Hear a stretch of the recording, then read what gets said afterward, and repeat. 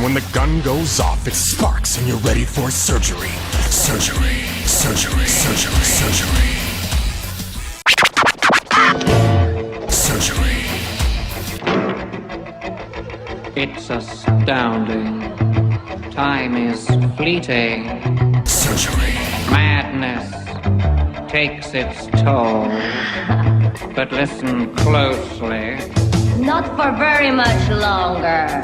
Surgery. I've got to keep control. I remember doing the time warp, drinking those moments when the blackness would hit me and the voice would be calling. Let's do the time warp again. Let's do the time warp again. Say it's a spectacle day. It's just a jump to the left. Fudge Packer. With your hands on your hips. Fudge Packer.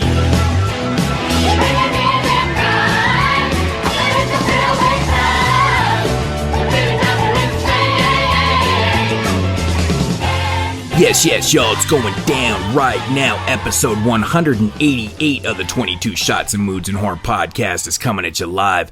I am your host, the Canadian Riff Raff, and still the toxic offender, aka Moods. Yeah. And by my side tonight, we have the boy that got his mod status back in the 22 Shots page and started banning people within 24 hours. This just proved he is the real Ellen Degenerate, aka the Jew, Jeremy. Also in the house with us, the ex-fan favorite of the podcast, because he has pissed off almost everyone, is grumpy as fuck and hates more shit than Jeremy does, Mr. Parka, aka Dave. And back in the house, for the first time, we would like to welcome to the show the man we know nothing about, Gary, who the fuck are you? Aka Gary Hill. What's good, man? Oh, it's hot outside, so that's there's that. So there's the weather talk there, but it's all good, man. I for an introvert, this is the time of my life, just hanging out at home. So it's a beautiful thing, right? Yeah. So the quarantine is actually a good thing for you. Yeah. I mean, it has been good for, I think some people, and just, I think it's driving people nuts at this point, though. Some people, yes. Yeah, like to the point where they're losing their minds and shit. But yeah, I'm definitely not an introvert, but it's been kind of a nice break for me, just kind of sitting around and getting some shit done and stuff. But hey, what can I say? You get to watch movies, get to stay home, do whatever the hell you want. Even though I still have to work, but still, I still have less to do, and I'm kind of grateful for it. Yeah, I've been, honestly, I thought I was going to be doing a lot of sitting around. I was kind of worried because, I was in this regimen of working out a lot and stuff, but I continued to do that on my own schedule or on my own ways and stuff instead of going to the gym and stuff. But then I got back into making videos again more regularly and just got a lot of shit done. It was great, actually. It was kind of nice. But, now that my shop is back open and stuff, the wife's not here, so I've been teaching the kid at home and oh man, life is just, I just want to get out of here. Like I'm done with teaching them about school, man. Yes, because just school shit. What do you Canadians learn? More than you guys do. Trust me. Probably. I believe it. So it's been stressful because I'm not a good teacher because I'm always like, I'm that person is like, what the fuck do you mean you don't get it? Right? Like, I don't know how, like, there's good teachers and bad teachers. Like, I know what I'm talking about, but I just can't teach it to people. So, but I've been working with them. Family. It is. It's hard. It is really hard. So, well, can we all just make a celebration right now that JP isn't here for once? Can we all just I was actually going to make the joke, celebrate that JP isn't here? I mean, I'm ecstatic. I'm so happy we don't have to listen to JP saying No, we don't have to listen to JP saying all the time and being late and all this other bullshit. So what's that catchphrase he has? Is it really though? Or letting everybody in the world know that he's the one that got Joe Bob back on the air. Yeah. Yeah, fuck that. I'm actually quite surprised, Jeremy, you didn't spaz out when I said, you started banning people within 24 hours and you got your mod status back. I'm pretty sure you're going to say something about that. I've changed. I'm not going to call out Mr. Dusty, so let's just move on. I said you're not going to call him out and saying his name. Didn't you kind of call him out?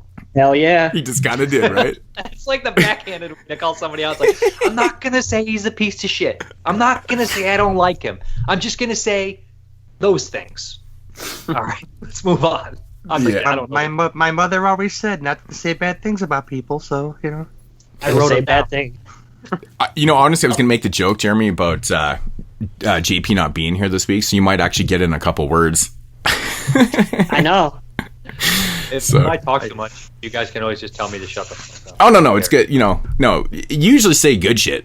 JP just talks about how he gets Joe Bob back on the air and other trivial shit that he mentions on every show, pretty much. So he's like the Adam Green of your podcast. He just JP is usually the one that starts the long tangents that go on for like 2 hours all the time. It's usually always JP's fault. So he's not on the show. Immediately talk shit about him for 20 minutes.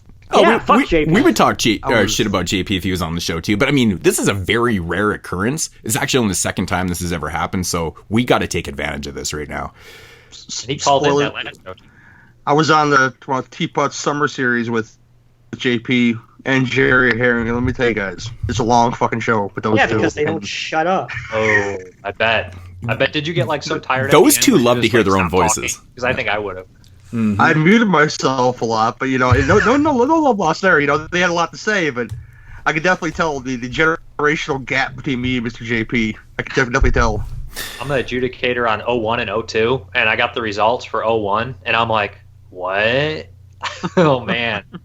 Oh really? You already got results back? Shit, man. I still have to finish. I got like 4 movies left from 5 and 9, but I already had I got the the top or the 10 films I need to watch, and I was like, okay, those 2 are making it through, and those 2. And so far at this point, it's pretty much what I was predicting. So I guess we'll see what happens from there, but not very strong years. 01 and 02 were pretty good, actually. Only one bad movie, I think, out of the 10, 20. I mean, I'm not saying there was bad movies in those years. It just wasn't that strong. Resident Evil. Yeah, see, that's a good point. I mean, that movie's pretty trashy. But JP likes it because JP for a top loves 10 trash. though. Well, that's my point. Like, I mean, in 09, I have the My Bloody Valentine remake, and I was like, that's fun.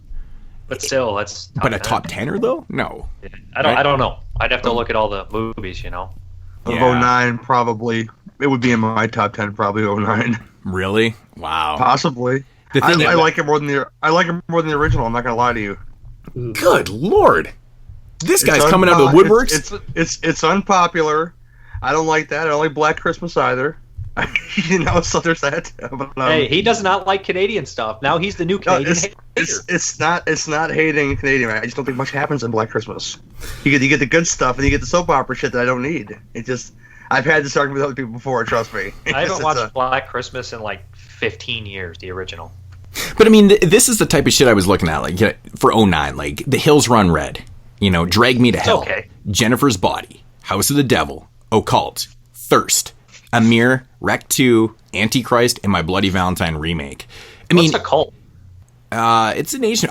That's the only film in this whole thing I've never seen or didn't own a copy of. Yeah, apparently it was Jerry's thing. So Jerry Herring. So I actually talked to Jerry yesterday. I'm like, dude, do you have a copy of this? Can you upload it, send it to me and shit? He's like, yep, hasn't done it yet. Or it was a couple. Well, you can always ask me. I always do it. Yeah, I couldn't find it anywhere. I couldn't actually. I was trying to find it myself. I couldn't find it anywhere. It was very odd. But I mean, if you look at those top 10 films right there, I'm like, that's the top 10.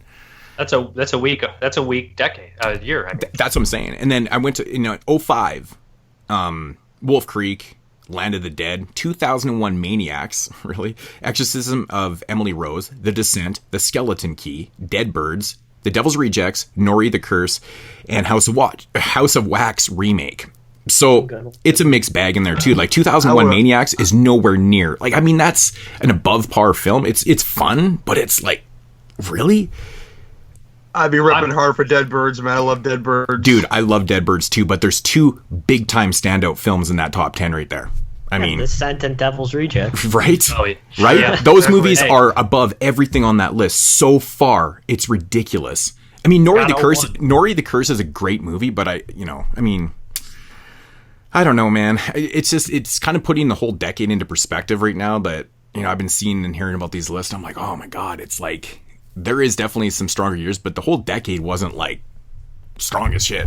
You know, well, check out 01. 01's solid. I don't think there's a bad movie in here. I got to watch Frailty, Brotherhood of the Wolf, Pulse, Suicide Club, The Others, From Hell, Devil's Backbone, Session 9, Ichi the Killer, and Mulholland Drive. Yeah, see, that's a really solid year for like a solid top 10. See, every movie in there I actually really like. Enjoy. Yeah, there's not a bad movie in there. I don't think. Yeah, objective. Maybe somebody doesn't like one, but they couldn't tell you it's a real bad movie. No.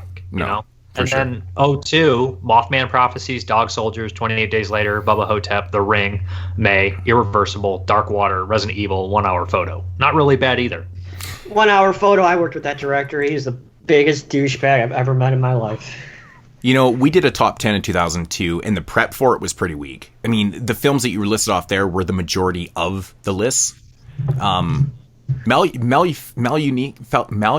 How the fuck do you say that one? Yeah, I know. I've seen that one. That's a weird French one. Yeah, Malufinique. That one's hard to find. That's a great movie, and that one's not listed on there. That's crazy. That was a really good film that I didn't get a chance to see when we did our list, because when we did that list years ago, it was just hard to find, and Dave Z actually sent me a copy of it, and it showed up after the show. Copy. Oh, did you send me the copy? No. I think I did. Oh, maybe it was you. Anyways. It was on the year that I was on so far. Malefique. Yeah, okay, that's good. It was on 03? It turned out to be a really good film. Oh, it was an 03. They counted it as 03, so.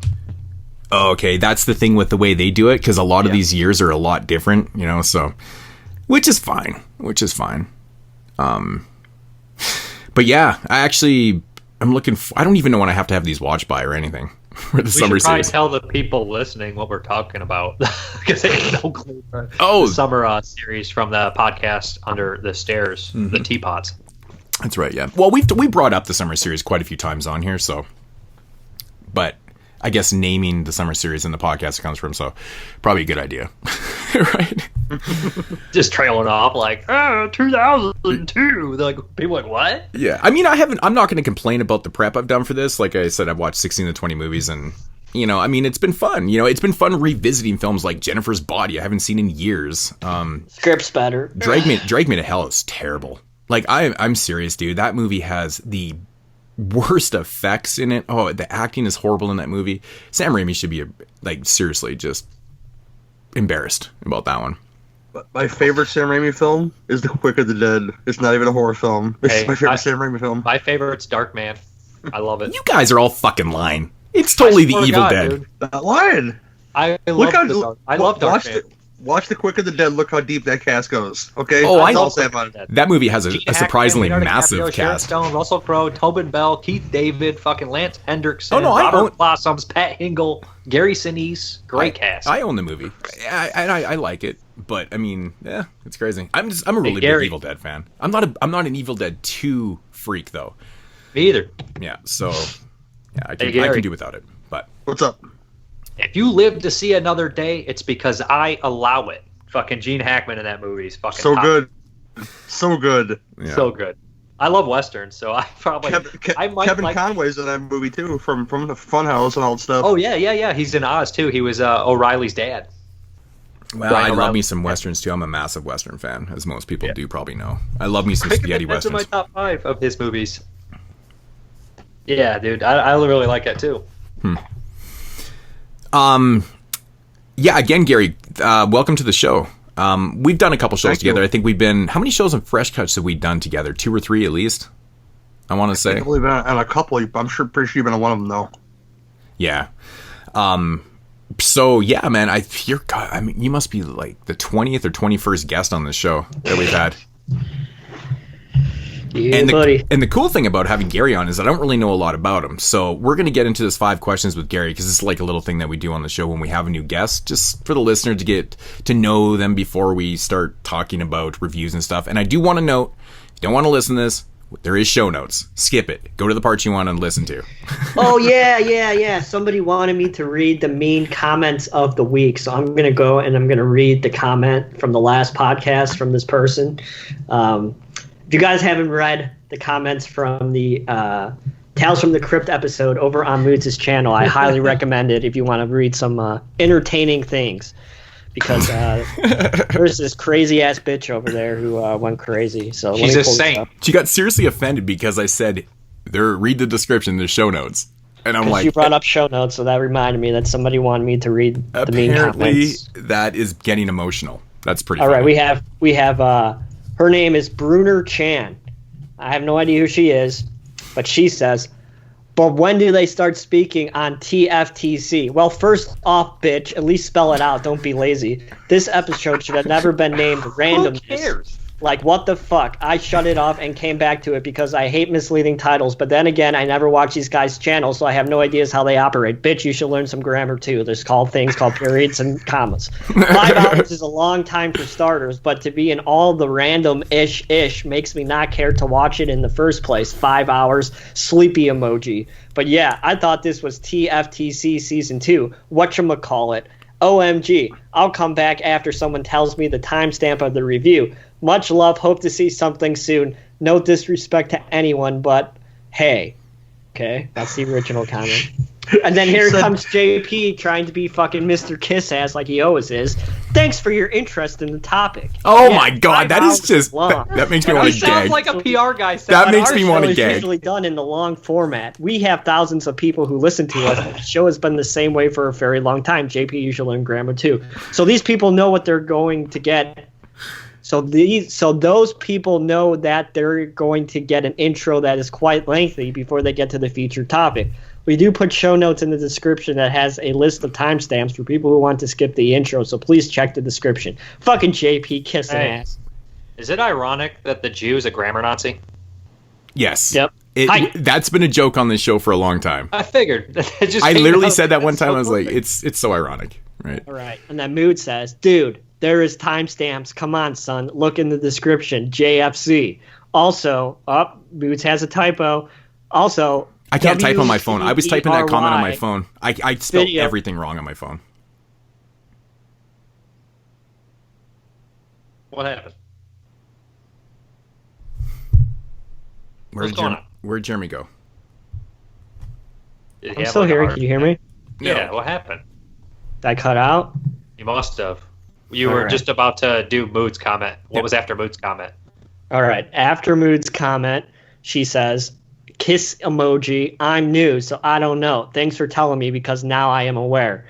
That was to JP. I don't even remember what I even... Well, because you cut out, but my whole comment was gone there. Oh, okay. No, we heard the JFC, but he was going to say you made a spelling error. Oh, probably. Yeah. You made a spelling error. You spelled every wrong. And then you said, have no idea why people continue to not read descriptions. I literally tell you in the description that there are show notes and link down below. Okay. And then she replies to Moods, my little sub and donations mean nothing. I'll go elsewhere. Shit wasn't even that serious for you to pop off like that. Learn how to stay silent if you can't find your words correctly, because being emotional will get you nowhere. There's a million other yous on here whose respect opinion and others ish. So get your emotions in check. What a damn shame. Oh my god, that's so awesome. And then she said, editing it means nothing. I have the original. We've been discussing it since yesterday. That was pointless to even do, or stupid in your terms, whatever. I think you edited your comment. And then she said to JP, you really need to distract yourself or either fix this person's attitude, because working with someone who behave in this way is going to be your downfall. And then Mood says, learn how to stay silent. Pop off, ha ha ha, emotional, ha ha ha. It's my channel, and trust me, I don't get emotional. I just like to address morons who can't read descriptions. It's pretty simple shit. Move along. And then she said, oh my god, okay, you won, big man, you win. And then she says, oh, this is a good one. This is a lengthy one. The way subscribers are is typically going to piss you off, but you got to be a man's man and not get emotional about the things people say to you. These people don't know you, and typically they change their minds as few videos in. I have a few YouTubers, and she spelled YouTubers YTBRS. Fucking stupid bitch. I donate to Weekly, and I was trying to get a few new folks because my financial situation had gotten better. So I like to show love, which was exciting about our channel. Our channel. Tell her to come over to Mr. Parka. I'd like to, because of our channel, bitch. It's Moody's channel. I love TFTC and wanted to hear more from you, but I didn't understand the concept, so that's why I asked. And I also gave my opinion about it. I stated multiple times that I wasn't trying to be rude or disrespect. bitch, you should learn how to correct your own spelling. I even came back to the video to check it out because I generally wanted to invest into your channel, but it's all good. I don't ever want to deal with someone who flips out like that because, trust me, Dave Thomas didn't get 100% customers agreeing with him, but yet he kept on and moved on and became a powerhouse. What the fuck, referencing Dave Thomas, who's been dead for like 15 She keeps going on about this emotional shit. All I did in the beginning was to tell her to read fucking description, man. She brought up Dave Thomas. This is amazing. But yet he kept on and moved on and became a powerhouse with his ish, and so have plenty others. It's a shame that you can't control your actions because I really wanted to bring positive attention to your channel, and the folks I invite always give. You truly should take your own advice because as a grown man, you shouldn't show your feelings to get in your way like that. That's so sad, so sad. Sleeping emoji, heart. But you won. You're the winner of whatever you wanted to prove. You truly made yourself look exactly the way you should look. How sad. That's pretty dramatic. How does she know I'm a full-grown man? That's bullshit. I don't know. And doesn't she know that we don't care about money? Like, Jesus Christ. Yeah, I don't know where that came from. And then Mood said, ha ha ha ha ha ha ha ha ha ha ha. Face it, you prejudged me and you can't handle it. Yeah. That sounds like something I right. I'm in high school right now. Am I in high school? I don't know. And then Mood said, why do you think I'm getting emotional? I simply told you to read the description. Dude, I never get mad at all. I've been doing this for a long-ass time, and there's a reason for that, because I simply don't care what anybody says about anything. I do my shit the way I want to do it, and I'm cool. I literally never get emotional about trivial shit at all. Try listening to the show and read descriptions, and I'm sure everything will make sense that I'm not even close to the person you think I assume I am, because you get emotional about being told to read descriptions. And then she said, you're slow, brah, swear. And then I said, it's called grammar. You should learn how to use periods. And then she said, didn't feel like it, especially since this phone loves to autocorrect every damn thing I say. But thanks, jerk. Then Michael M. says, if you don't have something positive to say, just move along. Pretty simple. Thousands of us has been listening for years. So yeah, that's the saga of Bruno Chan and her. I agree with her. You see, how does my last response warrant you're slow, brah? Like, really, I thought that was pretty crystal clear. See, guys, I would punch a toddler for this kind of feedback. Isn't it funny? It's aggravating. I've been noticing a lot of people saying emotional. Is that like a new fucking thing? Like, everyone just has to drop the word emotional? Like, so you tell someone to read the description, and apparently their response, and their only response nowadays seems to be, why are you getting emotional? It's like, how is that being emotional? Everybody's I'm emotional. telling you how you can find the timestamps. It's 2020, bro. Like, it's unfucking believable, dude. It's just so funny how people react to shit nowadays. It's like, yeah, I'm laughing, like, literally me laughing with that ha. I think that was like 19 lines of ha ha ha, because that's totally my attitude. Because I don't give a shit. I just think it's so funny that I'm the big man and I gotta win. And I'm like, no, man. Oh, yeah, no. And these are the people, and this is coming from the girl that has video titles as My Last Day at Work. I'ma miss them. They don't look like hashtag Jordans, hashtag OMFG, what can I do to get rid of this dang acne? My homies and I worked with are hilarious. Okay, that just explained everything. Get rid of this acne? Okay, so now we're dealing with like a fucking 15-year-old. Nice. Yeah, come on. Now that makes sense. Yeah, so...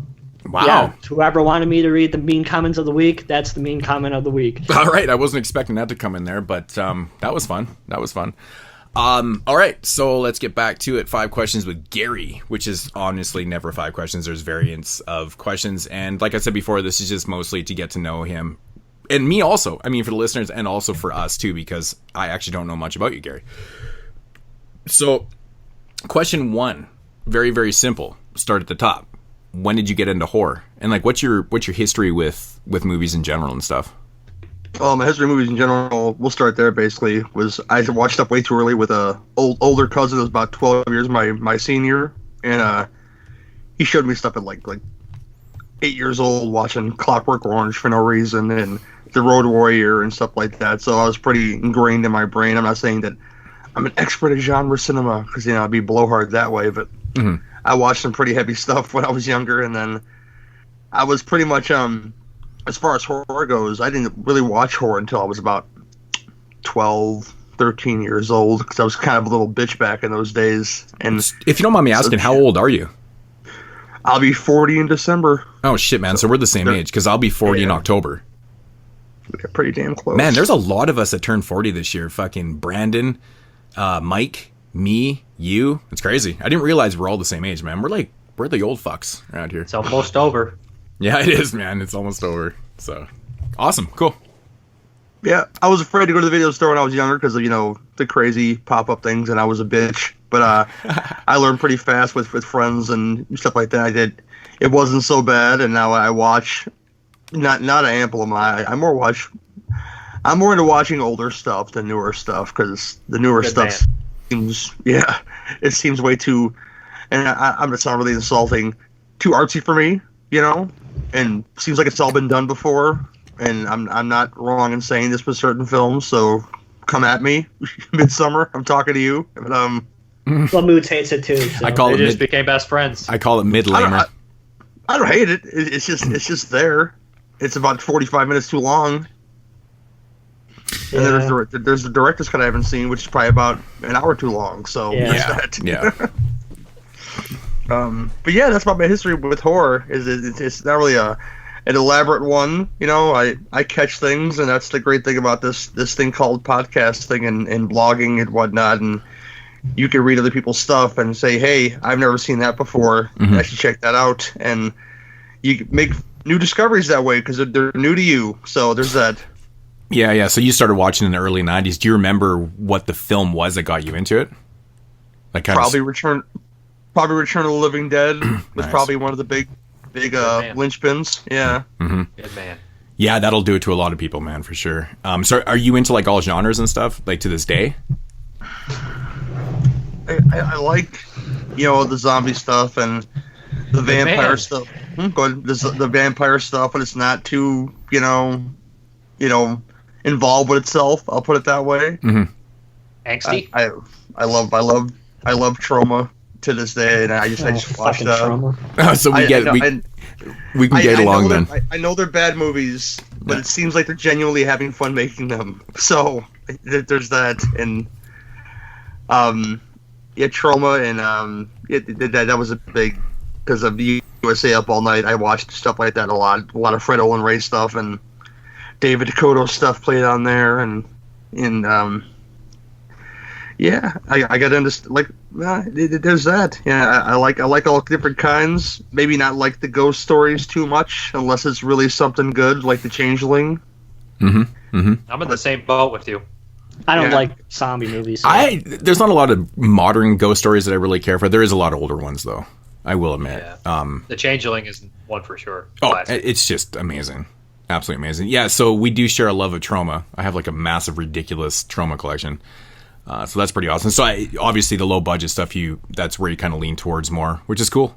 That's cool. That's very on par with me. I think Dave used to be like that. Now he just hates everything, and Jeremy always hated that stuff. I love independent movies. I've been in a bunch of independent Mood movies. says that I hate. Mood says that I hate everything, but then I watch it that he says I'm gonna hate, and I like it, and then he's like, "Oh, I don't believe that you like that movie." Well, it's also a running joke with you too, because there was a point where it seemed like everything. I mean, dude, your top 50 list is the most depressing list I've ever seen. Yeah, but I like good movies. Doesn't mean that I don't like movies. Yeah, I mean, there's a point. Yeah. I mean, we've all been that kid, at the video store that we were almost 40, like you said.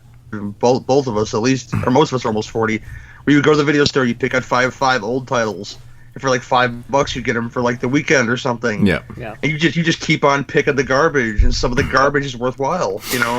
I always tell the story too. When I was a kid, I used to go to this mom and pop store and rent the 5.5 for $5, and I'd watch all the movies in a couple days and go back and get more and stuff. But I literally watched every film in the horror and exploitation type sections. I was just addicted to it, right?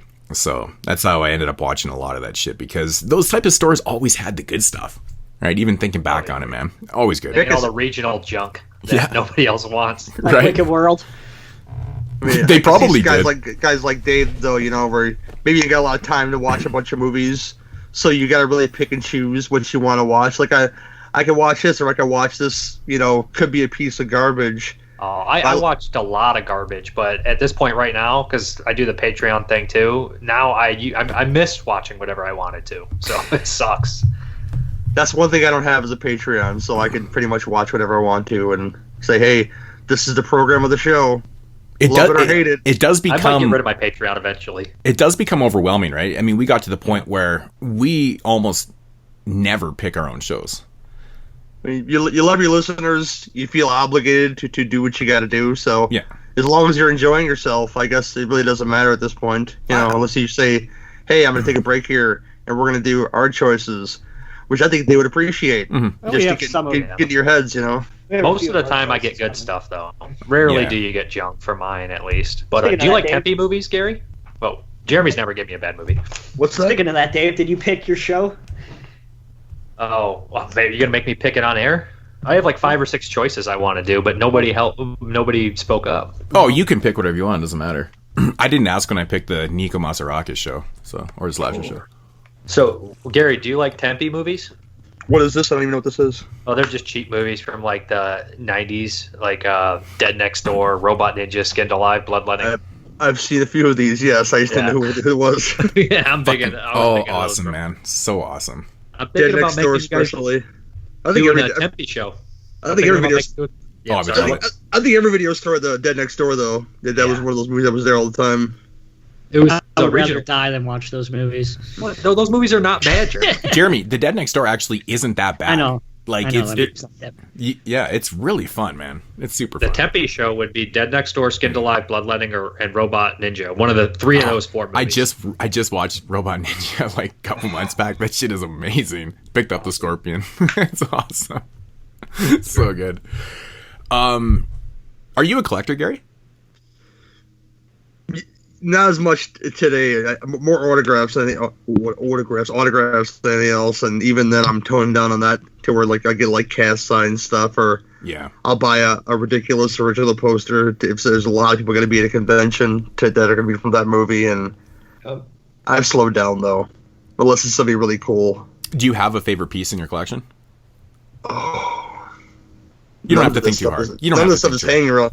Probably my Return of the Living Dead poster. I'm missing Miguel Nunez and probably like William Stout, and it's probably as complete as it's gonna be. But it was fun to meet those people. James Caron and Don Calfa. Clu Gulager drew. This is funny. He drew a stick figure on my poster with an erect penis with a bubble that said "I love trash" on it. Nice. Clue's funny, man. I love that guy. That's my second favorite movie of all time. Yeah, there's other stuff too that I'm pretty proud of, and other stuff I gotta add stuff to, and you know. Yeah, everything will have pictures. It's in my top 3. Pictures and frames eventually, but frames. Is that are original? What's that? That Original Return poster? Yes, it's a half Subway size one, what they call it, and.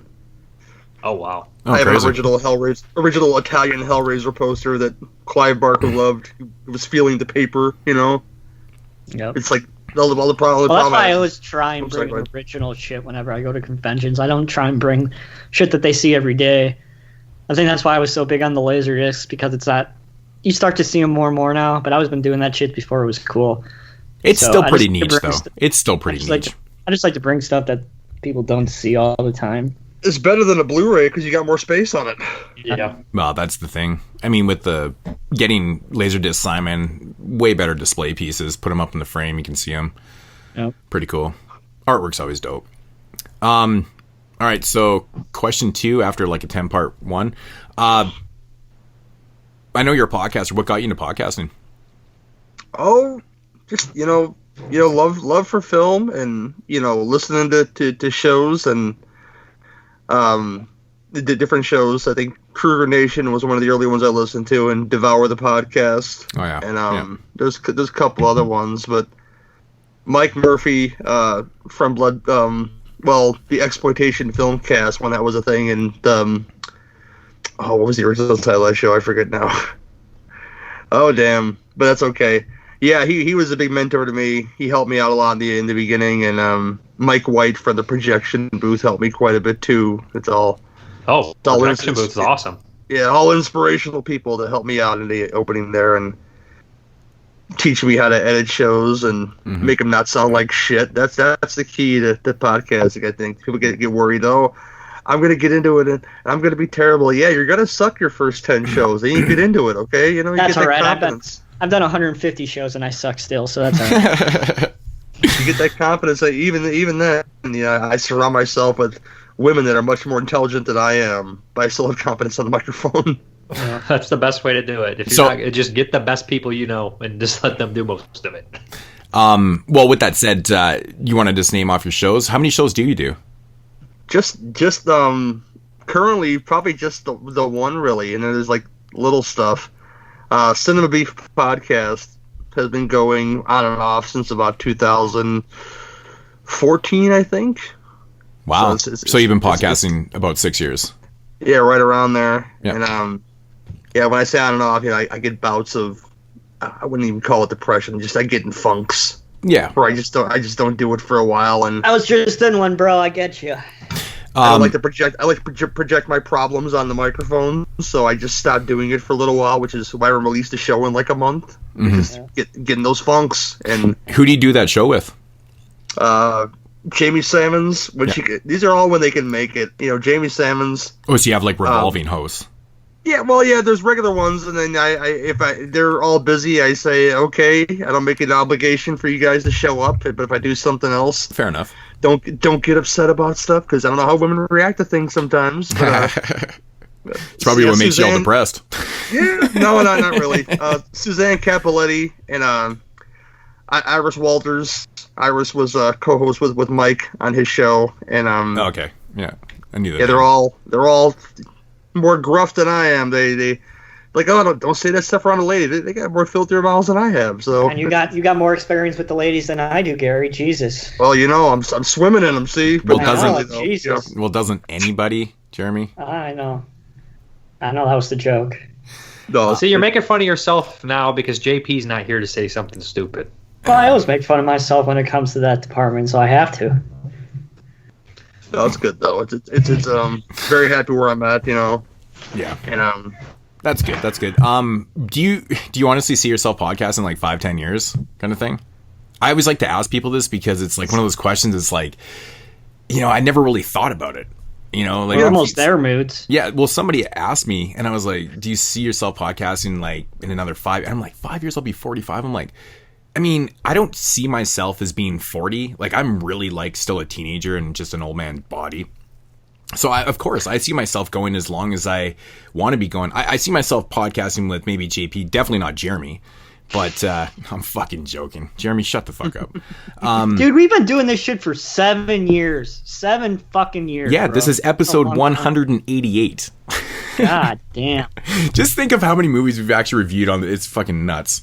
It's ridiculous. But yeah, honestly, do you see yourself continuing to go? Like, is it something you want to pursue in the future and stuff, or are you just kind of going with the flow? I wouldn't say continually. But I'd say I always thought about this. But it felt like a job, I'm going to stop doing it. Yeah, that's my mentality, too. I always thought that, too. Like, if it ever started to feel like a job, and there has been moments where the podcast didn't get overwhelming, but it got frustrating, or not the podcast, the Patreon got a little bit frustrating for me. And I was like, I just wanted to drop the Patreon and be like, okay, fuck this, man. Let's go back to doing what we want to do because it's starting to feel like a job. But then, I had some shit happen in my life. I took a little bit of time off, and then it just kind of resolved itself. Because I took my mind off the podcast and stuff, and I came back with, full force. The last 8 months, we've done a lot of shows. So I think you got to cleanse yourself every once in a while, I can see how the Patreon would be stressful because you have all these people out there that are your listeners, and I hate to call them fans. I don't want to do that, but they're your listeners, and they're expecting you to do all this stuff, and at the same time it kind of dwarfs you creatively to say, hey, I want to program this together and this together because I think it'd be creative. Yeah, and that's literally my point. Is the fact that we were not getting to do any of our own choices, and it was just getting frustrating, right? Like, I don't mind, and I love taking the pics from our listeners and stuff. And I mean, I will say fans to a point. If they're wearing our shirts, you're a fan, right? So, but that's where I was coming from. It's like, man, dude, like it's been like there was points where it'd been 6-7 months. We hadn't done a show that we picked once. It was just getting frustrating. So, but don't like that. it is kind. I mean, which I did because I try to do like a summer thing because we usually take the whole summer off. This year we're just not doing it. We're just kind of rolling through, right? And, every other week. Yeah, so we're doing, every couple weeks we're doing a show and stuff, but we try, even in those years where we took those like 3 months off, we would always try to get in like a summer show or whatever. We did it for, I think maybe 1 year we didn't, but this year, so it actually allowed us to kind of pick something, which was kind of nice. So got some cool stuff coming up. I never want to get stuck like doing franchises on purpose. I mean, we do the Sloppy Seconds segment on the show, me and Court Psyops, and you kind of get stuck in a rut doing sequels. I mean, doing franchises where you're doing sequels. Mm-hmm. But the core show itself, I mean, I don't know if you looked at my list. I've said it to you before, Moods, but I add stuff to it all the time. And there's stuff on there that I'm foaming at the mouth to do. There's a show, A Face in the Crowd, which is an Andy Griffith film, that I pair with Female Trouble, that I'm foaming at the mouth to do. I'm waiting to get to make that happen. And wow. You wouldn't be able to do that if you have like listeners like the John Waters film. I don't want to use the word John Waters film. I don't want to use the word dictate, what you guys do, but at the same time you feel obligated to do it. But guess what? At the end of the day, at least we're still free. Yes, still free. Yes. I think I'm going to take a month off. I think I'm going to take a month off. We just talked Dave into it. He's like, "Fuck, it's getting overwhelming." I mean, that much, Dave. I'm sorry. No, I just felt like I'm hitting July and I have a show that somebody already paid for, like 5 movies in one show, which I'll do. But I'm also seeing like the other Patreon picks that would add another like 10, and then I have like fucking all the movies I get to review, and then on top I got like the 22 Shots movie. It's just like, dude, literally I didn't get to watch one movie this whole month I wanted. They're like, watch these films, whore, do it. I enjoy it, but at the same time it's a lot of work. It's been so weird for me this year. Like, again, like I said, it's usually May long weekend until we come back after September long weekend. And we just been kind of rolling through this and stuff. And of course I took on another project with the summer series films too. So that was another 20 films I had to watch too. 20 and I'm like, movies for me too this month. Right. And I'm just like, and I'm usually at this point right now as we speak, just watching whatever the fuck I want to watch. I usually summertime, I watch summer slashers and I just revisit shit all summer. Right. And it's been weird. It's been kind of weird, but I don't know. I've been enjoying it. It's the cast has been quite fun, and plus the shows have been fun too. Nice. Yeah, the shows have been getting quite mixed up. I mean, besides the most draining show I think I've ever recorded in I Spit on Your Grave franchise, Dave was there for that too. You can't talk about that last movie. It's not. It doesn't exist. It's unmentionable. Yeah, that was not even a frustration. It was just draining. It literally drained me. It took me 3 days to recover from that show. Man, it was crazy. I did feel sick the next day. I feel like that every show though. I told my therapist that like by the end of the show, like by like Saturday morning, I'm like fucking tired because all we do is fucking talk for 6 hours. It takes a lot out of you. I got to record my weekly show on Saturday morning. I got to record my weekly show. Yeah, which is like an hour and a half. I'm just a whiny bitch, aren't I? Yep. Yeah, it's but about Gary. I'm sorry, but Gary. It's the truth. It's the truth, though. Not about you being a whiny bitch. It's just the truth. God's an answer, right? All right. Well, we'll get into the question 3 parts. You did say, was Return of the Living Dead your favorite film? No, not my favorite. Well, like horror film of all time? Yeah, favorite horror film. No, I wouldn't say that's true. That's a hard question. You don't have to think about it too hard. Just name something. Phantasm, probably my top favorite film of all time, as far as horror goes. Man, I'm just such a massive fan. I love the whole franchise. I love that the franchise is so subjective. Like people, like I've seen Phantasm 2 first, but it's probably in my bottom of the series now as an adult. I don't know what it is. We have very similar tastes. I mean, a lot of people always look at the Phantasm franchise and single out the second one as being their favorite and also the best or whatever. Honestly, dude, I like Phantasm 2, but I love the first one with a passion. I think it has the most undeniable atmosphere to it. It's crazy. It has the coolest feel. But 3 and 4 are fun too. And I don't know, man. Part 2, you can just tell there was a major budget for that film. Right, I'm not saying it's a bad thing, but it just has a different kind of feel. Universal, right? It's a big budget. Yeah, but you can tell, like if you watch them in a row, it's like holy shit, man, and then it goes down to 3, and it's back down to Coscarelli, just fucking looking for funds, having fun, yeah. Yeah, so, but that's a cool choice, man. I haven't honestly heard anyone say Phantasm, but Phantasm is in my favorite list. It's one of my favorite movies of all time. When it comes to countries, what's your like favorite country for films? What's damn. There's only one answer for that. There's only one answer to this. Yeah. France. Italy. Get out of here. It's Italy. Oh, it's France. There's so many different choices. See, right? Canada's made some wild stuff, so I'm gonna stick with Canada. Wow, no one's ever said that before. Yeah, I wonder why. Me and Dave, shut the fuck up, you fucking idiot. This fucking guy. See, he hates everything plus Canada. My tastes are so vast, though. It's really a loaded question if I think about it too much. Yeah, me and Dave share Italy for sure, and Jeremy's. He's kind of a lone wolf with France. You never hear people say France. Like, ever. They Are we make talking movies. cinema in general, or just horror movies? Just horror movies. Yeah. He really likes that extreme wave and shit. I think that's an era that he just can't get away from. France doesn't have many, like, really awful movies, though, from the horror genre, really. So that's They make art films. Yeah, but, like, they don't have that many, though. I mean, going back to, like, Eyes Without a Face and shit, like, they've done a lot of great stuff over the years. There's a lot of They have a good track. They do. Don't have a deep, deep thing like Italy or America or even Canada. Right. I mean, I feel that too, for sure. What's your favorite subgenre? Oh, damn. Probably I have the see. I narrow it down to stuff I had the most fun with. If you give me a good stupid slasher, I probably have the most fun with that than anything out there. Mm-hmm.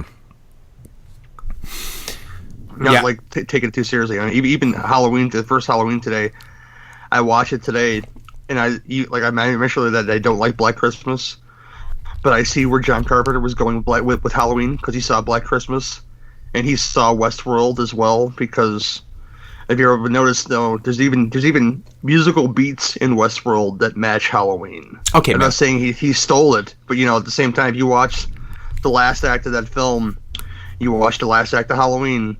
There's certain things that match up. Killer's a juggernaut too, yeah. Mm-hmm. Yeah. I got to take this back a minute though. So going back to your favorite country, which you mentioned Canada, and earlier in the show you actually said that you like the remake of My Bloody Valentine more than the original, which is a Canadian film, and you just disclosed that you don't like Black Christmas, which is one of the most Canadian classic horror films. So I'm starting. I don't hate Canada. Okay, I just like the more silly stuff. Yeah. Like spasms. I get. Like spasms is wild. Oliver Reed. They're swelling. They're swelling. William Freud, man. Yeah, it's my father. That guy needs. William Freud's awesome, dude. That guy doesn't have enough love. Moods has been a champion for him forever, but like literally, man. Like none of his movies have any good releases. What's that Weekend movie that I watched? Death Weekend. Death Weekend. Yeah, that movie's fucking awesome. Death Weekend is a great one. You know what's fucked about that one? It has like I think one legit release in the whole world. And I think it might be like France or it's some weird DVD release. It has a Japanese and I think a German or Austrian Blu-ray now. Okay, so yeah, it just NSM released it. Yeah, there's a lot of Canadian films that don't have good releases. I mean, Freud has been really just no love given. I mean, Killer Party for one thing. I mean, it has the Warner Archive DVD and stuff, but it's honestly one of my favorite movies. Needs some love. Blue Monkeys getting a blue from Dark Force Code Red. Yeah, whenever that's coming out. And only a 10 run edition. No, they're going to release it later on, they said. Oh, yeah? Yeah, hopefully. Yeah, they're not going to spend that much money remastering it to put 10 movies out. They'll just let everyone think there's going to be 10 of them, and then everybody freaks out and gets mad, and then they release 100 of them. They sell them out in 5 minutes, and then fucking... They won't. They do a rerun. Dark Force has a distribution deal with MVD now, so don't stop working. Yeah. Interesting. I think Bill from Code Red's dying, so... I mean, he's always in the hospital. He's always been dying for fucking 8 years now. So. I know. That's how dying works. You get sick and you suffer. Yeah, he's been suffering for a while, man. That's for sure. Where are we going to get our Blu-rays from? I don't know. Let's keep supporting his brother Walt, Scorpion. I'd buy Code Red and fucking Scorpion. I don't give a shit. I'd buy them both, too. It's just the sites suck right now for shipping and shit, so no. But Dark Force is actually, as much shit as they get, man. I've ordered a couple times from Dark Force, and their shipping is fucking fast, man. It's good shipping. It's out the next day. I get it super fast. I'm like, that's awesome. So can't complain about that. So when all that hate was going around, I'm like, I don't know. I'm just like, I don't really give a fuck. Yeah, personally, I don't get. If I want the movie, I'm gonna buy it. Right. I'll buy it from a monster. A legit, he's like, yeah, I killed 12 people. I'm like, you got House on the Edge of the Park on Blu-ray, though? I'll buy one. I'm an awful person. What can I say? Just no morals at all. You're like, fuck it, man. You got a good copy? My Blu-rays. It's legit. That's a press copy? Motherfucker, I'll take two. Is it uncut? Yeah. Do you have a favorite decade? Oh, well, you know what? This is always the decade you live in. I'd say 80s. Oh, it's such a cop-out, 80s. Why is the 80s a cop-out? You know what? It goes back to what I was saying, though, about, people telling me about genre cinema and what I should be watching. The shame list is longer than my arm, people, and I'll say that to my dying day. The stuff I haven't seen is insane. Yeah. But like I said, people turn me on to new things. Well, in a decade, probably it'll be the 70s. We're all like that, though. People got blind spots. If they tell you they've seen everything, they're lying. And anytime somebody's like, "I've seen it all," I'm like, "You ain't seen shit." Because if you started to look through all the movies that you haven't seen, you realize there's a lot more you haven't seen than you have seen. Of course. I mean, I think me and Dave have watched a lot of movies, but every year there's always films that come to my attention I haven't seen or heard of, and that's a good thing. Oh, I love it. Yeah. And it's like a double bonus when they're actually good. So, what was that one, Dave, you mentioned a long time ago? Was it The Killer of Dolls? No, not Killer of Dolls is really good.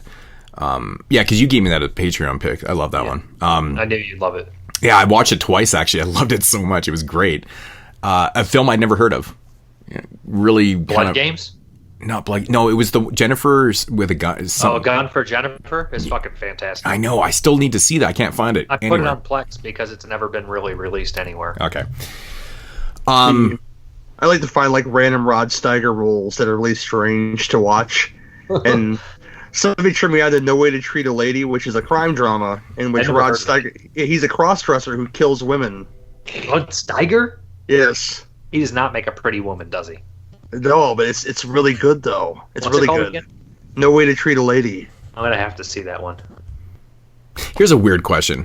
When it comes to foreign films, are you a person that is either not going to watch them, or are you going to try and watch them with like an English dub, or do you just stick to the native languages with subtitles? It depends how much you got to pay attention to it. If I'm really invested in the film, I like watching it with the subtitles. If I'm like doing like laundry and watching something, I prefer it with the dub, because I could pay attention to it better than if I'm doing something else. And that sounds like a really precocious thing to say, that hey, he's not paying attention to the movie, what the fuck does he know? But sometimes you're doing other shit and you can't read subtitles, and that's not ignorance. You're just busy. So for sure. If the dub's available and you're busy, I watch it with the dub. Otherwise, I'll put the work in. I'll watch it with the subtitles. Yeah. How much do you need to pay attention to Ghoulies 4? You know what I mean? You know what? Ghoulies 4. Oh my god. Ghoulies 4 is a real subjective one because it's so fucking bonkers. I mean, I love the Ghoulies series because they're all so different from each other. 2 and 3 I love. When you hit Ghoulies 4, though, I think I only really like the second one. The first one's kind of boring. It's not a great movie. The second one's fun. It's got a fun setting. Ghoulies 2 is one of my all-time favorite movies ever made, and I love Ghoulies 3. Mooch, you're wrong. The fourth one brings back the guy from the first movie. I know it's a direct sequel to 1 out of all the things. I know, right? For some reason, he's a noir detective now. I don't know what the hell. It's so strange, and it's Wynorski, of course, and there's some woman in a leather cat outfit who's like a sorceress or something, and the ghoulies are guys in rubber suits, and they're just getting bigger. Every movie they get bigger until they could just hire actual small people. Now ghoulies go to college. The Buchler one is probably the most fun one to me. It's a great one. Three Stooges meet the Ghoulies meet Revenge of the Nerds. You can't beat it. You know what? To be fair, I probably should rewatch it. It's been a few years, and I just remember watching it. Oh man, I think I got the Region 2 DVD of it or something like that around the time remember the infamous 8 DVD pack? Yeah. Oh yeah. So I'd grab the Region 2 DVD and I'd watch it. And I was like, oh my god, this is horrible. But who knows? Hey, things change. Ghoulies have no dicks. Ragnar has no dick. Right. I love it. Kevin McCarthy. There's a couple fun moments in it. Happen ever. Yeah, there's a couple fun moments and stuff. Honestly, going back to the subtitles, the only I try to watch everything in the native language, so I'll read the subtitles and stuff. Except for when I'm watching Godzilla films, I have to watch the dubs for some reason. It just makes it so much. I love Godzilla films, but watching with the dubs is just the funniest shit to me, man. I don't know what it is. They always have these obvious, this brutal, American accent. It's funny, man. It just makes it so much more enjoyable to me. Actually, There's a couple Kind movies. The Italian's dubbed. I meant in the dubbed because everybody speaks their native language anyways. You might as well watch it in English because the actors are speaking their native language on set, and they're all dubbed post anyways. That's a good. Well, that's kind of a different thing because that's the way the Italians did their films. They didn't shoot them with the sound, and they would dub and everything. Anyways, but I always tell people too. I'm like, man, you know, when you're watching Italian films, they're all dubbed, and if they shot the film in English, just watch it in English. Yep. Right? Because all the actors that are from America are speaking English. Yeah. And anyways, they're dubbed anyways. I mean, you can tell if you can see the lip movements and stuff. I mean, if you've ever done sound, whatever stuff like that, I've actually done ADR and shit, so it actually noticed it quite a bit. But it is funny though, man. Like some of the dubs, like the ones that are just have the Italian language to the films. Oh man, they always dub that shit poorly though, man. It's always off. It's pretty fun, but. I love it. It adds to just Italian cinema in general, I guess. But okay, so moving along. Going back, you mentioned horror conventions in the top of the show. Who's your favorite person you met at a horror convention? Ooh. Doesn't give me credit for asking this question. No, it's I literally probably, had it written down, Jeremy. It's literally written down in front of me. It's just, this is hard. You meet so many people over the years. I think Dean Cundy would be up there because he had so many stories about all the shit that he's done over the years. That's cool. He's up there, and I know he's a cinematographer, and so he was like, "Oh, why don't you pick John Carpenter?" Because Dean Cundy had a much more interesting career, if you ask me. If you look at the long list of stuff that Dean Cundy has done over the years, Who Came from the Sea, Jurassic Park. Yeah. Hook, Back to the Future, Roadhouse.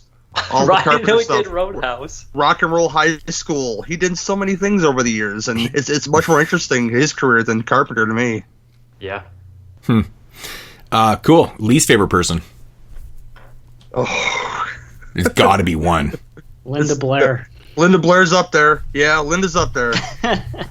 I didn't have a bad experience with Linda Blair. She's such a C-U-N with a capital T. When she was at HorrorCon in Calgary a couple years back, I thought it was kind of noble. Like everything, like all the money that she was bringing in, she was donating 100% of it.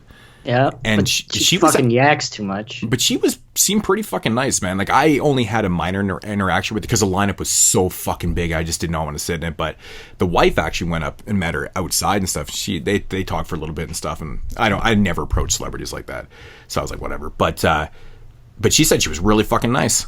And I was like, okay. She was so rude to a friend of mine. I wanted to like bust up and say, at what point in time were you just so washed up you had to show your tits to everybody? I want to say it so bad. What you want to say?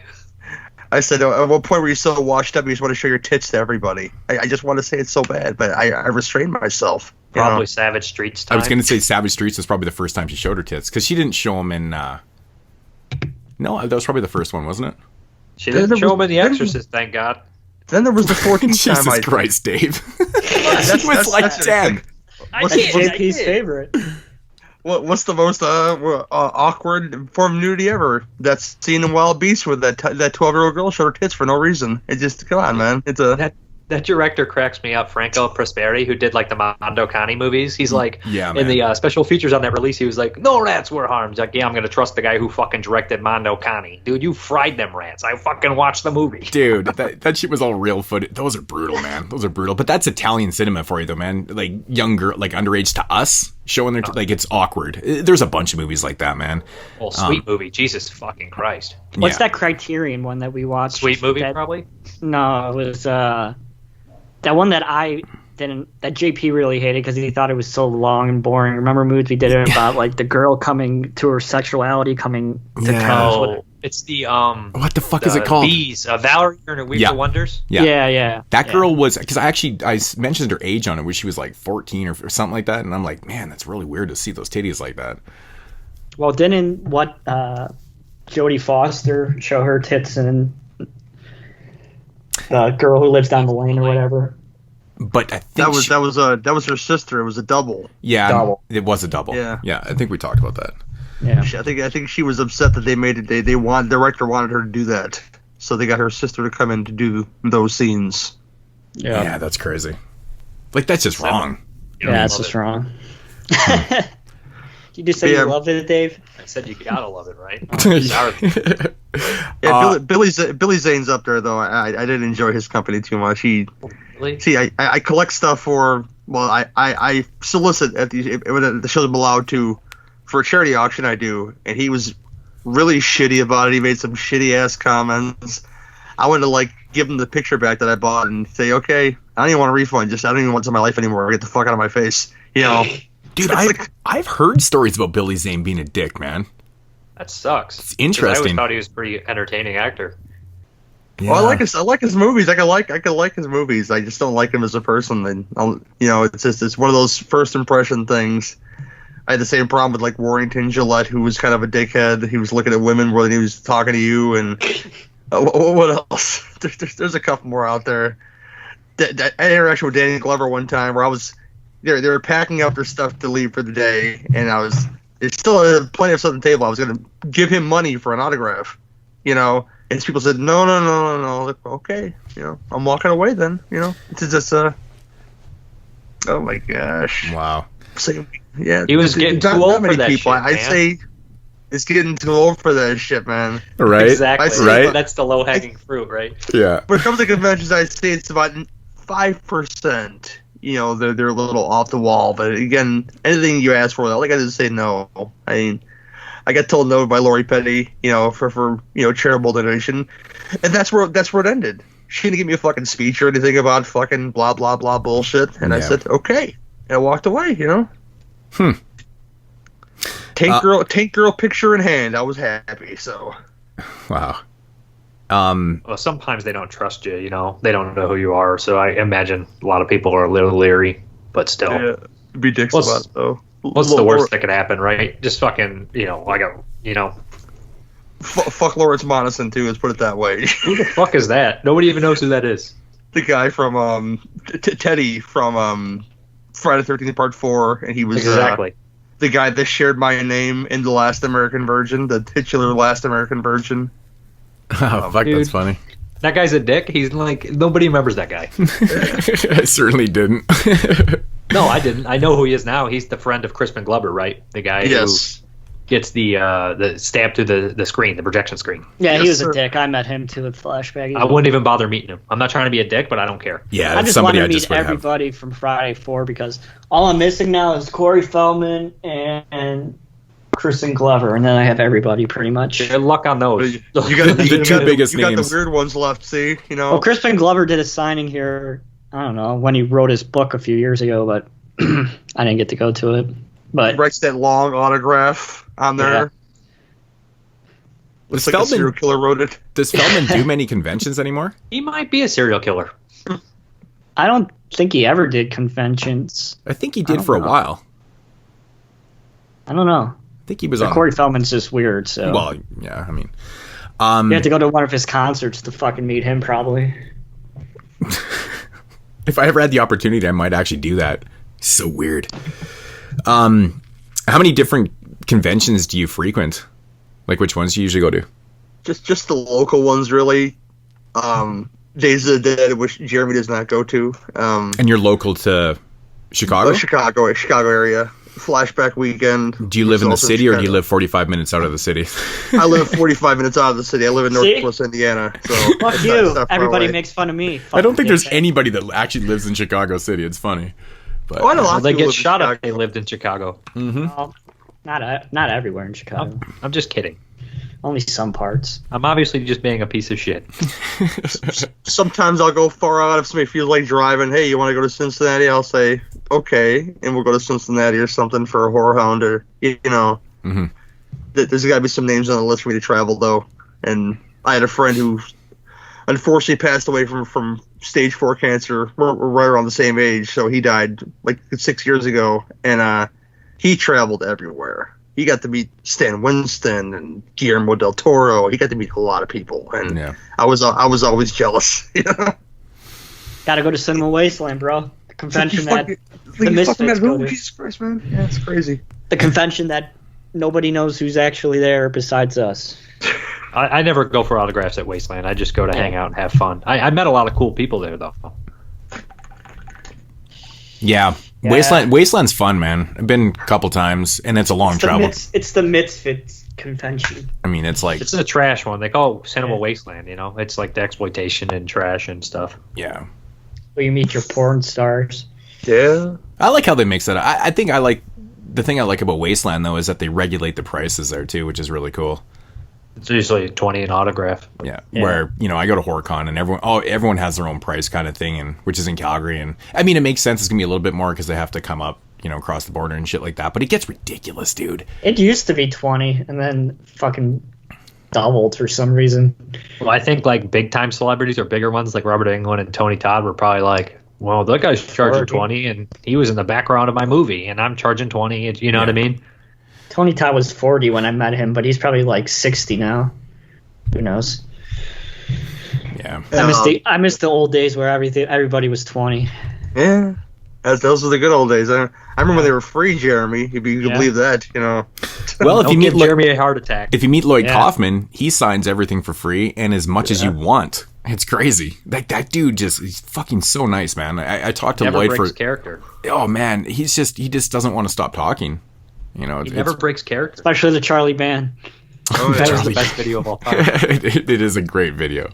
You gotta watch the New York Times video. I'm telling you, that one's fucking hilarious. He's like, "Look, we talked to you. We're streaming live right now in the New York Times." He's like, "Can you tell us about trauma?" And he's like, "Why would I talk to you? The New York Times never give two shits about me." And they're like, "Fucking Lloyd." Stallone did a live viewing of Rocky a couple monends back, and he gave Lloyd a shout out on just talking about the movie. Did he? I gave him. I tagged him. Like, you're watching Rocky with Stallone. He just mentioned you, Lloyd. You know, I thought it was dope. Dude, I love Stallone's cool, dude. That's awesome. Yeah, man. He was like a PA on he played the bum. I mean, he was also like a location like something or other for Saturday Night Fever and Rocky, I believe. Who, Lloyd? Yeah, Lloyd was. Yeah. Crazy. And Joe Spinell, did you talk about Joe Spinell when he was in there? Him and Stallone were tight. He talked about Spinell quite a bit too. Yeah. Yeah. I should watch that, dude. Yeah, my dream one I'd love to go to one day be Chiller Theater though, because they always have like massive cast reunions. I missed out on a Warriors reunion. They had like 13 cast members there. It was insane. I always feel like the trauma table is like it's always got like uncheesy theatrics and stuff. I like the fact that they've got like the Toxic Offender. That's you, Moods. You're never there. Lloyd hasn't been at Wasteland in like 8 years.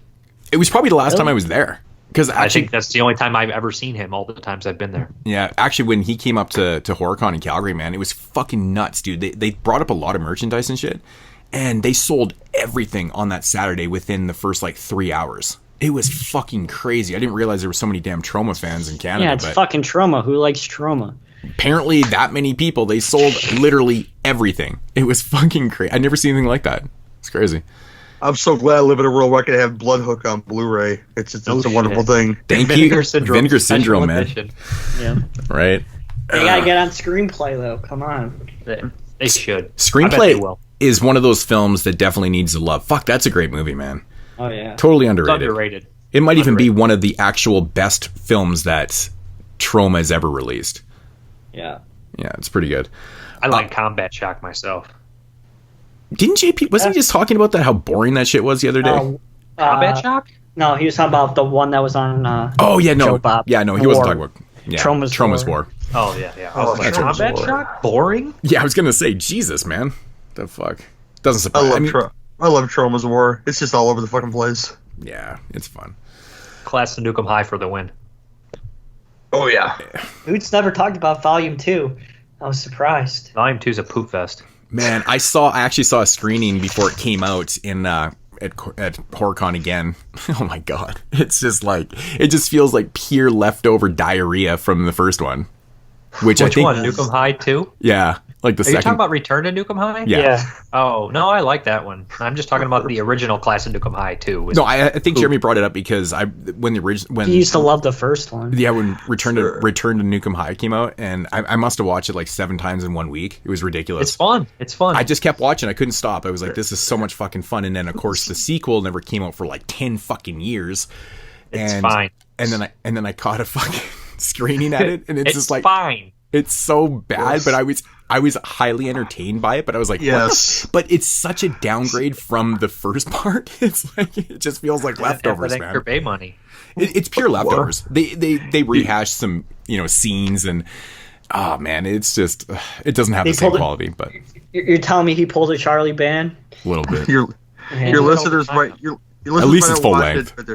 There's an homage to Carrie at the beginning of the Return of Class of Nukem High, whatever it is, Part 2, whatever it is. Yeah. The newest one, where what happens. She starts bleeding in the shower, and then she starts bleeding green in the shower. And she spews green and red goo all over the women who are all naked in the shower. All it is full bush and tits. It's a great scene. The amount of fully nude women in that movie is astounding. Oh, it's amazing. I like it, and I think it's great when Lloyd Kaufman has his wife in there, and she's arguing with him about him like, see, I'm trying to add the tits in here, and he's trying to act like it's artistic, but he's just being a pervert. It's fucking great. I'm not saying I didn't like it. I just said it was a complete step down from the first part. Yeah, it is, but I like both of them. Yeah. All right. Question 5. What are, in your opinion, some of the most overrated horror movies and underrated? I named a couple of them. Yeah, I'm always curious because people always have completely different views on this shit. It's awesome. Overrated horror films. And name a couple underrated ones, too, if you want. The Exorcist. The Exorcist 2 probably would be underrated in my opinion. I'm saying The Exorcist is overrated. This is about Gary. I'm just kidding. I'm kidding, Jeremy. It's nothing but drama, Rosemary's Baby. That's about drinking. Yeah, this is my friend Nudi's view of Rosemary's Baby. That Rosemary's Baby is about a woman drinking yogurt the whole movie, and, getting whatever. I'm like, okay, Nudie, shut up, man. Fucking Neil. Fuck Neil. Cinematography's top notch in that movie, though. Yes, it is. That fucking short. Okay, just name a couple overrated. Oh, pick me a. See, I always say about giallos that pick me a winner. I think there's a lot more overrated giallos than anything else. I think Blood and Black Lace is a very pretty film, but I think it's a very overrated film. It's a little boring to me, but it's very, very it keeps your eyes on the screen with all the different colors, and it's very good, and I like it in that sense. But I don't like it as a film. I think that's overrated. What else? Me and Dave are both just biting our tongues. No. Well, yeah, no. do it. No, it's a great movie, but I can see it. I mean, it's not for everybody. Oh, you didn't talk bad about Cameron Mitchell. We're okay. If you want to split hairs here, I don't love the Universal Monsters films. Wow. I grew up as because the Hammer ones are much more interesting. So if I had to recommend those type of films for somebody to watch, I'd say pick the Hammer ones over the Universal ones any day of the week, with the exception of The Creature from Black Lagoon, because I like those films, and they really didn't have a go over at the Hammer Studios to make those kind of films. I'm not saying they'd be better, but visually, I think those are the best Universal monster films. Is The Creature from Black Lagoon, because if you watch The Mummy, it's the first Mummy. It's kind of dull. I'm not going to argue with that. And then you watch the one from the 50s with Christopher Lee, and you're like, wow, what a difference. And I actually agree. I actually agree with that. Yeah. 2 of those Mummy movies from Hammer are atrocious too, though. There's 4, and 2 of them are big piles of shit. Yeah. Well, I'm not saying they're all good. But I agree with you. I mean, the Mummy is kind of dull, and the first Invisible Man is fucking awesome. And I think Frankenstein's fantastic too. I love Invisible Man. That movie's hilarious. And people kiss Dracula's ass so much in Lugosi's performance, but the Spanish language one is much better, than that one is. Yeah. I'm a big Hammer fan too, so I'm not going to argue with Hammer. I just got done watching like 60 Hammer movies last year, so. Yep. Stuff from the 90s that came after Scream that people put too much stock in. That's trash stuff. That's overrated. Like I know you did last summer. Likes that stuff. I know that's the worst decade that's the worst part of horror ever. Like 97 to like 2000, those movies are just like, kill me. Yeah, all the Scream clones. I mean, I know what you did last summer and shit like that. And I mean, Valentine. The Curve. Yeah, that one. The Curve. Floating head movies are the worst. Yeah, it really is the worst. I like that came after Scream. I like Joyride quite a bit. And the sequels. I fucking love Joyride. I actually brought that up a couple shows ago. I was like, they need to make another one. I love road horror. Like that subgenre, if it even exists, is that. But we call it road horror. I just love that type of shit, man. I love shit on the road and fucking, I don't know, it's always great. Like Duel, and I love that shit, man. It's great. But yeah, Rusty Nail, I could fuck with another one of those. I'm surprised they didn't make another one. That sounds horrible. Rusty Nail, I could fuck with one of those. Yeah, one of those. That actually did sound up your pretty. pee hole? It did sound bad with with the sandpaper on the penis too, right? Ugh. Of course. Oh, God. boy. I mean, what's the point without the sandpaper? White? I mean, you have to go there. Are you even trying anymore? No. Fuck. There's a lot of stuff I haven't seen. Like I hate to say stuff I refuse to watch. Like I know Solo is gonna make me upset, so I don't watch that movie. You know, that movie sucks anyway. I never see the Human Centipede. I've never seen this Serbian film because I know these films are gonna upset me, so I don't watch them. Huh. Yeah, honestly, we just covered the Human Centipede trilogy not too long ago. I'm not a big fan of the first one. I love the second one, which is just way more brutal. Like, it's just a brutal fucking movie, man. But it's so much better. One's disgusting. I love it. It is truly disgusting, but it's just a better movie. Like French Extreme stuff, like Inside. It's like, what's the plot of that movie again? Oh yeah, I'm not watching that because you know what? I don't care how good you say it is. Okay, same thing with Martyrs. Same thing with Martyrs. You know. Okay, so you're not an Extreme fan. Okay. So if people say, "Hey, let's do it for a show," it's like, yeah, I'll feel obligated to watch it, but I'm not gonna watch and say, "Hey, you know, it was a good time feeling on Saturday night." Some woman getting a baby cut out of her. Yeah, that sounds like a great time, you know. I think Inside and Martyrs are a bit different. I think that they're good movies on top of it. They're not just like throwing up the devil horns and doing stupid shit. Like, and Human Centipede 1's way more tame than you would think, but the way you're talking, avoid the second one. Like, it's fucking repulsive. Shit in people's mouths. And Serbian film is also really well made, but really repulsive. Avoid. You're right. If that sounds like, if you don't want to, it sounds right up to avoid. You know what I mean? Yeah, it's not a $10 indie film. I don't know. Martyrs is really good. Yeah, Martyrs is good. Martyrs is an exhausting film. It's depressing, though. It's depressing. It's very depressing. It's very exhausting because it's just a lot of just extreme shit in your face. It's crazy. And twists and turns, too. And it made me feel sick. I felt sick when I first saw it. It's really well done. I mean, if they're trying what they were trying to do to the viewer, they did well. They did well. So don't watch the remake. Inside is... Yeah, it's got its moments, but it's a really well done film. Yep. Really well shot. It's got a lot of great suspense in it and shit, and it's crazy. Without the gore, it's more of a thriller than a horror movie. Even. Really, but I mean, when the gore comes, Jesus, man, it's brutal. Awesome gore. It is brutal. Amazing head explosion. Gary, what's the most extreme movie you do like? I'm curious. I watched a lot of like Japanese Slaughter Vomit Dolls. Yeah, there you go. I haven't watched it either. Don't watch the Loser Valentine films. Jesus Christ, don't. I have 4 of them. I'm never watching those again, ever. If you guys do a show, I'm not fucking doing it. I don't care. Regurgitated Sacrifice, I had to watch twice last year. Fucking twice. I'm just going to tell the person no. If they pick it, I'm like, I ain't doing it. I'll refund them their money right away. I mean, there's a reason why the Soska sisters have completely just sidestepped from their association with that film. They were just too busy beating up someone else. Right. I'm just kidding. I'm just making a joke. That's what. Again, the Canadian hate. Again with the Canadian They're getting canceled. Didn't you hear all that shit? I heard things about it. I didn't really. No one commented on my post. I was surprised. I just don't really. Yeah, I don't know. It never interested me in the first place, though. So what was Gary? What are some of the ones you actually do like? Because I'm curious, what's the drawing line? Yeah, I'm curious too. Actually, probably like a lot of the Japanese and Thai horror films from like the late 90s, early 2000s. There's some good zombie stuff in there and some good like just some good blood and guts films in that mix, and I can't really recall a crazy amount of titles. Stacy, Biozombie, that kind of stuff. Yeah, Biozombie, and there's one called Junk that I remember enjoying very much. Yeah, those are good, man. Biozombie is actually a funny movie to watch with the fucking dub on. Wild Zero is a fucking delight. Biozombie's fun. It's a blast. You know what's an extreme movie nobody really talks about? Fucking Fetus. That movie's fucking That's brutal. gnarly. Oh, that movie's fucking gnarly. Fetus, man, is amazing. Brian Paulin, man.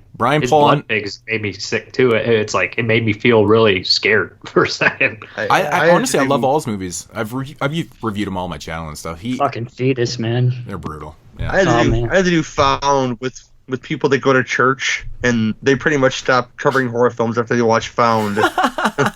Like, I love these people, but like, yeah, we're not gonna do horror films anymore. It's just that's fine. Found's pretty brutal, especially like Found is pretty good, yeah. Yeah, I know that director pretty well, actually. Scott. Yeah, I liked it pretty good too. And yeah, I just don't watch a lot of it unless somebody says, "Hey, let's watch it." I'll say, "Okay, I'll give that a go," but I'm not gonna watch it by myself. It's just one of those things. You don't seek it out, but you're not gonna turn it down. I'm aware it's out there. You know, if somebody says, "Hey, let's do this for a show," and I'll say, "Okay," or like, "Hey, I got this movie. You want to watch it on a Saturday night?" I'm not gonna make the effort by myself to watch it. Let's put it that way. That's fair. But yeah, that's my info for that. Cool. Was it underrated horror film somewhat or next? Yep. Yeah. Sorry. I like to find like the quirky stuff, like you discover stuff. Like I think this is a Canadian film too, The Pit from 1981, 82. Yeah. They eat meat. I love that movie. Dude, it's just so perverted that you can't stop watching it. The Pit is such a ridiculous movie. I love it, man. That movie is so hard to find. What is No, it's Kino put the Blu-ray out. It was so hard to find. What are they called again? The Troglodytes? Yeah, dude, that is the funny man. You know, Ryan Nicholson was a good buddy of mine. The teddy bear man. Ryan Nicholson was a good buddy of mine, and he always used to rock that shirt, the Troglodyte shirt. It was awesome. He was a big fucking fan of the Pit, man. Pit shirt. Yeah, he used to rock it all the time, man. I always used to laugh at him, like, dude, I swear you're the only. I swear it was the only shirt in the world. He had to make that at his house. Right, he probably fucking did, man. But it looked good. It looked good, but. Yeah. Some of the bad anthology films from like the 70s and the 80s that people consider bad, but there's a lot of good silver linings in there. We did Dead Time Stories for like a mini episode, and there's so much fun that's hidden in that film if you haven't watched it in a long time. It's just all over the place. And the opening is the best part. Last time I watched it, we turned it back and watched the opening twice with the music. Yeah. Chillers, that's a trauma anthology, a trauma produced anthology. That's a fun horror anthology with lots of weird stuff in it. There's much more. The Uninvited, which is cat one? The cat one, yes. I love it. Graydon Clark. It's one of my favorite subgenres. No. This is no, it's called The Uncanny. I'm sorry, The Uncanny. Oh, which is the one with about, Peter Cushing. Oh, the yes, Peter about Cushing cats. film. Yeah, That's The a Uninvited. great one too. The Uninvited, man. Boat horror. Cats on boats. Oh, yeah. Fucking Dave has seen every goddamn movie. Dude, I love The Uncanny. That's a great one too. The Uncanny is great, man. I still gotta upgrade the Blu-ray. I still have my VHS. Jesus. How is there two movies, one called The Uncanny, one called Uninvited, and they're both about killer fucking cats? Right. Strays is about killer cats. Yeah, but it's not called The 91? Uninvited or On Something. Yeah. That's super weird. It You is get weird. stuff like you pick an actor like George. I mentioned Rod Stark. You pick an actor like George Kennedy. And you look at some of the choices that he made. You want to watch these films. George like, Kennedy was Demon Warp? shit-faced in that movie, too. I swear he was. Demon Warp. Demon Warp is a favorite. You woolly bastard.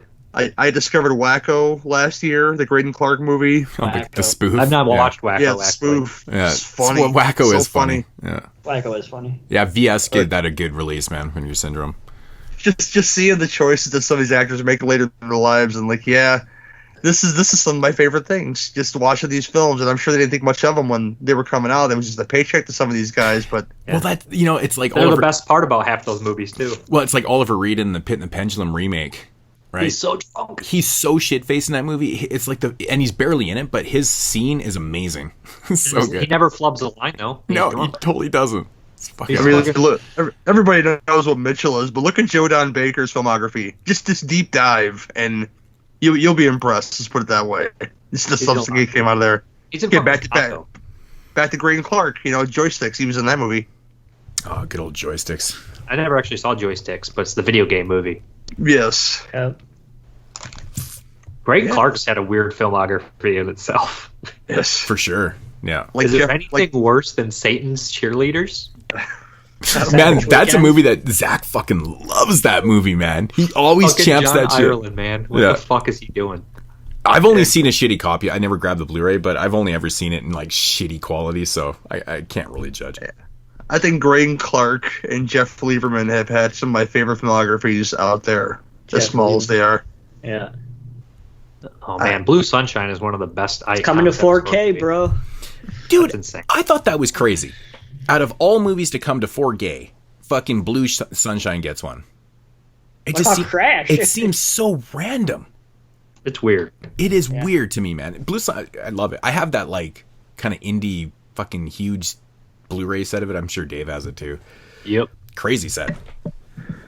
Okay, last part of this question. Name a film that everyone loves that you hate or dislike. Hate's a strong word. That you dislike. I've named a couple already, but what else? Name something modern that's been like kind of people have been talking about him. Midsummer. He didn't like Midsummer. Well, I liked it. Okay. It was just too long. I wasn't disappointed with my viewing, but I've seen that movie before, and that's probably my biggest beef with a lot of these films is that I've seen that movie before. But one of my biggest bitches is that I'm just tired of these, starting over stuff. And one of my biggest bitches was Halloween 2018. People were sucking that movie's dick so hard, and I just wasn't impressed. Man, we share a lot of the same views, man. Like Mid-Lamer was terrible to me. I hated Halloween 18. Fuck. Keep going. If you've seen what David Gordon Green and Danny McBride were doing on HBO, you would not be watching any horror film they ever made, because I don't know if you guys watched The Righteous Gemstones or seen Eastbound and Down or Vice Principals. This is like the gold standard for them. They need to keep on doing comedy because this horror stuff doesn't work for me. Mm-hmm. And people are like got their nostalgia boners out over, oh, she's back. Jamie Lee's back again. But yeah, I'm glad she's back and everything. But what are they doing with her? They're using that trope that I hate, which is like the PTSD wounded warrior stuff. Well, then they made her into fucking Rambo Laurie. Yeah, they did the same thing in that last Terminator film, which I think really hurt it. Yeah, because the other characters were much more interesting than Linda Hamilton was. Mm-hmm. But I didn't watch the Terminator, but Linda Hamilton in Part 2 was like that already. She was all strung out and badass and tough, though. Yeah, but she wasn't. She became a bitch. I didn't see the new one. I didn't want to watch the new one. They told me the first 5 minutes what happens, and I just was like, I'm out. She's like self-aware in this movie in a way. Like everything's going on. Let's save the day, but you're not really needed in that film. And I think she realized it about halfway through production. She wasn't really needed in that film. She got a paycheck, though, right? Yeah. What's up? Did you like Hereditary? Nice paycheck. Did you like Hereditary? Well, it's there. I mean, I liked it. Okay. It's like Midsummer though. There's parts of it that I should have been laughing at, but like there's little bits in there. Like I thought Midsummer was one of the best. Head crushing. No. When you get to the very last frame of the film to where she's the May Queen and she smiles, it seems like one of the best breakup films that was ever made. And people don't see it like I see it, but yeah, it's one of those strange things where I didn't see it as much of a horror film. I seen it. It's just with that last frame of film, I seen it in when that Frankie Valli song comes on, "The Sun Ain't Gonna Shine Anymore." I was like, yeah, this is like the best breakup film I've ever seen in my life, But people didn't see it like I saw it though, so I guess that's like my mind works. But I'm just tired of like just the regurgitation of the same shit over and over again. It's the same thing if you're a wrestling fan. If you watch wrestling over the years, Ravishing Rick Rude begat Val Venus, stuff like that. They begat, and it's just the same new face, different shit, regurgitated stuff over and over again, and people are blind by this, and this is where I have a problem. What are some other modern films that have like, are kind of like very debated, like something like Mandy? Did you like Mandy? I liked it. Okay, it wasn't that great a film, but there was a lot to look at in that film. What about Summer of '84? Again, it's that nostalgia boner. By the time like the second season of like Stranger Things hit, I was already over it. So by the time that movie hit and it ended the way it did, I was like, yeah, and that's the thing with me. If I watch a movie and the ending shits the bed, I don't care how good the movie is. It's just doomed for life for me. Oh, you didn't like the ending to Summer of '84? I didn't like it very much, no. Oh shit, man! I thought the ending was fantastic. See, I'm not a big fan of Stranger Things at all. I've never been able to get into it, man. I never watched it. I stopped watching into season 3. Yeah, I got about a couple episodes. I'm like, I can't do this anymore. Like, I'm just torturing myself. So I honestly think it's one of the most overrated horror TV series ever. Really, it gets so much praise. People love it. They always talk about it and shit. I'm just like, man, it's really not that great. But there's a lot of characters in that show too I don't like. I can't get into them. I'm psyched that people are loving horror again. I'm psyched that The It series is a thing, and this is giving it a boost. But the people out there that when they saw those new It films, just shit all over Tim Curry like he was like the worst thing on earth. Like, oh, Bill Skarsgård's so much better. No. Bill Skarsgård. Tim Curry is a character actor. Okay, you got to remember that's the way he worked. I mean, he's star of stage and screen. Bill Skarsgård just shaking his head and dancing around that fucking movie to me. He ain't nothing to me in that movie. You know, I think Bill Skarsgård's good, but Tim Curry is excellent. And you know what I mean? They're both good, but they're different. Like saying one's better than the other. That's the way I look at it. They're completely different. It's weird. It's like apples and oranges to me, though. I mean, one took it's like the reiterations of the Joker over the years. You know, they could do that because people have written them that way. You know, for what, like 6 decades now. Yeah, but did you like the new Joker though? I liked it. I liked it okay. I watched it a couple times. It's gotten a little looser on repeated watches. It didn't have that same impact, I guess. But I'm not going to say that Nolan Batman series is all that great. Like, I'm not big on the Nolan's. I watched the Joker in the theater twice, and something I barely ever do is go and see a film twice at the cinema. That's how much I loved it. I thought it was great. I love the Joker, but I'm a Jack Nicholson guy myself. I know it's stupid to say, but no, it's not stupid. It's not stupid to say. I wouldn't say he's my first Joker. My first Joker is Cesar Romero because I used to, much like in my first crushes, Barbara Feldon from Get Smart, because I used to watch them back to back. Yeah. And but yeah, that's the gold standard. I guess we're all almost 40, like I said. So when that movie hit, even now I get goosebumps in certain parts of that Batman '89, especially certain points of the Elfman score when it hits. I get really excited. Elfman scores were all like that for me when I was a kid, like Dick Tracy, Darkman, Nightbreed, Batman, man? Beetlejuice. About Prince, who? Bro. Prince. Fuck Prince, dude. Oh, come on, the Prince Batman soundtrack's awesome. Yeah, but the Prince music isn't the same as a score. A score somehow it gets embedded in your like heart and soul, and like you hear the cues in your head, and they give you like chills up your spine. For me, at least. A specific part. There's a part where Vicky Vale and Batman are entering the Batcave, and that overture of when the gate opens and they go into the tunnel. You know, I get really excited when that happens. When I think in the opening of another Elfman score, like the opening Dick Tracy was like and that does the whole like motions like a man lay dead today. That always gives me hype for that movie. Right. We talked about deep cast. You got to look who's in Dick Tracy. That's a crazy cast right there. It's the best. 30 seconds, no more dick. 30 seconds, no more dick. I need to grab that Blu-ray. I gotta upgrade that every day. I gotta upgrade that shit, man. Yeah, no, Dick Tracy is a misunderstood gem. Oh, I've always liked it. But getting back to the TV horror and stuff, I just feel like I'm glad that there's so much interest in it and stuff, but I'm really kind of wanting them to bring it with, some actual anthology shows. You know what I'm saying? It's like this one season kind of storyline and then, kind of do something else. It's fine. It was cool for a little bit, but I mean, I grew up with the anthologies and shit, and I just miss that format a lot. Have you tried to watch the Jordan Peele Twilight Zone? I actually haven't seen it yet. I did watch the Creep Show anthology. Creep Show was slick for the most part. It was actually pretty impressive. I was kind of taken back by a little bit. It felt like Creep Show to me, more or less, without the music. There's a couple turds in there for me. Yeah, I didn't think there was any like absolute turds, but there was, like any anthology series, better ones than. I stand by my statement. Turds. the werewolf and Behind Enemy Lines one was pretty good. I like that one. I thought you were going to say it was a turd. And I was like, what? I was like, the Zombie Kids one was a turd. Oh, the Zombie Kid one? Yeah. I can see junk. I can see you saying, yeah, for sure. No, and I normally eat that shit up. Halloween coming back, midnight hour shit. I love it. But Ernest Scared Stupid is one of my favorite movies from '91. Spoiler, I don't give a fuck. Chiodos, man. The effects are amazing.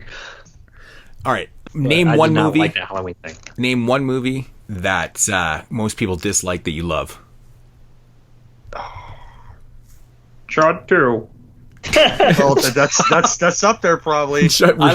I knew you were a Chud 2 fan. Are we talking like any genre? Are we talking here, or just horror genre? Just horror. Just horror. Just horror. Make it easier. Chud 2's up there though. I love Chud 2. It's a way different tone than the first one, but you can have a lot of fun with it. It's just Return of the Living Dead Part 3, the real one. That's all. That's what it was supposed to be. We know it is. You can tell. Yeah. Return of the Living Dead Part 2. I'll pick that movie because I love it too. People shit on it so much, and I think it's almost as fun as the first one. I think it is. But there's a lot of little goopy gags like the Michael Jackson zombie in the end, of course, which is stupid. But you know what? I have a lot of fun with, Me too, man. The sequel. It's one of my favorite as kids movies. It's a kids movie. I don't know how it got an R rating. It's a fucking kids movie. Troutman's so back goofy. as the Tar Man doing his thing, and I love the shitty neighbor kids that he hangs out with, especially when the one becomes a zombie. Oh, God. I got bored a couple months back, and I ended up watching all the Return of the Living Dead films, including Part 4 and 5. And, I never heard of those. Those don't exist, Moods. Dude, those things aren't as bad as everyone makes them out to be, man. For TV kind of sci-fi films or whatever, they're a lot better budget and high budget than I was expecting. Because I'd watched the fourth one. I'd never seen the fifth one. And I was like, but these movies have continuity, though. That's the funny thing. Like, right into the main franchise. It's really fucked up. So I was giving them props for that and shit. But they're actually, I know it's blasphemy to say because everyone always shits on them, but they're not as bad as... Should I rewatch them, honestly? Because I love the first three. Like, the first three would make it would be like the best franchise. If like the Dead movie stopped at the first four, it's like the best franchise, and then Return of the Living Dead if it stopped at the first three. Okay, fair enough. But the way I did it though too, like I watched literally all 5 in a row, and it was just like it shocked me the continuity, and I was just having a lot of fucking fun. And I don't know, usually at that point in a franchise, you're starting to get a little bit irritated with the shittiness of it and stuff, but it seemed, it was more solid than I was ever remembered the fourth one to be. So I say rewatch them for sure. What were you going to say, Gary? I could pick 100 sequels for the answer to that question. I mean, Children of the Corn 2 and 3 are wild as shit, man. The part where he's in the church just digging into that wooden doll and the guy a great one. His face explodes. Or what about the cornstalk flying through the fucking van? I actually like part 3 more than part 2. I don't know, part 2 just gets on my nerves. I don't know what it is. But there's a Wizard of Oz gag in that movie that it's so stupid, but I love it. It can't be 3's as bad the one as the where they one actually go to Freddy's Chicago, Dead. right? Fuck. Oh, Wizard of Oz. Freddy's Dead is awful. That's the worst fucking parody scene ever. Oh my god, it's horrible. That's probably the best scene in the movie too. Which I'm not trying to be a dick. That and the Carlos death.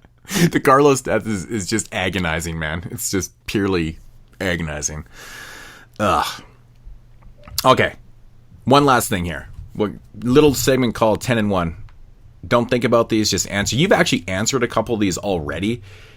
Going back to the last hour and a bit. But I'll ask you 2 things. Just pick one, moving on. VHS or DVD? Oh, DVD, I guess, for space sake. But you know what? People like that grain. I'm indifferent either way. I mean, there's crazy VHS collectors out there, and I respect the crap that they do. So there's that. Eli Roth or Rob Zombie?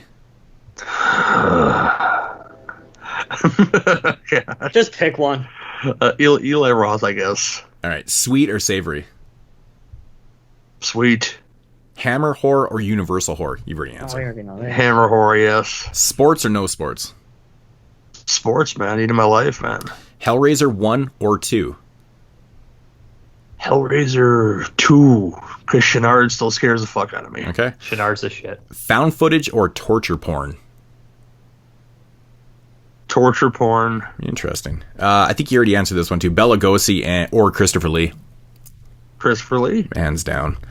90s horror or 50s horror? Ooh. See, that's a hard question. I'm gonna go with the 50s though, but I think there's a lot more sci-fi and the horror in the 50s. But that's what I love about the 50s, man. Yeah, and that is a tough one. And I ask everybody this because it's just the ever-going conversation argument: Argento or Fulci? I don't like the gross out stuff so much, so I got to go with Argento on that one because there's less maggots in his movies. Yeah, Fulci's actually my favorite director. Phenomenon. There's tons of maggots in Phenomenon. Oh, that fucking pool scene is, oh my god, that's one of the grossest scenes I think Argento ever did. I like more Argento stuff than Fulci stuff though. I mean, I love the Beyond, and there's a couple in there. Other Fulci films. Zombie, of course, is who doesn't love a zombie shark? It's good stuff, and and I'm sure there's a couple I haven't mentioned, but yeah, Argento. the early stuff. I watched the later stuff. I don't care for it, but you know, that's everybody. But here we are. I got a good thing that I can do real quick. Just let me name 5 movies off the top of my head that I think that you'll like, because just the stuff you were saying earlier. Waxwork. Well, I've seen it, and he likes part 2 better. No. I like the effects, but the film itself is kind of a mess to me. Okay. Brain Scan. Oh yeah. I knew Brain Scan. I'm just thinking of this. It's like, a little dated now, but I still kind of enjoy, mostly for the villain. Well, okay. T. Ryder Smith, the trickster. I like his. Yeah, his Trickster's dope. Girlfriend from Hell. I don't know this movie. Okay, it sounds like something you'd like. Like, I'm just trying to name really off the wall kind of goofy movies from the 90s. The Willies. I know the Willies. I've seen them before. Yeah, because I mean, like I was like so shocked. I was like, man, he likes Chud 2 and Return of the Living Dead Part 2. So I was like, man, he's got like a good taste for the fun stuff. And Ernest Scared Stupid, it sounded like you liked too. So. Well, yeah, because it's not like the film's like high class cinema or anything, but the Chiodo brothers stuff is amazing with Trolls. Oh yeah, and those movies are just fun to watch anytime. Turn your brain off and enjoy yourself. Absolutely. I'm an advocate for Mr. Varney. I've been a fan for a long time, and he was a hell of a man too. I hear so. He's awesome. Cool. Well, I guess that's going to conclude 5 questions with Gary, and I guess we should probably move this along. Let's do it.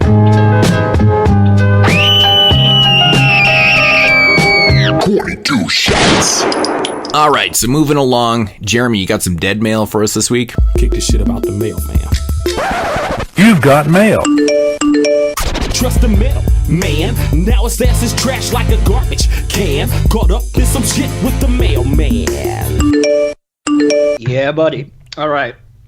So let's dig into some 91 issues of Fangoria. Since we're doing 1991 on our next top 10 episode, I figured the next few editions of Dead Mail we'll look into some 91 issues. And this one is issue number 104, and this is from July of 1991. And on the cover we have Terminator 2, Tales from the Crypt, All New Frights, House 4, Blood Feast, Score's Early Days, Bride of Reanimator, and Alligator 2. And then on the inside we have the Pit and the Pendulum poster with a popcorn fold-out poster. So lots of 1991 goodness. Are you going to hang that popcorn poster on your wall? No. I'm not like Rob from Buffalo. All right. So this is a little short Dead Mail this week. So this one comes from Justin Greco, and he writes, 1990 wasn't very scary, but this year showed some promise. Popcorn and Sleeping with the Enemy were entertaining and worthwhile, but the real surprise this year was The Silence of the Lamb. What a movie. It's hypnotic, successful, thrilling, and most of all scary. Anthony Hopkins and Jodie Foster are incredible actors. There are intense scenes, shivery scares, and to top it off, a knockout ending with more realistic gore than any movie released last year. Jonathan Demme had brought out a horror thriller that's truly faithful to Thomas Harris' novel. Fellow Fangorians should rush out and see it. This guy might be the only dude ever to bring up a fucking Julia Roberts movie. Sleeping with the Enemy. In a Fangoria. Yep. That's pretty funny. What a pussy. Wow. All right. This one comes from Ryan Stanfest, and he writes, I've just witnessed a truly frightening film experience. The heavy stuff that nightmares are made of.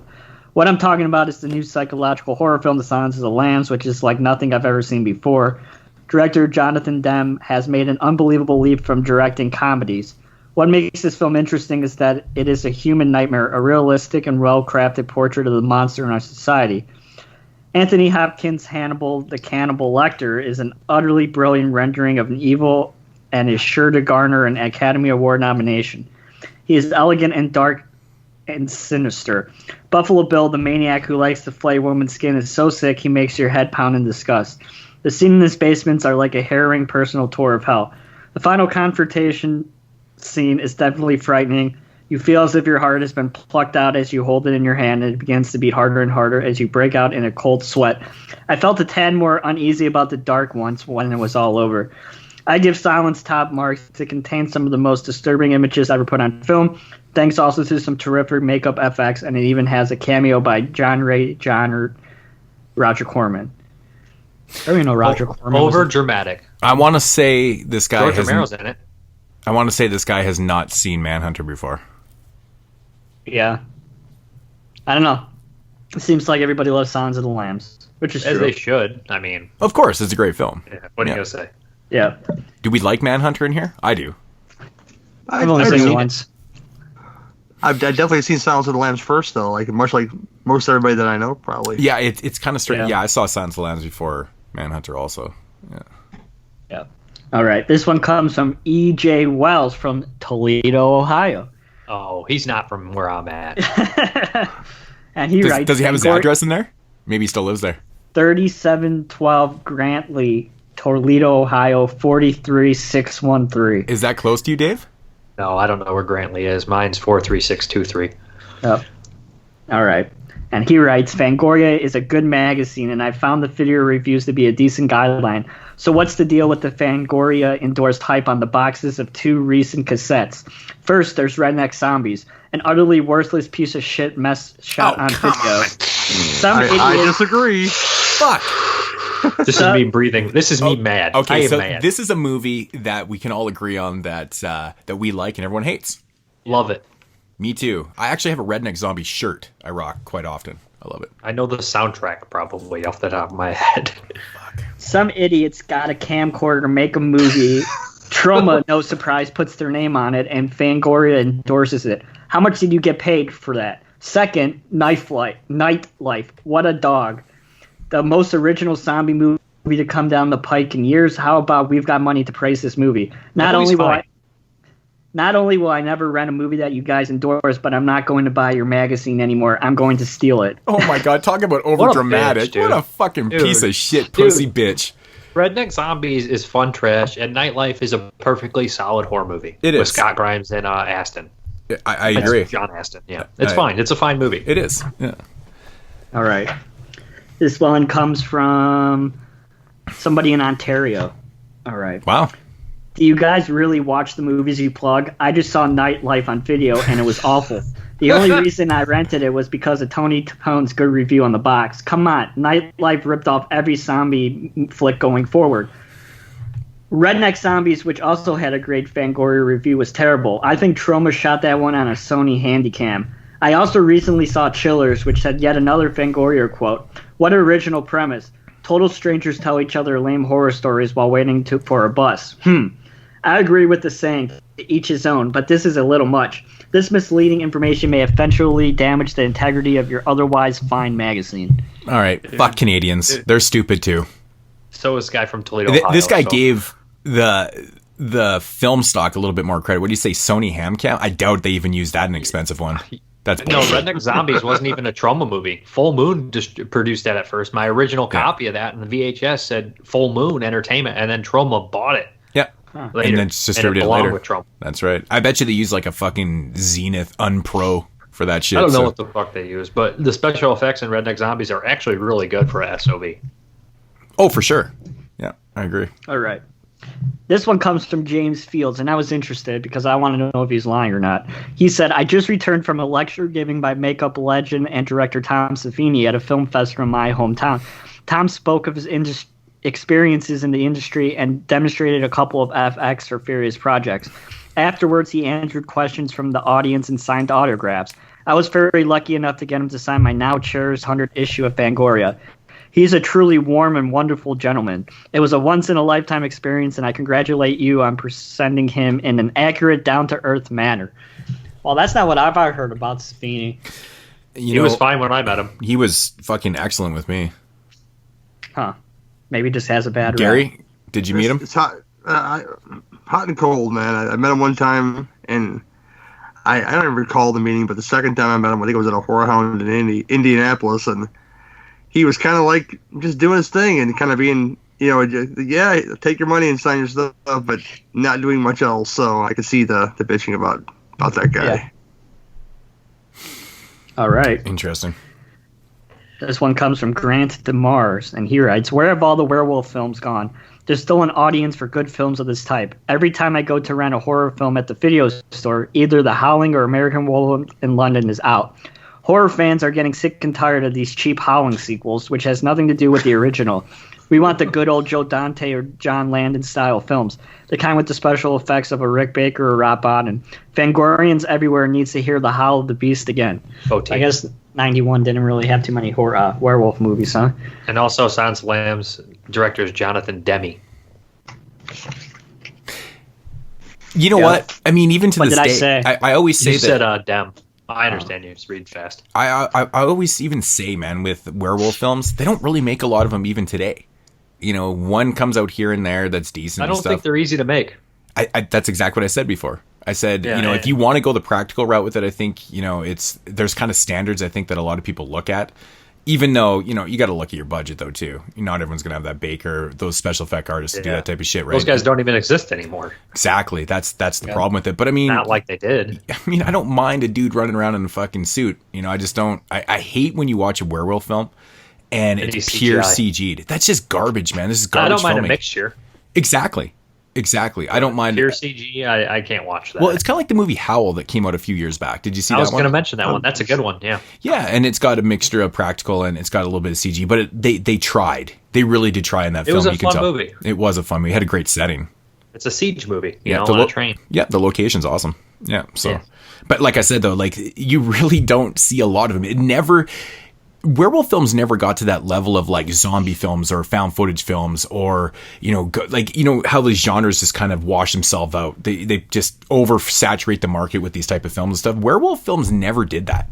You got Late Phases too. That was recent. Late Phases was another great one. Yeah, that's a good one. All right. Last up, we have from James from Detroit, Michigan. And he writes, "I have extremely mixed feelings with regard to Rob Reiner's adaptation of Stephen King's Misery. I am partial to the film for being one of the most stylish and atmospheric movies I have seen in a long while, thanks to the cinematography of Barry Sonnenfeld. But I'm also disappointed that it was such an altered, toned-down translation of the novel. Not to be mistaken, I didn't expect or nearly demand a gore fest, especially from Rob Reiner. However, the absence of certain elements in the film was unforgivable. King gave us a novel with disturbing physiological terror, while Reiner tries and fails to give us a film with thematic purposes. Granted, the novel did have thematic undertones, but it wasn't those elements that provided Misery's charm. Annie Wilkes' overly paranoid behavior in the novel, her manipulation of Paul with highly addictive drugs, her backcountry witticisms, and her sly murderous past would not have only made the film more frightening, but also would have given it realism that Reiner suggests horror is incapable of achieving." I mean, he's true about the movie. It does downplay the violence for sure. There's a great scene in the book where she actually cuts off his thumb and uses it as his birthday candle. I love that scene. It's great. Definitely absent from there. But, the movie adaptation, I think, is decent, I mean, it goes back to the argument, the books are always better than the movies. I mean, for the most part, they are. You get a little bit more visual. You can do a lot more with words than you can visually. So, yeah, it makes sense. I don't know about that. I don't always agree with that. I think a lot of King's books are worse than the movies. Really? Christine. Christine actually is definitely a good argument, but I think Misery is a great example of a book I've never read Misery, so I can't speak on that one. A lot of stuff that he mentioned, though, that he was bitching about was in the movie, though, so I don't see what he's complaining about. I think it's a great movie. I don't really have any complaints about it. I think it's a great movie, I've never had too. any complaints about the movie. I think it's a great one. Yeah. All right, these are some of the movies that were coming to good old VHS in July of 1991. Blood Church, released by Phoenix. Never heard of it. The Boneyard. Of course. Boneyard. Bye Bye Monkey. What the fuck? It says it's from Bye Bye Monkey Nightmare from 1976. Oh, now you say Nightmare at the end. Of course I know it. Nah, I know 1976, that was definitely one I did not watch in prep. In French only with no subtitles. Well, who the fuck's going to be buying it then? And they're advertising in Fangoria. Yeah. What the fuck? Uh, the Chair from Imperial from 1990. I think I know that. Yeah, that's the one with James Cosmo in it, or James Coco. Is it Coco the big guy? Sorry. Dark Heritage, Cornerstone. Dark Heritage. Wow. The Howling 6. Maniac Cop 2, Meet the Applegates, Mirror Mirror, Mom, Night Shadow, The Pit and the Pendulum, Popcorn, Sunny Boy, Tainted Image, Cornerstone, and Vampire Cop. So those are. That's a Donald Farmer. Oh, good old Vampire Cop, man. You own it, Dave. I had to look this up. The plot to Bye Bye Monkey Nightmare, starring Gerard Depardieu. Depardieu. A man walking out of the beach near New York City finds the corpse of King Kong. He also finds Kong's orphan son and takes it to a friend who lives in the city, and they decide to raise it. So this isn't real. This isn't real. How could I have never heard of this? I have to see this movie. I don't even need the dialogue right now. I just need to watch the visuals. Does it have an AKA name? I don't think so. I think it's just... This isn't real. This isn't real. The corpse of King Kong. They're talking about they've seen every movie. No one's ever heard of fucking Bye Bye Monkey Man. If you said you've heard of it, you're a liar. Oh my god, that is so funny. That's why Fangoria is awesome. No, it's Bye Bye Monkey Nightmare. Okay, sorry. God, Bye Bye Dave. Monkey Nightmare. I'm sorry. Bye Bye Monkey Boy. Which Monkey Boy is a movie too? Well, there's one I missed. I have the VHS before of that. Maniac Cop. Monkey Boy. I have the DVD, which is like a mini-series version of it from UK. I've uploaded it on Plex. Oh yeah, it's also Bye Bye Monkey is a 1978 Italian-French film directed by Marco Ferrieri and starring. Yep, it's about a man who finds a baby chimpanzee and a giant King Kong prop and decides to raise it like a son. It was filmed in English and shot in Long Island, New York. As this was a French-Italian co-production, French and Italian dub versions were made for the respective countries' theatrical release. Wow. The film was presented at the on my show. The film was presented at the official competition of the 1978 Cannes Film Festival and received the grand prize of the jury. So it must not be too bad. You know what? To Cannes. Hearing all these ridiculous movies, have you guys covered Redneck Zombies on here? No. I'm about to make it an SOB show. Oh God. Yeah, there'll be. Well, we did one. I don't remember what the movies were. Oh, Bye Bye Monkey has a DVD release. There you go. Dude, what if I did Redneck Zombies, Shatter Dead, and Bloodletting? Shatter Dead and Bloodletting. Any of those. Okay. I'm thinking about it. Maybe I'll put an Eric Stanzi movie in there. I don't know. Let me look through it. But yeah, that's Deadmal. You can put Bye Bye Monkey on DVD. So go do it. Cool. All right. Dead Mail. The word I bring to you today is knowledge reigns supreme. You got no time to joke and play, cause knowledge reigns supreme. All right, so moving along into a knowledge segment. Of course, sticking with the theme of the show, which is horror musicals, I decided to find a website that had a top 10 horror musical list on it. This one is coming from filmschoolrejects.com. I think we've actually covered these guys before. And it's basically 10 toe tapping and blood curdling. Why would you want to listen to somebody who got kicked out of film school? What the fuck? There's so many filmmakers that never went to film school or got kicked out of film school that made excellent movies. Did David Lynch get kicked out of film school? Jeremy, well, they say film school reject, so I don't know. But I mean, there's lots of great directors that got kicked out of film school. Kevin Smith finished film school. Did Tarantino never finish film school? I don't even think David Lynch finished. Yeah, Kevin Smith went to Vancouver Film School. Okay, but I know Tarantino didn't. He never went. But I mean, really, Jeremy. I mean, you graduated film school. I'm just being a pompous asshole. No, it's funny though. I get his point. No, I mean, I'm just saying you graduated film school and nobody wants to listen to you. So it's the other side of the argument, I guess. But that is true. Yeah, but he actually works on films. There's so many people out there that graduated film school and then they review movies and talk all this shit about movies, but never ever participated in any movie at any level. That's right. It's true. 10 toe tapping and blood curdling horror movie musicals. It is what it is. Number 10. Oh, one I haven't seen. Number 10, Anna and the Apocalypse, 2018. That's good. I like this film. Yeah, it's fun. It's some cute songs, some catchy songs, and it kills people that you don't expect, and I appreciated that. Yeah, I did hear good things about it. I just never checked it out. Number 9. Oh my god, this is amazing. The Lure from 2015. Didn't see it. Jeremy, you want to give us your review on The Lure? I don't remember it. Fuck that. It's still the funniest shit ever. That episode, you guys bashed him. You're like, why you like it? And then you guys fucking kept bashing him. It literally went crickets. He didn't want to say nothing. It went straight crickets, man. We're like, so Jeremy, what do you like about it? And he's like, I choked. He like couldn't say one word. It was fucked. So yeah, The Lure. It was okay. Jeremy liked it a lot more than I think we did. Number 8, Repo, the Genetic Opera. Oh God, what a bunch of retards. 2008. Number 7, Cannibal the Musical. Love it. 1993. Yeah. Number 6, Sweeney Todd, the Demon Barber of Fleet Street. 2007. Hate it. Yeah, I only seen it once in theaters. I heard the play. I like the play. Like I've heard the musical from the actual music, like the musical play, and it's fucking fantastic. I just don't like the movie. I didn't mind it. Have you heard Dee Snider doing the Demon Barber of Fleet Street song? He does Broadway. Well, that sounds amazing. Sounds cool. I really do like the story of Sweeney Todd and the musical. I just don't like the movie.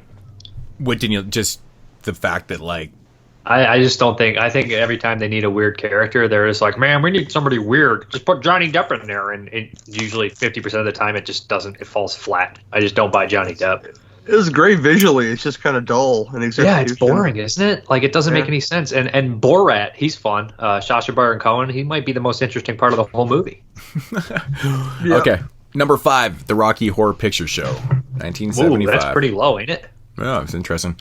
Number 4, The Nightmare Before Christmas, 1993. Ooh, classic. Love that movie. Number 3, oh, this is interesting. Phantom of the Paradise, 1974. Brian De Palma. Yeah. Carburetors, man. That's what life's all about. So good. Phantom of the Paradise. Yeah, it is really, really fucking good. Number 2. Friend, sorry, go ahead. Oh, go ahead. That's my friend actually danced his first dance with his husband and wife to Old Souls at their wedding. So, right from Phantom of the Paradise.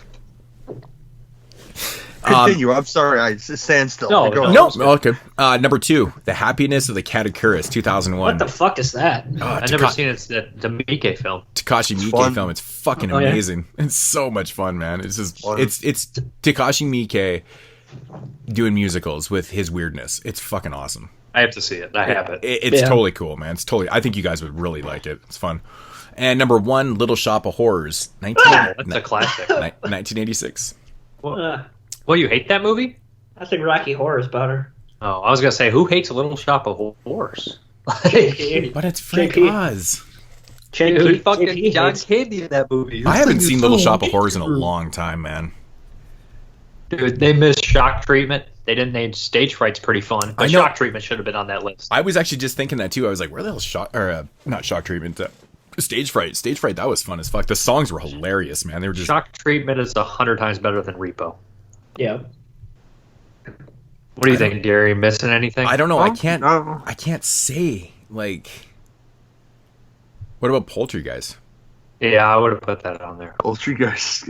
Yeah. Could replace something on that list for sure. Yeah, Poultrygeist is actually one of my favorites. Definitely. I'm putting Shock Treatment and Poultrygeist both on that list, but I never saw the Katakuris, so. It's good, man. It's really fucking fun. You guys ever see Don't Go in the Woods? Yeah. Ooh. I don't hate it. I didn't hate it either. It's kind of fun. It has some ridiculous songs and shit. It's kind of cool. It's like a slasher fucking, yeah. Not the one from the 80s, right? No. If that was a musical, it'd even be better. Oh, they didn't even put Nudist Colony of the Dead on there. What the fuck? Nudist Colony of the Dead. That's a musical? It's horrible, but it's hilarious. You got to see it. It's like dude, you got to throw up a link for didn't have much talent. That's what it is. Like. Oh my god, that's funny. Kind of like, yeah. It's the second time I watched it. Have you seen that, Gary?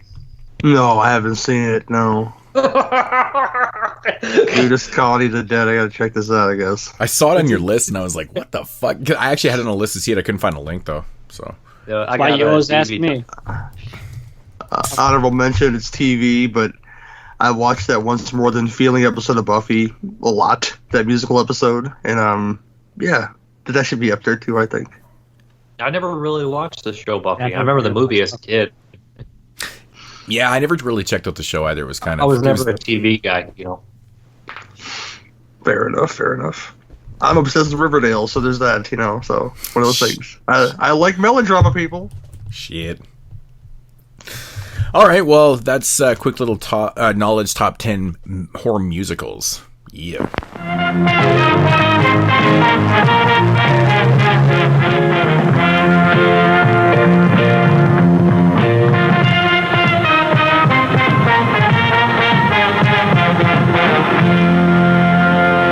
And now, our feature presentation.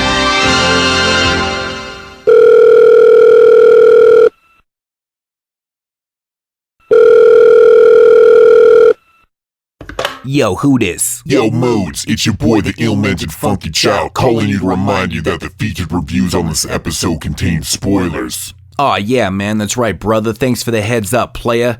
Now go back to being an unproductive asshole. Fuck you.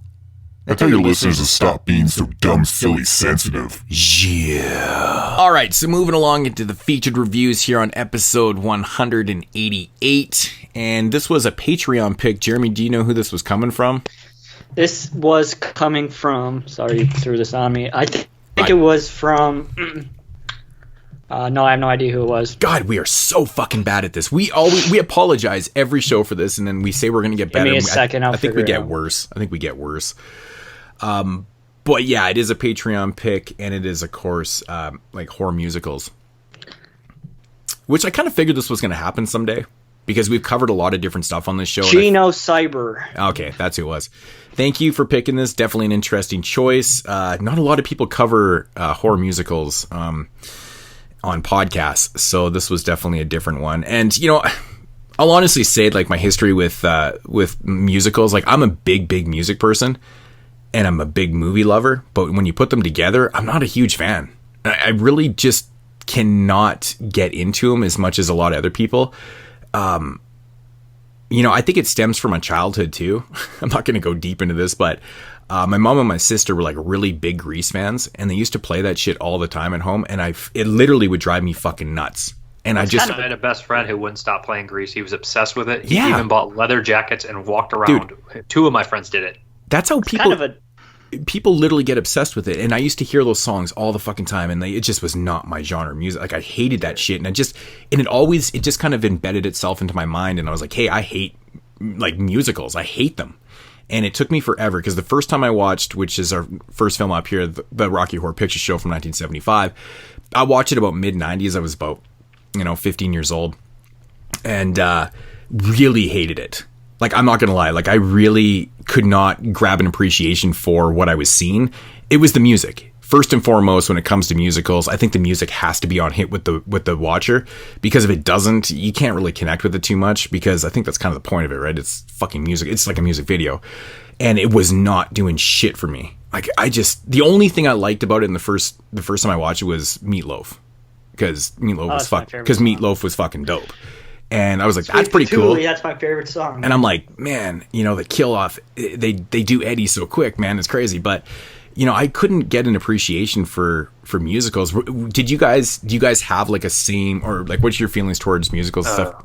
Did you like him or dislike him or what? It took me a while to start liking musicals. This movie I actually saw when I was like 19. Somebody I was dating made me watch it, and I was iffy on it. I just didn't get it. But over the time, people would play the songs, and the songs started getting stuck in my head. Yeah. And then the same with Shock Treatment, and I heard the soundtracks from both those movies so many times that when I would go watch them again, I started to really like them, especially Shock Treatment. And this time around, I actually found myself really enjoying Rocky Horror, and I appreciated a lot more stuff about it than I ever did. This is such a liberal film when you think about it. Like 1975, the fact that 20th Century Fox would release this movie, a major studio would release a movie like this in fucking 1975, like, that's just fucking mind-blowing to me. There's a scene with 2 dudes in a bed fucking. It's like, that's just crazy from 1975. Well, one's an alien.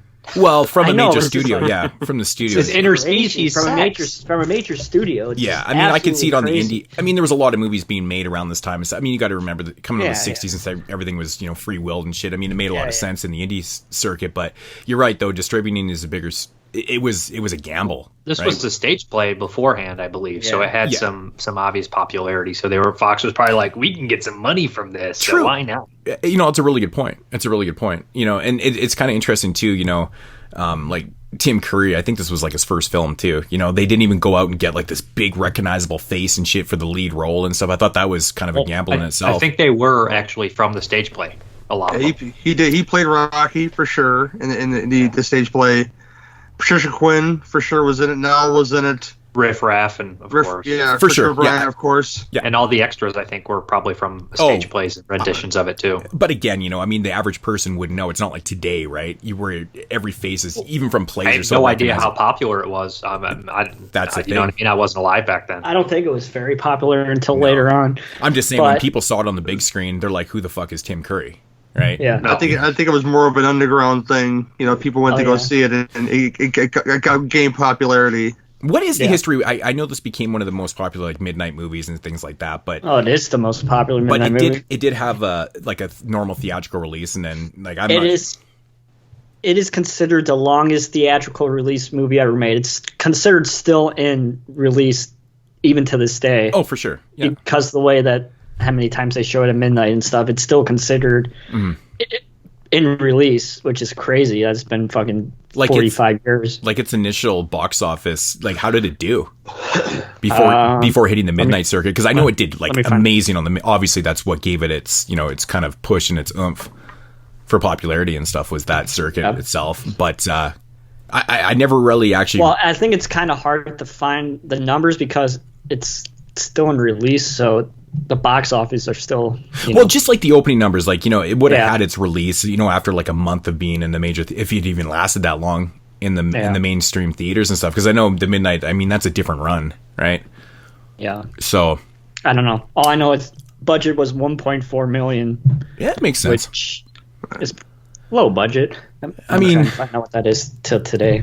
And they pull off a lot of unique 1.4 shit in here for 1.4. That's $10 million. I was just going to say it must be about 9 or 10 million. So, well, I just think that's the most interesting thing about this movie is the fucking set design and the costumes are absolutely amazing. The camera work is fantastic too. All right, for the people that don't know, we'll give it a little bit of a breakdown here. Quick little synopsis. A newly engaged couple have a breakdown in an isolated area and must seek shelter at the bizarre residence of Dr. Frankenfurter.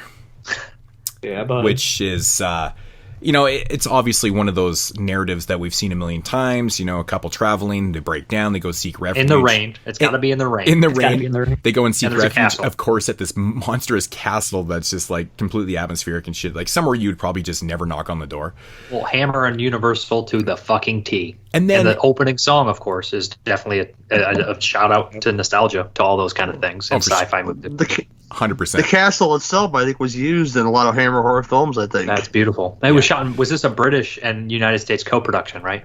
Yeah, I was thinking. I was thinking, man, because when they show the exterior shot of the castle, I was like, man, I think I've seen that before. So I probably have in lots of films. It's Dracula's castle and Frankenstein's castle. It's all their castles. Everybody's castle. It really is, right? Castle. But I just love it, man. They go to the door and they fucking knock on the door and Riff Raff opens up I mean, are you seriously going into this place if he answers the door? Like, no. Yeah, but they're like from the 50s. But that's part of the joke, like the No, I know, but like in reality, it's just so funny, right? It's like you would never ever step in that fucking place with a dude that looked like that. Well, like those guys from the 50s and stuff. Oh, sorry, Gary. The way he looks at them, he just says, "Yo, what?" And like, right? Yes, it's raining. Yes, yeah. His voice is priceless, man. It's great. Well, I love that it's like, it's making all those statements like the 50s stuff here, because even that song is like a big 50s like nostalgia piece, and Janet and Brad are definitely like characters from the 50s, all uptight and everything, and they're getting manipulated and stuff. And the sequel would go further with Denton being like manipulated and having that false like good-natured 50s kind of look Americana thing. But I like how they do that here. I think it's really wonderful. And the opening's my favorite song, the RKO one. Yeah, I think that's one of my. You know what I always thought. Like I'd never really thought of this because I've only ever seen the Rocky Horror Picture Show. Like, I think this may be my 4th time seeing it, and I never really thought of this before. But there's a scene where the couple is in the graveyard, Janet and Brad, and it just instantly reminded me of the opening scene from Night of the Living Dead.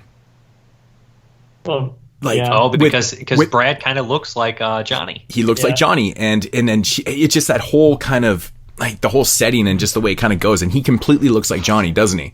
It doesn't really go into that neighborhood, but I'm like wondering if they just kind of, you know, took that opening scene a little bit and just kind of incorporate. I don't know. It was just something I'd noticed, but I thought that was very interesting because he completely does look like Johnny. Well aware of its past horror movies for sure. I mean, it lives on those tropes and it plays right into them. I think it's a shout out. I think it's honestly a shout out to Night of the Living Dead. I think so, possibly. Yeah. So I thought that was really cool. I was like, damn, I never noticed it before.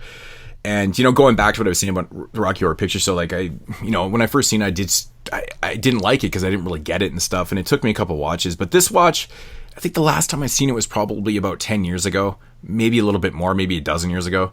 And I remember really liking it. And now this shit blew me away. It's really so fucking good. I'm so happy to hear you say that. It's really, really good, man. Like, I was enjoying, like, all the characters in this movie are so much fun. I love the guy in the fucking wheelchair where he pulls his leg up and he's fucking wearing the can't help himself. Oh my god, it's hilarious. They all getting taken over by like the sexual thing he put on. Like even Charles Gray, the narrator, starts dancing at points. Yeah, man, Charles. See, that was something I never even thought about even a dozen years ago. But Charles Gray, man, you know him being from like he plays Blofeld. He's also in a Hammer movie, The Devil Rides Out. Yeah, and Diamonds Are Forever is like one of my favorite Bond movies, and I'm like, that's fucking Blofeld. Nice. Right, he's actually in You Only Live Twice also, but yeah, he's a great actor. But that's cool that they got him to do that shit. He's awesome in that. Really, really good. He's one of my favorite parts too. Gary? Just so great. You never really got the answer on like how you feel about musicals. Sorry. No, man, I dig them. I grew up with them. You know, not you know, there's not many horror films, musicals obviously, but you know, old school song and dance men I've always enjoyed because my grandmother. I always mention to people, like we mentioned Westworld earlier, you know, the thing I recognize you brother the most from is from The King and I, because I've watched it so many times with my grandmother. But you know, Gene Kelly, you know, Danny Kaye, you know, stuff like that. I've always loved good song and dance men and musicals, and this mashup when it hits right, when they do it right, you know, they're really enjoyable. And this does it right. And although I do enjoy the sequel a little bit more. We'll get into that, I'm sure. I'm the same way. Man, I wish I'd seen it before so I could comment on it. But they grow on you though. Like the sequel grew on me. Like at first I was like, it's okay, and then I kept seeing it and hearing the songs, and like this one too. It's just like they just become embedded in your head and you love it. Yeah, it's a film that came out 25 years too early because the satire of what they're doing in that film, it's just it's way ahead of its time. So I recommend watching it. Very soon. Yeah, it's a catchy ass song. Have any of you guys seen this in the theaters? Is the real question. No. Oh man, that's a shame. I used to go every once in a while. I mean, like Jeremy mentioned, there's lots of spots in the Chicago area that you can go see it at. But there's those Rocky Horror snobs that I grew tired of. That knows like every line. Yeah, you had the newbie in the crowd that would get the cues wrong, and they fucking berate him for it. Like, they just shut the fuck up. You know? They can fuck off. I'll beat those nerds up. No, it's just like the fun when you used to be able to throw rice and shit, but now everybody's worried about fucking rats and shit, so you can't throw the rice anymore and all that other bullshit. But rats gotta eat too. It's just fun. It's just a fun time if you've never seen it before with the audience. Dude, the set design and the camera work, how it works with this movie, there's so much clever shit. Like when Brad and Janet walk up to the castle and it has a musical number and it goes through them, zooms in through them, zooms up at the fucking castle window, and you see Riff Raff singing in there, and it pulls out. I was like, holy fucking shit. Dude, they keep doing stuff like that too. Man, the camera work is incredible in this movie. I 100% the swimming pool is fucking incredible too. The bird eye view over the swimming pool and the bird eye view over the stage when they're dancing. Well, it's not really bird eye view, but I think it's the camera work during Time Warp when they're playing Time Warp, and it's kind of going everywhere around the room and shit. I'm like, man, dude, like that was really fucking fluent work. Like some of those shots, I was like, I'm not even 100% sure how they even got those shots without, you know, being as stable as it was and shit. It was really good. So much framing. These actors had to have so much framing. It's outrageous. Like even, like I said, again, another shot right in the very beginning, they prove how well they're going to do the framing and everything here and time everything. Like when the lightning strikes and they look over and they see all the bikes, like that was fucking amazing too. Like it's so well done. Like it's amazing.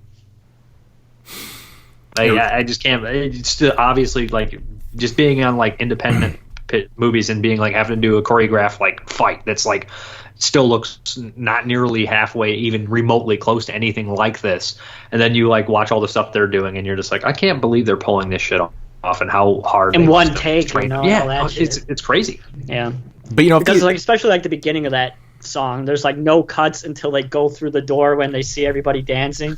That's just fucking like a minute without a cut. It's crazy. But I think if they were from the play and stuff, they were so used to doing this, man. Oh, yeah. And when you're doing live stage work, obviously, I mean, you can't. There's no room for fuck ups and shit, so they're pretty used to it. So that kind of help definitely filming the shit. So, but you can tell though, it's just so fucking fluent, man. It's so fluent, but everything makes sense now. What were you gonna say, Gary? Oh, I don't even recall now, but just interrupt me if I'm talking and you had no. I won't care. This is just keep it going, guys. I'm Who's sorry. your favorite character in the movie? My favorite character in the film, well, Brad, because Brad, and he doesn't do a whole lot in the movie as far as like being out there, but Barry Bostwick, his line delivery is something to behold because he's so fucking milquetoast. You know, we get to the point, you know, at the end of the time warp, and you just wait for he's so feeling so awkward. He's like, hey, any of you guys know how to Madison? You know, it's just a little shit like that, you know. When he fucks up, I'm sorry, go ahead. No, you go ahead. He fucks up Janet's name when he's introducing her. Janet Vice, he says, and you know that's something that's probably like ad lib that they kept in because you've watched Barry's other stuff. He's just talented. Met Barry before. Barry's a mountain of a man, and he's an amazing meat. And I love Barry's line delivery, and I love him at the end too when he gets in the water and he has like because he fights it the hardest about being like turned all sexually and stuff. He's fighting it the hardest, and at the end when he's in the water and he's overtaken and he's making that weird face under the water. Well, he was like that when he was in bed with Dr. Frankenfurter. You know, he's very sexually repressed. I think even towards Janet. Yeah, because he's liking it at first, and then all of a sudden he's like, no. They both do that. Yeah. Yeah, I just don't think he accepts his sexuality too much, which is interesting. Well, I mean, they're both repressed. They're like they're from the 50s. That's what their style is. You know what I mean? Mm-hmm. And so or maybe Frankenfurter just has a hold over him. You know, it's very sci-fi. It's very sci-fi. So maybe he's just kind of. He's definitely got a sexual hold over everyone. Exactly. He's even got the tools to do it. Yeah, that's exactly. I mean, the whole kind of core of the narrative is, you know, him creating basically a sex object in Rocky Horror, which is like that character is just beyond fucking hilarious to me. It's just like this dude in Speedos, big muscle guy, the whole fucking film just flexing. That's like his whole role. Man. And he's greasy, man. Oh my god. It's awesome. Tim Curry has the best facial expressions in this freaking movie. Yeah, especially the extreme close-ups. It's fucking awesome.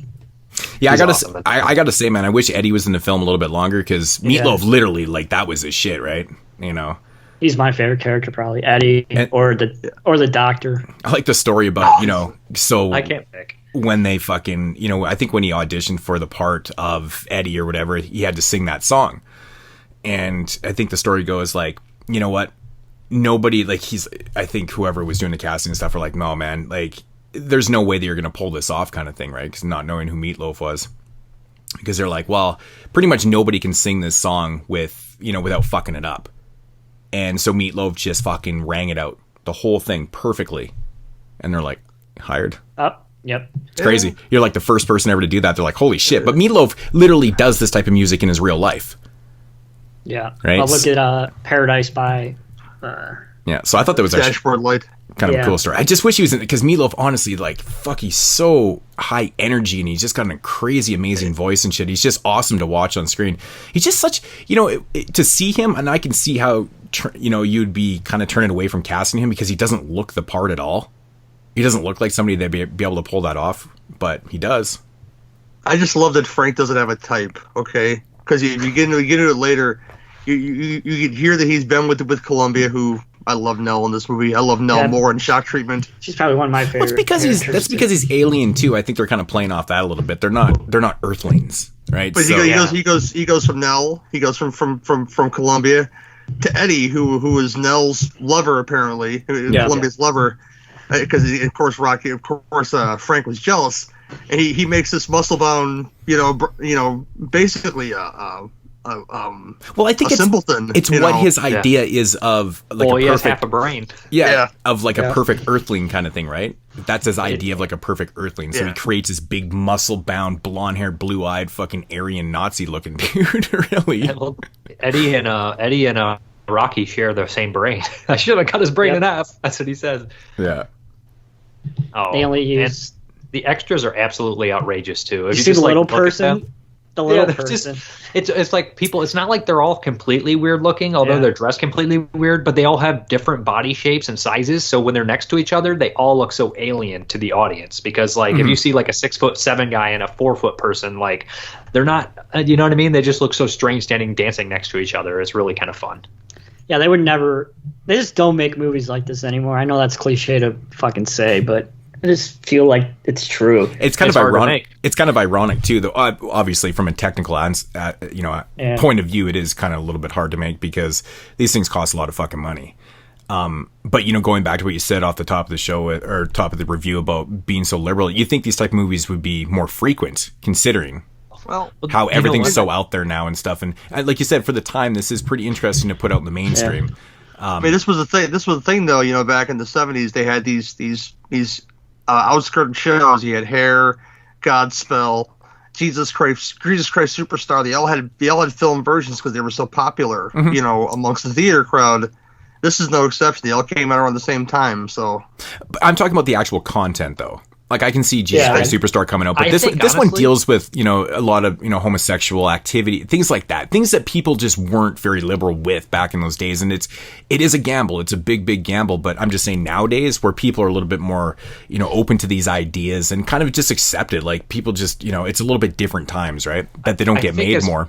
Progressive as this movie is, I think that nowadays a lot of people would consider this offensive. Because it was like, they consider the trans person's evil. They're also an alien, and but that's people. I honestly think people would be like, "This is #problematic," and then you'd be like, shut up. You can't please anybody anymore. It doesn't matter what you do; they'll find a problem with whatever you put out there. If you're trying to do a message, like legitimately trying to put a message out there, somebody will find some way to rip it apart. You're right. You're absolutely right. I don't think they would make this kind of movie anymore. Well, they could find a lot of bad shit in this. Well, they remade this for Fox a couple years ago. Oh, yeah. Absolute disaster, from what I've heard. They fucking neutered it, man, is what happened. They made it for network TV, so... Had no balls. I've seen so many movies without balls. Like that movie Becky. I don't want to use an example. It was a fine movie. It was, but it had no balls. Oh, with that fucking idiot Kevin James. He's not even that bad. I would like to see him do more. He's so not funny. I want him to go full nuts. Like I wanted Kevin James to go nuts. They didn't let him do shit. They held him back. They just need to make a movie like Red State. That's all they have to do. They gave it to that girl. She went from like 0 to sadist in like 5 seconds. You you like Red State, Dave? Yeah, I liked it a lot. Yeah, they just need directors need to make movies like that, different kind of movies. Yeah, but I just mean like Rocky Horror as like fun. It's so fun, but it has guts. Like they do shit that no one else would do, and it's not like just doing it just to do it. Like I don't know, it's a great movie. Like almost pun intended. Like it is balls to the wall though. It's just nuts. It's crazy. This movie too. Like when you watch it, and there's literally every scene is so good. There's like absolutely no bad scenes in this film. I find that just. With musicals, almost every musical I've ever seen, there's always like kind of lows in it and shit like that. This one just changes sets so frequently, costume, like all that type of shit. It's just so entertaining from top to bottom, man. But I think what sells it for me is that I really enjoyed the music. The characters are fun as hell. I love all the characters. They're really actually fun. But, characters like Riff Raff to Frankenfurter, they're just so different, right? And then you got like Susan and or fucking Janet and Brad, and they're like, kind of... they're kind of dorky, straight edge, kind of like you said, 50s characters and shit, but they're still fun too. They reuse people too. All the extras pop up earlier, and then they pop up later and stuff. There's like you see, like at the church when they get married, you see. Yeah. Even Little Nell's cool, man. Man, she's got a nice ass. Whew. Yeah. But I think the first half of the soundtrack is stronger than the second half of the soundtrack. I agree. But I still like all the songs. So after Eddie. Yeah, Sweet Patootie, everything starts to... It's not bad. Time Warp is my shit, though. I love Time Warp. It's so catchy. Yeah. And it's at a good time, like a good point in the film. It really sucks you in, like, literally, right? Yeah. So... Well, unfortunately, when you watch the theatrical version, they're missing a song that I think is one of the best songs that's not in the movie, that's in like extended versions of the movie, the superhero song. You get the tail end of like the piano. I think that's in the UK version. I think it's in the UK version, but it's a great song. Yeah. And yeah. I don't know if I've ever seen the UK version. I think I've watched the American version every time. I was reading this little interesting blip, the scene where, the dinner scene? Yeah. Uh-huh. With fucking Eddie's body underneath the table. Amazing. I thought that scene was really cool, and I was kind of reading this thing on it, and they were saying that they only let a couple people know that the body was underneath there, so when he rips the tablecloth off and exposes the dead body all mangled up in there, the reaction you got from, like, Janet and Brad, like, all those characters and shit was genuine. They didn't know it was there, right? I thought that was a fucking cool little blip on there. Yeah, so... If you look at Brad and Janet as a couple, though, you got mentioned, Brad, who Doctor, I forget the doctor's name, Charles Gray's character, he recommends the old values. I mean, he recommends like the 50s, whereas Janet is this very sexually repressed woman who represents like the like mid to late 60s woman who is fighting to get out, and she definitely gets out when she gets it in with Rocky. She's dressing his wounds and shit, and they get down and dirty inside that tank. God, I'm so glad JP isn't here. He would just be a fucking bomb kill with these kind of movies. I was already expecting it. He'd be like, why though? Why though? Yeah. The face that Janet makes when she says the line, and if anything grows, she just gives that little giggle out, and you're like, yeah. I'm down for that, I love when she says she doesn't like muscles, but then like she changes her mind in like a split second. I don't remember where it is, but I remember thinking it was pretty funny. She's like, oh, and then she immediately gets interested in Rocky. And dude, can anyone not get the way Tim Curry says of Rocky? He's like, Rocky, out of their head, how he says it. It's stuck in my freaking head. Everything Tim Curry does in this movie is amazing. I mean, after he sings and Rocky just makes that bicep for no reason, he goes, oh, He honestly should have won awards for this shit, man. His character is it's so good. So good. I mean, I love his vocals, man. He's a good singer, man. He pulling that shit off pretty well. Like, I just think he's so different from all his characters. Like you said, he's a very good character actor. Like, think from Pennywise to this to Clue. How fucking excellent is he in Clue or Legend? These are such different roles. Mm-hmm. When people ask me the role I've seen him the most in, and I have to be deep honest with you guys because my sister watched it constantly, but then I got into it because I love a good huckster. It's Annie. I've seen Annie many, many times because Rooster as a character is just a good shithead. A good heel with Carol Burnett and Burnett Peters. So I'm not sure if I've seen that. I know. I don't know if I've ever watched Annie. Just a good heel, man. I've never seen it either. Oh. Which year was that one? 70s, 80s, 90s? I want to say 80, 81, right around there. Okay. There's more than one Annie though, right?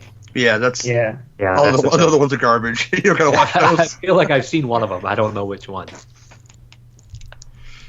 So going back to the favorite song thing, Jeremy, what was yours? Sweet Patootie. Yeah, I mean that's right. It's and Sweet Transvestite too. I like a lot.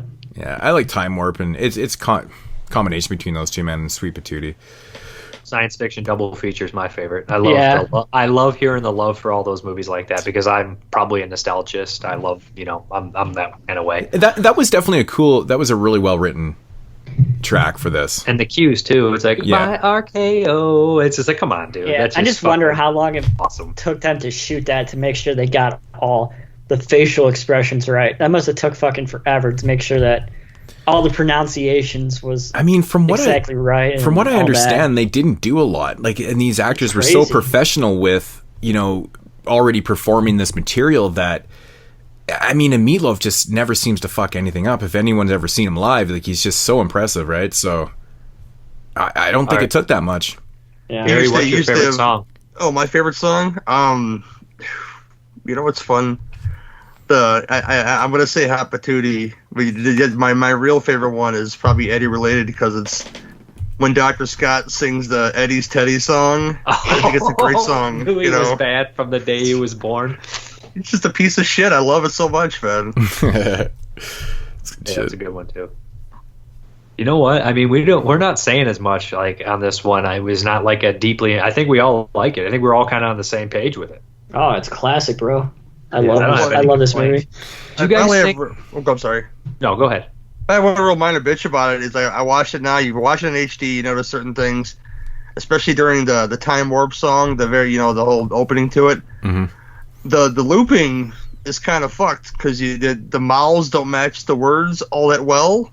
Like, it was pre-recorded, obviously, but if it was more done a little bit more professionally, and I'm not bitching about the film at all. Gotta love the film. Well, that just comes in after in post doing the ADR, and that fact would be the dubbing with the music, right? So I mean, it's honestly really hard to do. I've done it. I've done it before. Like, to dub actual dialogue is almost a little bit easier than it is to put in the music sometimes, because if you're off tempo a little bit, the whole thing's fucked. Right? So minor bitch. That's all. Do you guys think those extras that were dancing and everything like that? Now, do you think those were humans that were kind of manipulated by Frankfurter? Because I don't remember them leaving in the spaceship. Or do you think that they were actually aliens themselves? I think it's other people. Do we see who leaves in the spaceship? Doesn't the castle just fly away? I think they are. Yeah, but they're not there. They left. They showed up on bikes. I'm pretty sure that they're humans that have eventually... Kind of like Eddie. That's right. Yeah. Like Eddie, too. Yeah. They fell in with the wrong crowd, but they've been kind of warped. But now they're stuck there. Well, they're stuck there. They're not stuck because they leave and they come and go.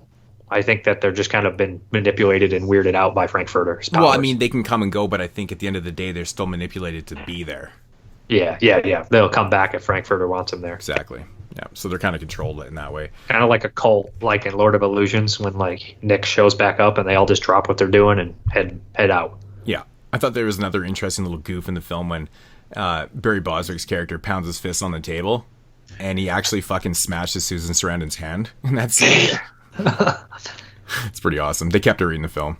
Awesome. Boswick is such a, like, you were talking about him earlier, man, and he pops up in any movies. He's always fucking hilarious. There's one he came out probably 8 years ago called Some Guy That Kills People, and he's like a police detective. He's fucking phenomenal in that.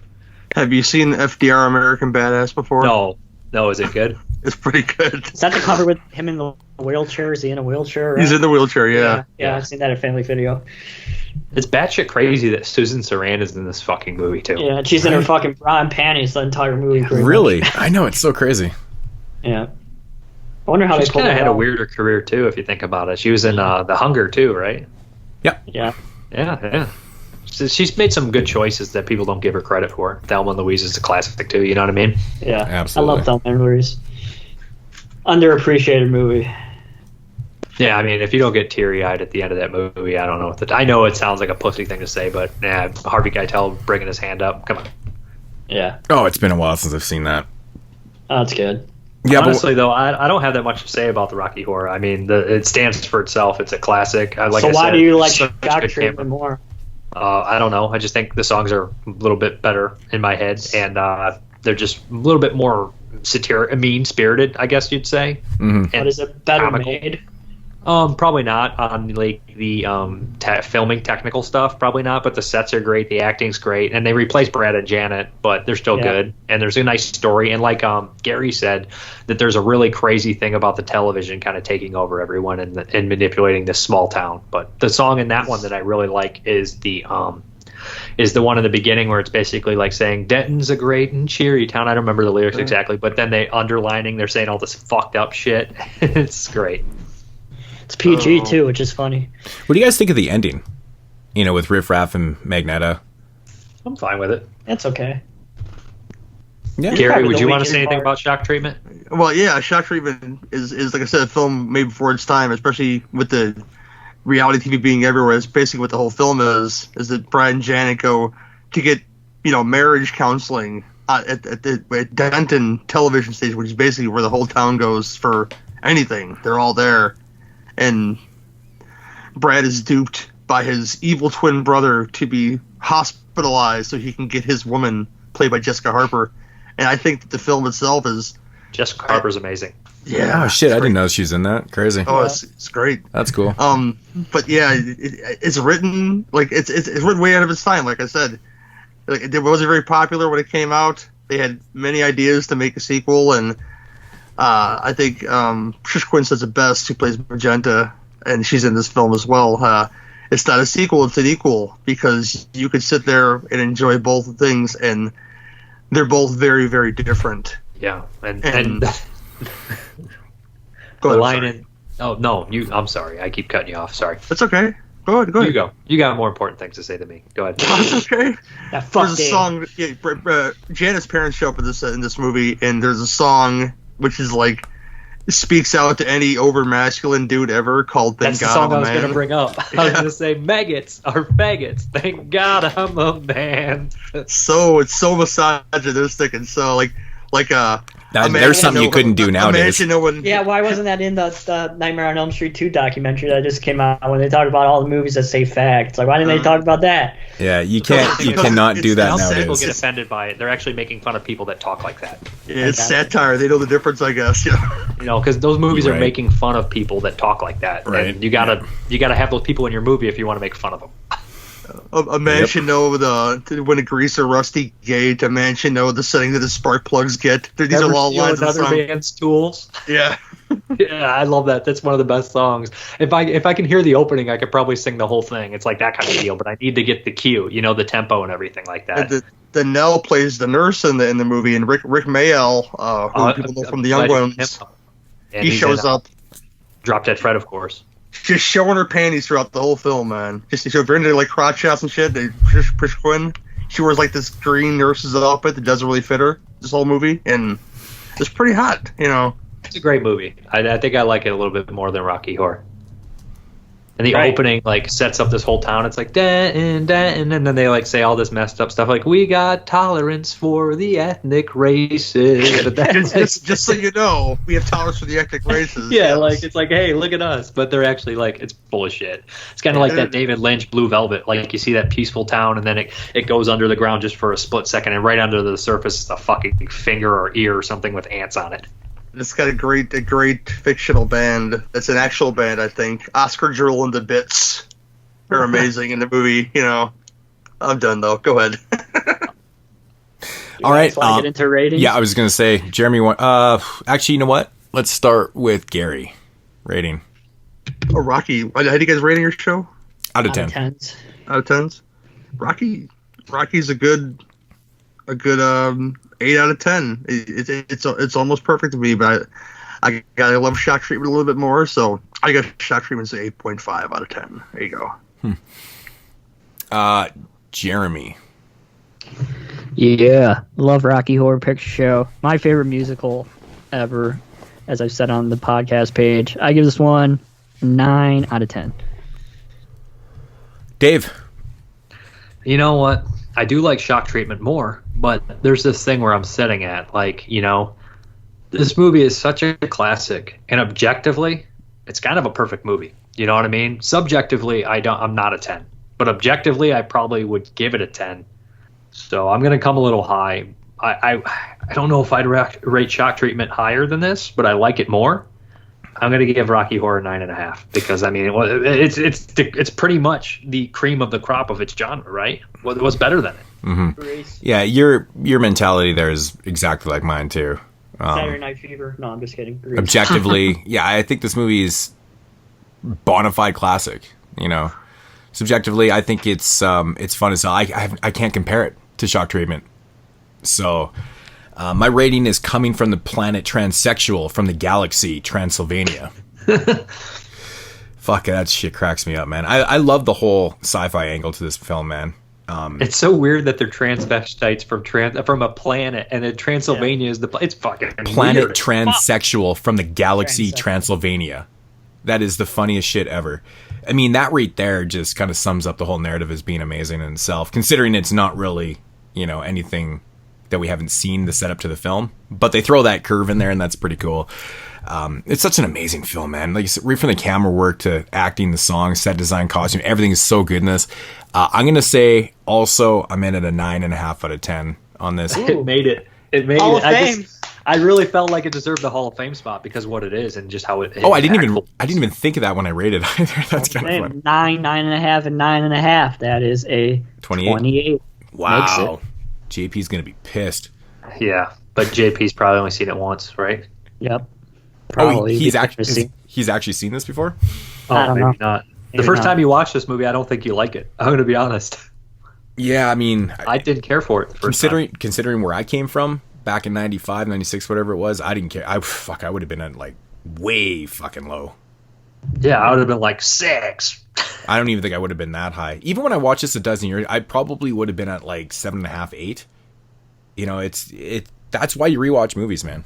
I tell you, rewatches are and good. Also play the soundtrack a couple times if you're cleaning the house, like that or Shock Treatment, and you'll be hooked on this movie. I do it when I walk sometimes. And this is the person I live with likes this movie, so they play the soundtrack, and I'd be like, this sucks. Turn on Shock Treatment. And then after a while, I'm like, no, this is fucking great. Awesome. All right, so that is the Rocky Horror Picture Show from 1975. In the cold winter of 1874, 6 men set out on a journey through the Colorado Rockies. They were looking for gold, but what they found was that they were completely lost. I want a thing about it now. Yeah. All right, so moving into the second movie of the night from 1993, Cannibal, the Musical. Directed by... That's my favorite song, by the way. I'm just gonna that say fucking it word, dude. Pedoncle. It's my favorite movie. My favorite song in the movie. It is so ridiculous. Like, where the fuck did he come up with that goddamn word? He must say that in the film like 20 fucking times, at least 30 times. Pedoncle. My heart is warm as a baked potato. It's like, Jesus Christ. Fucking Trey Parker, man. I mean, so this is written and directed by Trey Parker, of course, from South Park fame. If you're not familiar with South Park, this is, I think South Park came out in 97, so 3 or 4 years before they premiered South Park. Trauma, right? Like, this is like a legit trauma movie, right? I believe so. I think this was a production. Yep, you're right. And didn't they have some type of falling out too? No, I don't know. Maybe it was recent, but he's all over the special features. Yeah. They have that great PSA that would offend 9,000 people at least. Yeah, because this DVD came out, fuck, man, it must have been mid-2000s maybe. It's old. But there's this special edition that came out like 8 years ago that has like a whole disc of special features. They're all over it. I listened to some of that stuff. I have that, okay. Yeah. For some reason, I thought they had some kind of weird falling out, but you know what I like about when you watch this movie? Like, you totally see all the precursors to South Park. Oh, yeah, you hear Cartman a couple times. You do in the background. You can totally hear his voice in the background. The whole movie. And fucking, it's Matt Stone, like with his hat and his Jufro and stuff. It's like, it's literally Kyle. Like, he's the live action version of Kyle. It's so funny.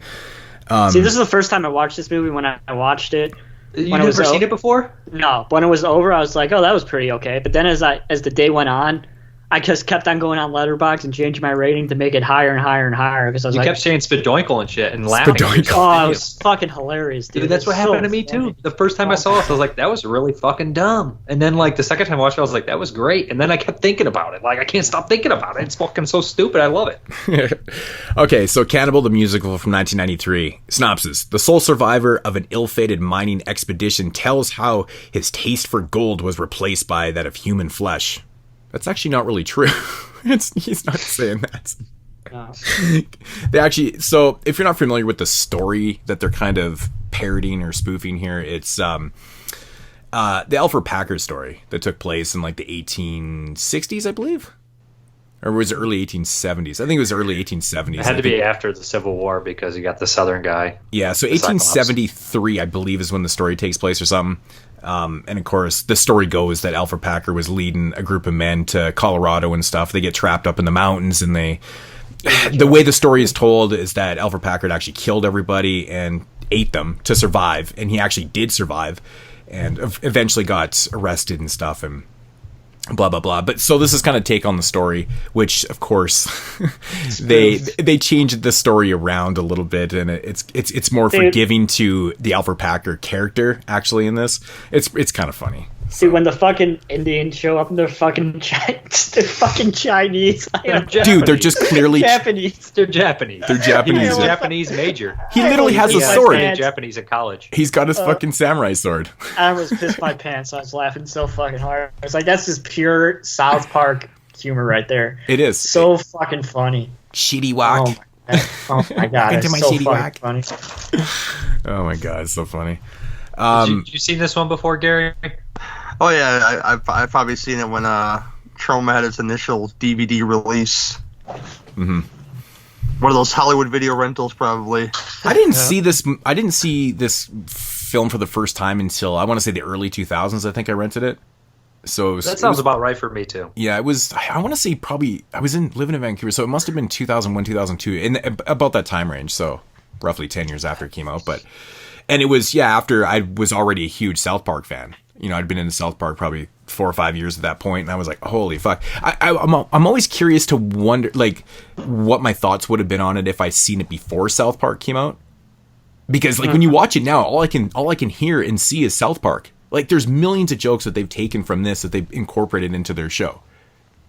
Right? Which is awesome that they don't forget where they came from, you know? Exactly. I just like that. It's just their humor style for sure. Yeah. Like, it's just a weird, like, like I said, like, there's so many people that try to do their guys' humor, like, but they're just not successful because they're not clever enough. Like, literally, Trey Parker and Matt Stone do the dumbest shit, but they're so clever about it, it's fucking hilarious. Like, come on, sorry, Dave. How could you not watch the sex scene in Team America and not fucking piss your pants laughing? Fucking like, hilarious. It's funny that you said piss your pants because there is a lot of pissing in that scene. That is probably one of the funniest scenes ever. It's just absolutely ridiculous. No, but like if you take like Trey, I think Trey Parker is so overlooked as like a genius comedian because like if you look at South Park, man, and if you just kind of take it for face value, you're like, oh fuck, this show is just full of dick and fart jokes. But the core of it, man, smart as fuck. I mean, to make episodes that like, you know, dig into the most political driven shit and stuff and just make them what they are.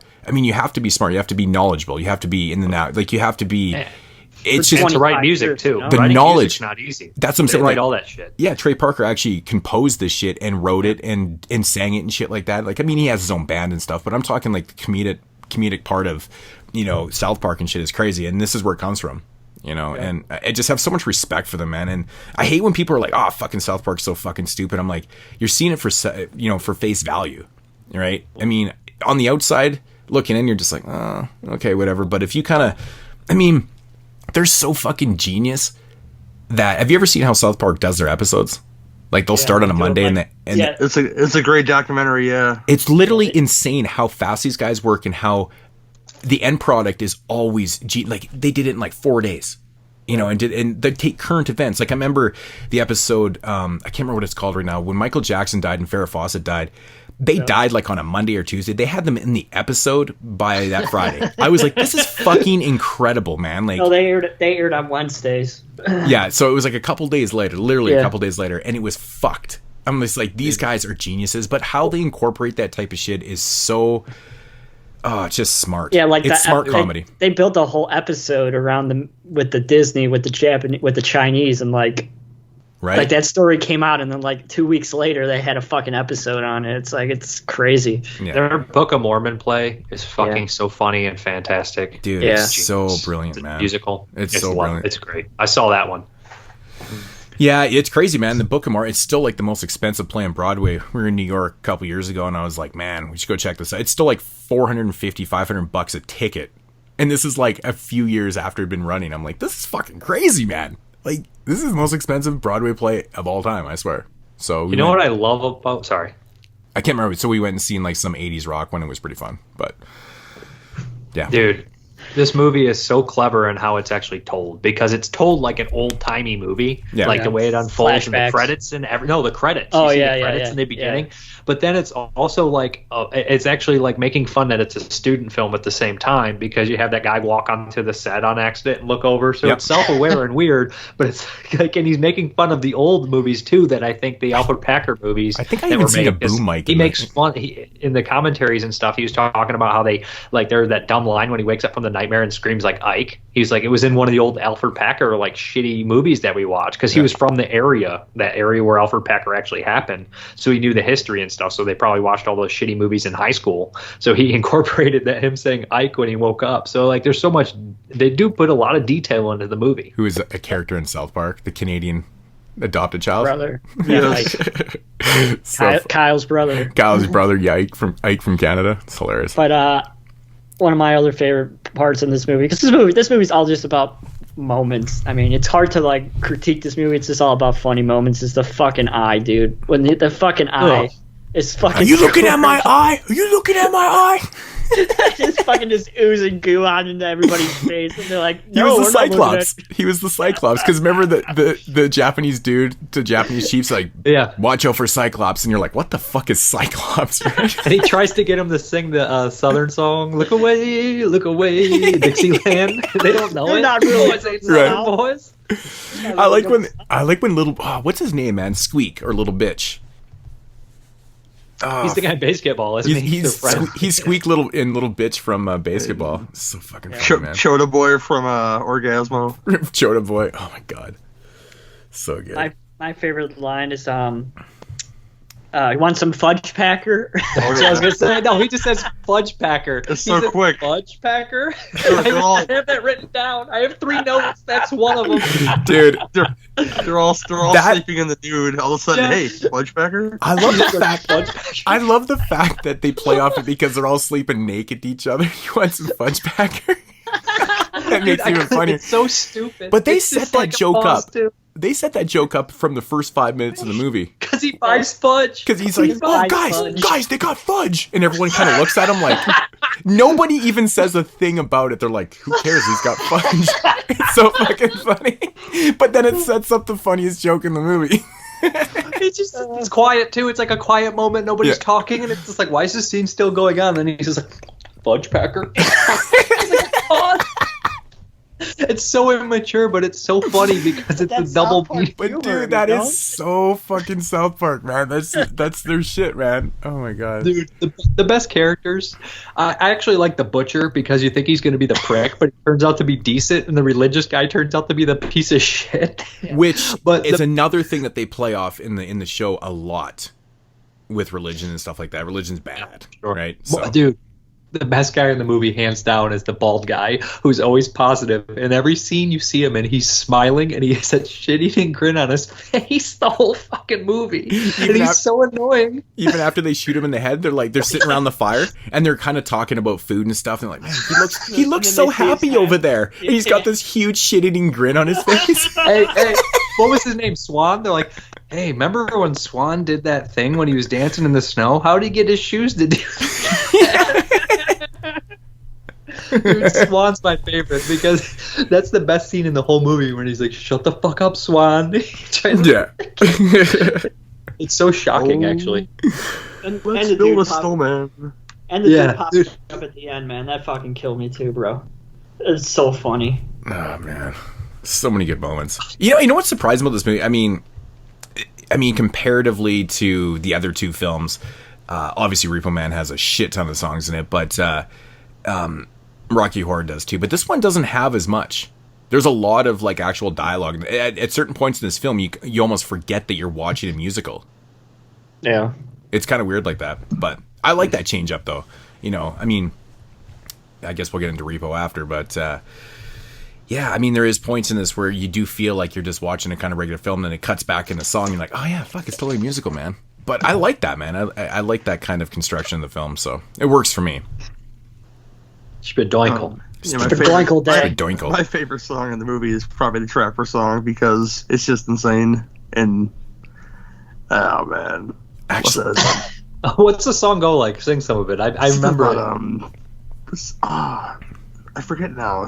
He mentions he has balls of thunder at some point in that song, though, for sure. And it's like the same reason why I like Gaston from Beauty and the Beast. It's like he's so overconfident, and these guys are so overconfident too. Like you don't know what it means to be a trapper. Like there are a bunch of amateurs out there, rank amateurs, and here comes these dudes with their fucking furry ass pelts running around. Dude, you know what? Trying to get my horse. You know what I like? The part when the dude's making the fucking snowman, and they're singing "Let's build a snowman."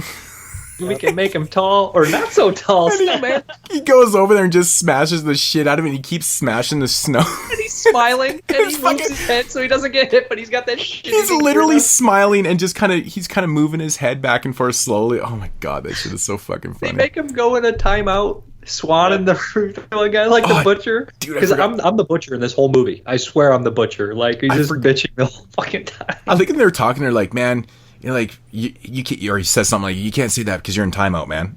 Like, what a fucking awesome. Turn around. You're in timeout, man. What a funny thing to put in a movie. Amazing. Dude, in the beginning, when the one guy's like, don't go, son. And then the other guy's like, you should go. Dude, you know what part gets me every time, man? Is when the fucking Japanese dude saves Packard from getting hung. And they start talking about, all of a sudden the horse is there. And then he realizes he doesn't need the horse anymore. He's like, you want the horse? He's like, okay. He pulls out the fucking, and it's off screen, but all you hear is this horse getting fucking hacked up by the samurai sword. I'm like, and they never acknowledge it. They never acknowledge it. I love that. I love that comedy. Well, that horse got him in the situation in the first place, so. Yeah. There's a whole musical number about how, when I was on top of you, talking about the horse, you know? Yeah.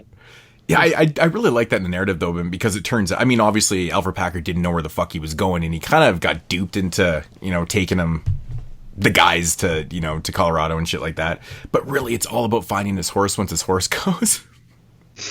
This is such a stupid thing, man. That's all about the movies. Yeah. I love the bickering, like I said. And that one dude's like, you gotta stay positive. Like, I can't get over that his whole, demise and his whole setup to get killed. The snowman guy, like, it just cracks me the fuck up. And I also like the butcher too, because he's always constantly complaining, and like he'd be like any other normal person in that situation. You'd be like, why am I with these idiots right now? I like how the butcher doesn't want to hack up the body at first either. He goes straight for the ass. He's like, I don't want butt. He wouldn't eat his shoes. Listen to how clever this is. That he points it out. He wouldn't eat his shoes because the feet were in it. Yeah. But then you cut back later, and Matt Stone is just eating a foot. Yeah, and it's not even cooked. He wouldn't even eat the fucking shoes because the foot's in it, but he'll eat the foot. Didn't even cook I don't it. want butt. He's just eating his fucking foot. Oh my god! I know, that's such a clever joke. I don't want butt. One of the great trailer, not butt. One of the great trailer moments is when they're eating the body for the first time on the campfire, and fucking Packer just blows chunks. He's like, I think he's chewing on the foot, isn't he? I think he's eating, and then the other guy's chewing on the foot. It's like, oh, gross, Packer, just because he threw up, but therefore he yeah, you're right. Oh man, that movie, it's fucking so stupid. It's so funny though. Like, what's the song they sing when they want everything? Like, they're all excited to like get everything they want, and then like they try to sing it later. That's all I'm asking for. Yeah, it's all I'm asking for, and then they like sing it later, and they're all fucking half dead. Hey man, what do you want? I want a store. Yeah. I want to open my own church. Dude, I think one of the funniest conversations in the movie is the fucking, when they're talking about the musical notes, like A minors and shit. That shit was funny as fuck to me, man. Just ridiculous. Feels like an add-in scene, like you really don't need that shit, but it's just funny. What about the stupid scene where they're chasing Packer through the bar and they just keep running through the bar, looping it, and just running through again? Right. Oh boy. Man.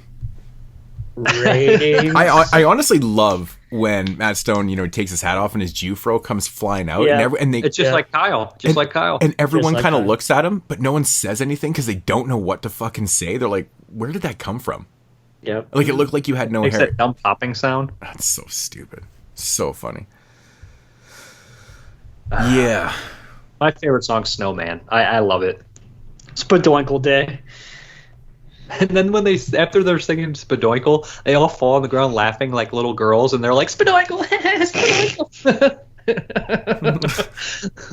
Spadoinkle. It's just like such a weird word they made up for the movie. Yep. I know, right? Spadoinks. Did they ever drop that in the show? I don't think so. Yeah. They did in the early seasons. They did like at the end of the show where they show like their logo, their production logo. Yeah. You would hear like an instrumental version of it over that. And this is before I knew what the fuck this movie was. When you're watching South Park and like, not there it is. See. Yeah, that's funny. I just remember like the early DVD releases of South Park where they would have the intros with them in front of the fireplace, and they were just absolutely fucking ridiculous, but they're so funny. It's funny guys.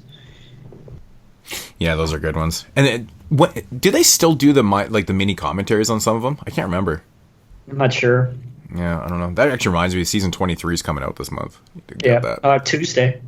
Oh, yeah, it is Tuesday. Holy shit, yeah, that's right. It's already fucking like the 20th today, or 19th. Holy shit. I do wish that They do show the opening where they like show the prosecutor saying how they were killed, but I wish that because they show Swan die, but they don't really show how the other ones get killed, and I wish they would have kind of showed that. I know that's my biggest complaint with this movie, the scene where he takes off and he comes back and fucking everyone's like hacked up and done and shit. That's supposedly what Packer said happened though, so I get that. They could have still showed it. Exactly. Exactly my point. Because I mean, this movie at the core of it doesn't feel like a horror film at all. Right? There's really nothing horror about it at all. So I mean, that one scene. Yeah, exactly. I mean, you could have shown that though. That was kind of my biggest complaint with it too. I just don't think they had the money. Probably not. I like the way it started, where they give like the court's version of what happened, but in video form of Packer just murdering everybody. Yeah. And he's there, and he's like, "That's not what happened." His dad was Trey Parker's dad was the judge. Oh, really? Yeah. I didn't even know that. Yeah, I think I like When I Was on Top of You. The song about the horse is pretty funny. Yeah. It's just got that double meaning. It's kind of funny. They also reuse it with the girl at the end, right? The journalist. Yeah. Yep. Yes, they do. It's like he did use musicals like how they would use them. I think like he understood the structure of them perfectly, so it helped him. Well, yeah, I mean, having the musical background and stuff, right? Yeah.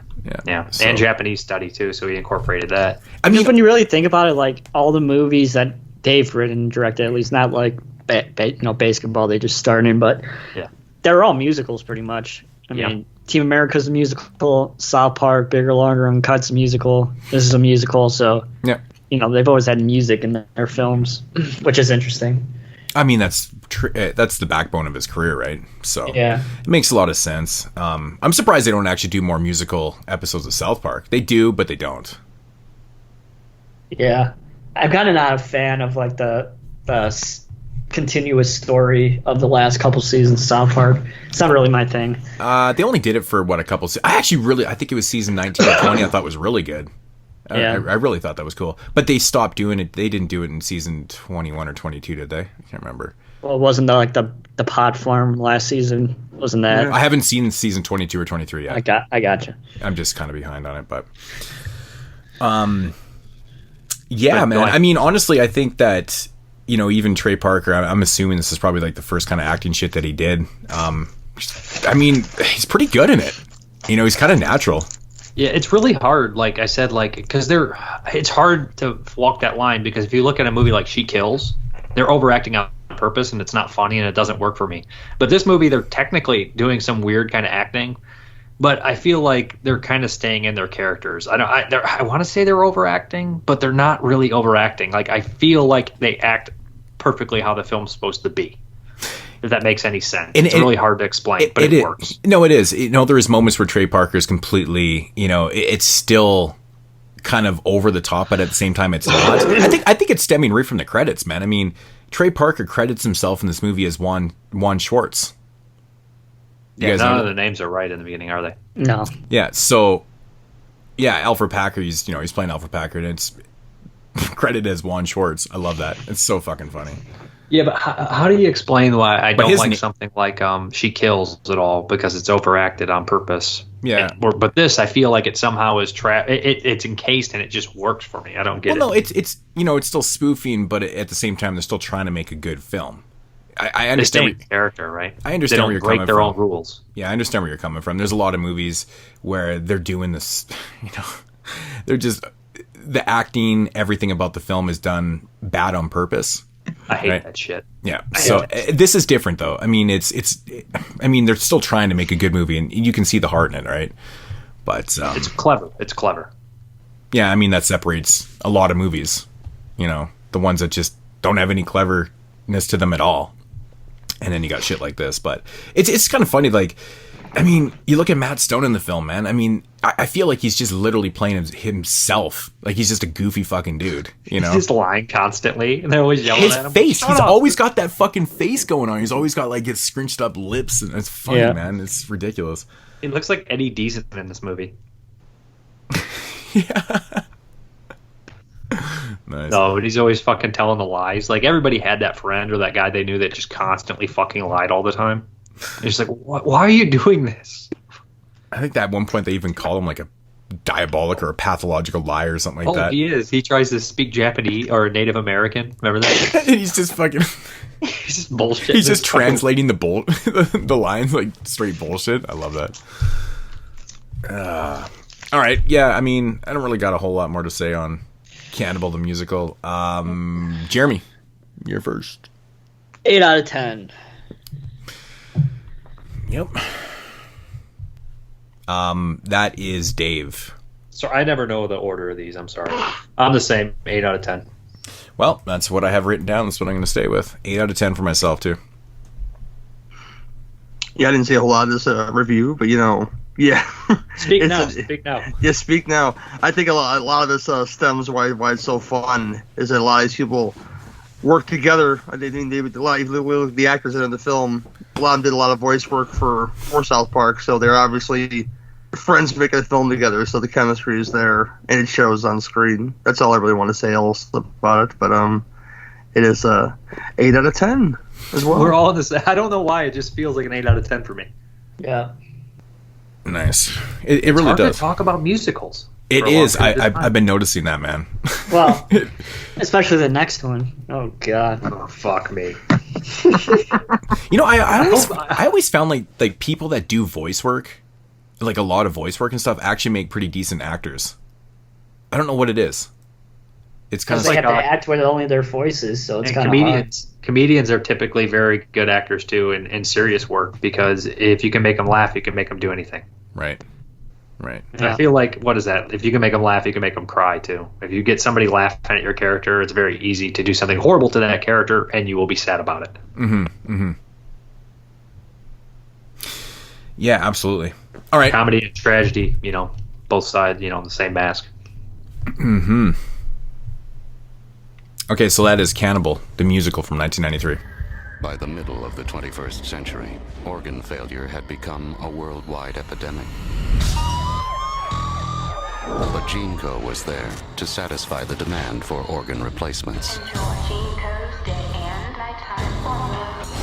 The problem is, if you miss a payment, GeneCo sends out the repo man.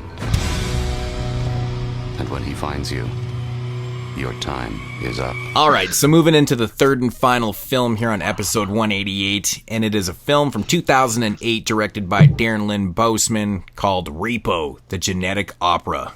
Of course, Darren Lynn Bousman is responsible for directing Saw 2, 3, 4, Mother's Day, shit like that. Abattoir I thought was okay. He's done some decent work. Viral. Okay. He actually did an episode of Fear Itself too. That's kind of crazy. What was that, Gary? Did you say another one? Viral? Spiral. Which is Saw movie. Yeah. Saw 9. He did a segment in Tales of Halloween, which I really enjoyed. I like that anthology. Which one did he do? The Night Billy Raised Hell. That one's okay. That's basically the Satan's Little Helper short version. Yep. Essentially. Okay. Who Gary liked by Jeff Lieberman. So this is another adaptation of a stage show. Actually, I think he actually wrote this too. Possibly, I don't know. But anyways, Repo, the Genetic Opera, has a crazy casting, man. It's got actually there's some faces in this film that it's just so shocking to see in a musical. First up, Paul Savino, who plays Roddy Largo. He's like the head of like the GeneCo in this film. It's crazy to see him in a musical because I can only ever see him in like gangster shit and stuff and like really serious roles and shit. It's really strange. What about Schiller and the stuff? Oh God, Schiller is so fucking bad. He's in The Brinks Job. He's kind of comical in that. He's really fun in that movie, but it's a gangster movie. No, I know. I'm just saying, but when you think of Paul Savino, you think you think gangster films. Right? He is a little bit more versatile than people would give credit for, but it's kind of strange seeing him in this fucking movie. Yeah, I mean, okay, this cast is bizarre, man. You got fucking Paris Hilton in here who plays Amber Sweet. Bill Moseley, which I don't know, I just can't picture Bill Moseley except for this film singing, and it's very, very strange. Well, no one can sing in this movie anyway, so I guess it's they all sing in very monotone voices, and we're gonna sing a song with shitty lyrics that fucking sucks that I want to shoot myself. and I would bet you JP likes this movie because he has no taste, and he would really like this movie because it's called the Genetic Opera, and we don't have the budget, so we have to have a cartoon background instead of having actual acting because we can't afford it. There you go. That's what the songs are. And basically, that's pretty much not what the songs sound. That's pretty much what the songs don't sound like. They're literally the worst fucking lyrics ever. Surgery. Somebody come get surgery. I like shit. Watch me walk down this street. Surgery. Dude, the fucking bad, the man. grave robber is fucking awesome in this, man. He is awesome. Embarrassing. His flow is fucking awesome, man. I would have been jacked recording that shit in the studio, man. That's awesome. That flows. I would be embarrassed for you then. I hate angsty, man. I can't. It's angsty. It's angsty and it's embarrassing, and I can't stand it. I know that's the characters are teenage and they're angsty. I just can't take it. It's embarrassing. Because they're it makes fucking, me cringe. Like it's involuntary. Brats. I'm not doing it on purpose. I can't help it. Like right. I'm just like gagging. Here's I synopsis. thought it sucked too. A worldwide epidemic encourages a biotech company to launch an organ financing program similar in nature to a standard car loan. The repossession clause is a killer, however. So, I mean, that pretty much sums it up. It's about this corporation called GeneCo who essentially gives out, surgeries and stuff. What has happened is there's this pandemic that has crossed the whole face of the earth, and there's been organ failures around the whole world and stuff, and they offer these surgeries up, but if you can't pay, they come and take your organs. Yes, it is a musical, of course. Yeah. And it is like, it's one of those musicals too that there's like literally no dialogue in this entire movie. Unlike the other ones where there's a little bit of dialogue, a lot more in Cannibal the Musical. This one is solely told through song. Like, I don't even like that in Les Mis. I love the play Les Mis, but I hate it in the movie version. Yeah. Like, I can't stand it. To me, it's just nonstop. It's nonstop. See, the thing I like about this film, I actually like the music. I actually like the industrial. I don't care, Jeremy, what you fucking say, like at all. I'm just saying, I actually really I want to hear him. I really enjoy the industrial music. I think it goes great with the kind of sadistic narrative of the film. So the music to me is fine. Yes, I think some of the vocals, I don't think Bill Moseley is very good in this at all, but I think there is a lot of things that work. I think Paris Hilton's vocals are fine in this. And actually, I liked the story. And I didn't see the twist coming because I couldn't remember this movie for the fucking life of me because I seen it when it came out. And, it's got this whole kind of narrative with, this doctor and his daughter and stuff, and his wife had died and stuff, and there's kind of like this intertwining kind of narrative thing going on and stuff, and it leads into this twist at the end, which I think is pretty cool and stuff. But I think what drives it for me, I actually like the visuals. I like the visuals a lot. I like the comic, transitions and things like that, and how they kind of tell. Green screen. Yeah, doesn't matter. It doesn't look that bad to me. It doesn't look that bad to me at all. I think I like the comic book, story, where they tell the backstories of each character and stuff. I think that's kind of cool because everything happens about 17 years before, and it goes into all the characters individual, and at least it sets up all the characters, and the story, the actual narrative properly. I mean, I can see how you can drift in and out of this because if you're not fully engulfed in the music, I mean, you might be losing the narrative a lot because, they're literally telling it to you in song.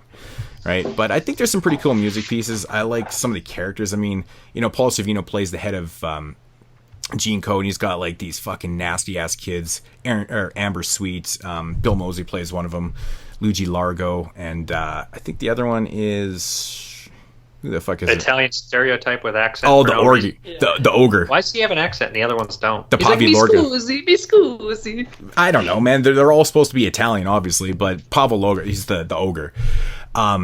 So I mean, some of the characters are interesting to look at and stuff. I honestly really was. I was buying into this right from the start because, like I said, it's all about music to me, and I thought it was kind of interesting that there was no dialogue. It was solely done like that, so it made me pay attention. And like I said, I mean, the visuals and stuff were pretty good. I think the gore was a little bit lacking in this. I think there's potential missed here, considering what the narrative is. If you're going to go and repossess organs and shit, I mean, there is moments of gore and stuff, but I don't think the gore scenes are all overly that great. But I think they kind of missed the boat on that a little bit. Why is there only one Repo Man though? I don't know. I mean, honestly, because of what the narrative goes to with him and stuff. So they it kind of have the money. But it makes sense. So because he's working for him for a reason. Blah blah blah. I mean, I don't want to give the whole thing away unless people want to check it out and stuff. But there is they act like there's hundreds, but they don't show anything else but the one, and they never ever expand anywhere in the movie. Well, I think what it is, though, is that this is actually meant to be the middle part of a trilogy. There's a story before this, and there's a story after this. So I'm thinking maybe that plays into it a little bit. Maybe you're going to get a little bit more if they ever decide to do, which I doubt they're going to, considering this movie it's like apparently... the movie Muck, which is like the worst movie ever made. So I think this movie absolutely bombed at the box office, so I doubt you're going to see part 1 and part 3. Becoming a cult classic. But I think that's why this... I think that's why this movie is a little bit kind of not misunderstood, but maybe just kind of not enjoyed as much as it probably could be, because the story does seem... whatever. I mean, you have questions about the Repo Man, but I think you might get those in the other parts too. Who knows? But... yeah, I mean, I get it, though, because they're following that storyline completely. Yeah, I really hate the music, though. And that's, I can't stand the music. I can't stand how it's sung, and I can't stand, like, the over melodramatic stuff. It's just cringy and cheesy, and none of it flows, and I don't like any of the characters or anything about it, to be honest. Like, I don't like it at all. And I'm done on talking, but I See, that's fair. That's fair. I think honestly the biggest problem, besides the missed opportunities with gore, like I said, with the narrative and stuff. I don't need gore in a film, but given this narrative, it would have been nice to see kind of a gore fest. Is the anticlimactic ending? It gets really sappy at the end. I think the ending is actually my biggest problem with this. But again, when it comes to musicals, if you're not enjoying the music, you have a big fucking problem here. Right? You're probably not going to enjoy anything. And again, I get it why people wouldn't like the visuals. I actually really enjoy that because it takes place in this dystopian kind of world that, it's in the future. It's like 2050s or something like that. So it's taking place in the future, dystopian, where everyone is like stuck on drugs, and it kind of has that kind of real downbeat, dark kind of, visual to it. And I get it. Yeah, but they bring up that stuff. They bring up the illegal drug stuff that they take out of dead people's noses, but it never really goes anywhere. I mean, you see the grave robber like once or twice. Addicted to it. Yeah, but it doesn't really. Well, it's not supposed to though either, Jeremy. It's not really supposed to go. Introduce it to the story. Well, because you're giving some more elements to what they're living in. Right? That's all they're doing. They're just kind of giving you, this is what the streets is like. This is what the most of the world is like. I mean, these people are out here doing tricks. They're living off these drugs and stuff. But the main story is about the father and daughter. It's basically it's kind of like not a love story, but it's a story about a father and daughter, essentially what this is. But the concept is very good. The idea that they can go in there and show all the people being addicted to plastic surgery and changing who you are, and a company controlling everyone. Which I think there's a lot of commentary. Like I said, I hate the execution. Like I'm curious what Gary has to say about this. But there's a lot of commentary in that too, because I mean that's what was going on at the time when this was made too, and it was just becoming a huge fucking thing. I mean, look how many actresses and actors and shit fucked up their shit. Like Courtney Cox with her goddamn fucking blown up shitty ass lips and bad haircuts and shit. Tara Reid. Like everybody just started fucking themselves up. I mean, there is commentary there, but I mean, I get it. I completely understand. Like I was thinking about this last night too. And I'm like, I know Jeremy's going to hate this movie because of the music. And that was the first thing. I thought maybe you might like this, Dave. I have no idea about Gary, but I knew Jeremy would hate this because of the music. And I don't know. That's something that drew me in because I like that kind of, there was at times, especially when the grave robber was singing, it kind of reminded me of Rammstein a little bit because it has an industrial feel, just kind of that rolling lyrics and shit. But the flow is good for me, man. It was actually kind of making me laugh a little bit. But all right, Gary. Yeah, this is like the first time I watched this all the way through. I mean, I've seen bits and pieces of it over the years, and I never was entirely interested in it in a way because it's not my kind of music as far as like the industrial goes and all that stuff, and so it's just a big old mess to me. But it's not mine either. But it's not mine either. But I fucking really I think it works perfectly for what it is. Yeah, I mean, I watched this time around, and first big stand-up performance I gotta mention is Anthony Head, who's again Buffy connection. That's where I know him from, but I know he's a musical artist as well, so he can carry a tune, and it really shows in this film. We got a bunch of non-music people in this film who can't carry a tune. You have the Repo Man who's out there just carrying this film, in my opinion. I mean, Paul Sorvino's in there, and he's good at alliteration too. Because if you've watched the Romeo and Juliet movie, I forget who directed the film. Same guy that made Moulin Rouge and stuff like that. With Leonardo. Yeah, with Leonardo. And he's really good Leguizamo. really good alliteration in that movie. And so I expected some good stuff out of Paul Sorvino, and I think I got it. And so there's that. Almost a little bit of opera in there. You know, the way his vocals are, right? Yeah. He's got that Italian type of, it's definitely showing through. I bet he's an opera fan. Probably. He's a guinea, you know. My Noni's favorite was Pavarotti, their favorite singer of all time. So I'd imagine, you know, his is a similar taste, being Sicilian or whatnot, you know. I'm not going to go into my heritage, but that's what my grandmother was. She was 100% Sicilian, so she loved that kind of thing. Mm-hmm. But the blood and guts was really good. I really love when our repo man was expelling the organs, just pulling them out one by one. That was really nicely filmed. Just needed more of it. Just needed more of it, though. Oh, I know. Right. One thing I like about Darren Lynn Bousman's, filming style is it's like he takes the blood and guts and he puts some Vaseline over the lens and he films it that way. He just doesn't care. There's a lot of stuff that even out of focus at points in this movie. Well, I think that's done purposely, though, to be honest. But I don't like it though. Okay. Yeah. I mean, I don't think like it was style either. Yeah, I think it's a product of its time a little bit with that too. I think that was becoming popular at a certain time, like shooting things out of focus, getting all artsy and stuff like that. Not only that, it was like.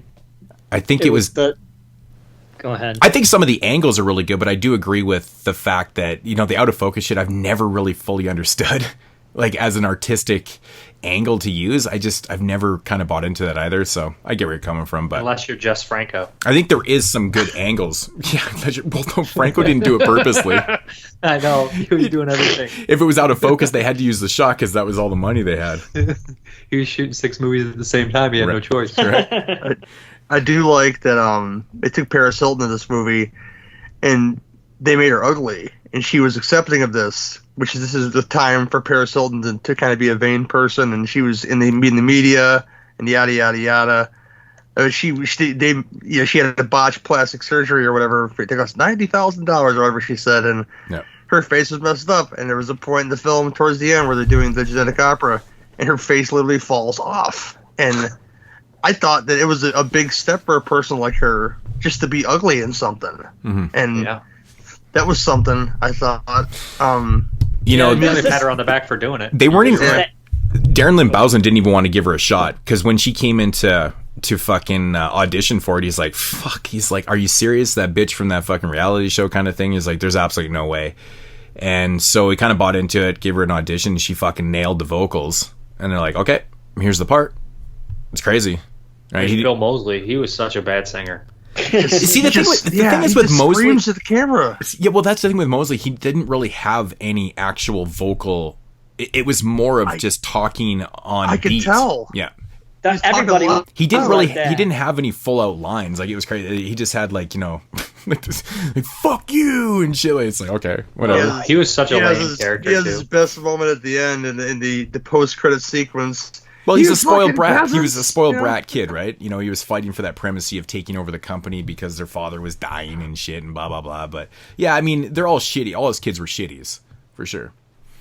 The tragedy works real well with the Repo Man and the daughter. And her not knowing who he is. And then she gets the reveal, because it's almost like Paul Sorvino, I forget the character's name, was Ronnie holding... Largo. Yeah, he was holding this thing over his head to make him work for him, but he did like it, obviously. There's certain scenes where you can tell he downright loved it. But to be this collector of organs because he had this thing hanging over his head that he was the cause of his wife's death. Mm-hmm. Spoiler, but still, I'm sure folks have seen this movie already. How dare you, Gary? I'm sorry. And the reveal to the daughter and yada yada yada. Yeah, it's a big thing. So it ends pretty tragically, and I like that ending to the Repo Man. It almost gave him the character a lot more heart than he already had. So, well, as it plays out like a stage show and stuff. I mean, don't a lot of these things end in tragedy and stuff? That's why I kind of dug the twist. I didn't really see it coming, but it kind of made sense, and it's almost it's very traumatic too. It's like, holy shit, dude! Like, that's fucked up. In the 4-hour cut, it's dragged out a lot more. Well, check out the 4-hour. I don't think I'd watch a 4-hour musical. Anyways, I don't think there's any plausible way I could sit through a 4-hour musical, man. I'm dead serious. When you see him in like Broadway and stuff, like Les Mis is like 4 hours long, but it's great. I would never go to the Les Mis. Like, I just couldn't do it, man. Well, The Mez is actually really good. Like the movie, I don't like even the movie, and they have the same style of singing, except Anne Hathaway's moment is fucking fantastic. But I mean, I'd go see a 4-hour concert, but I don't know about a music. I think it would drive me nuts. But yeah, I honestly, dude, I think the way this one runs just over 90 minutes. I think the run time is a little bit long, actually. I think it even could have been cut down a little bit. I think there's a couple parts it does drag a little bit. But with that said, I mean, at least it's not the 4-hour, 150-minute cut or whatever the fuck. Has anyone seen the short version? No. What, the rating version? Ratings? No, there's a short version. It's a short version of this, isn't there? With Michael Rooker? Yeah, 10 minutes longer. So Darren Lynn Boysen. Yeah, he did a short of this a couple years before he did the full length. And it's not a musical? I'm not sure. Never seen it. I know that he did it, though. That was kind of the precursor to this. I'd rather watch that. But, yeah, it is 2056 it takes place in. I feel like if you saw this movie when it came out, I think you'd have more appreciation and be accepting of it. But since I saw it for the first time in 2020 and it's dated so poorly and it's just such a product of its time and it's just... The thing is, though, Dave... It is a product of the time because 2009 was like... It was the emo years, you know, it was when... A couple years after the emo years, you know, like it was like 2007. The emo lifestyle was hot and heavy. So I could get what Dave is saying if you watch this movie back during that time and had that kind of mindset. If I you could were have some love for it. I mean, I did like watch it. I did watch it when it came out, and honestly, I just remembered it being a musical. You know, I didn't really remember much from it, and I don't know. I guess going into this, I don't know. I didn't really know what to expect again, and it just kind of did it for me. I mean, like I said, you know, when it comes to musicals, you don't like the music. I don't know how there's any plausible way you could ever like the movie because it's all about the music. You mentioned cutting stuff back. I know it's like your favorite thing in the movie, but I could have done without all the scenes with the Gravedigger. All of them. The Gravedigger was embarrassing. The Gravedigger is actually my favorite part of the movie, man. But he doesn't contribute to anything. Well, he's supposed to be like a narrator.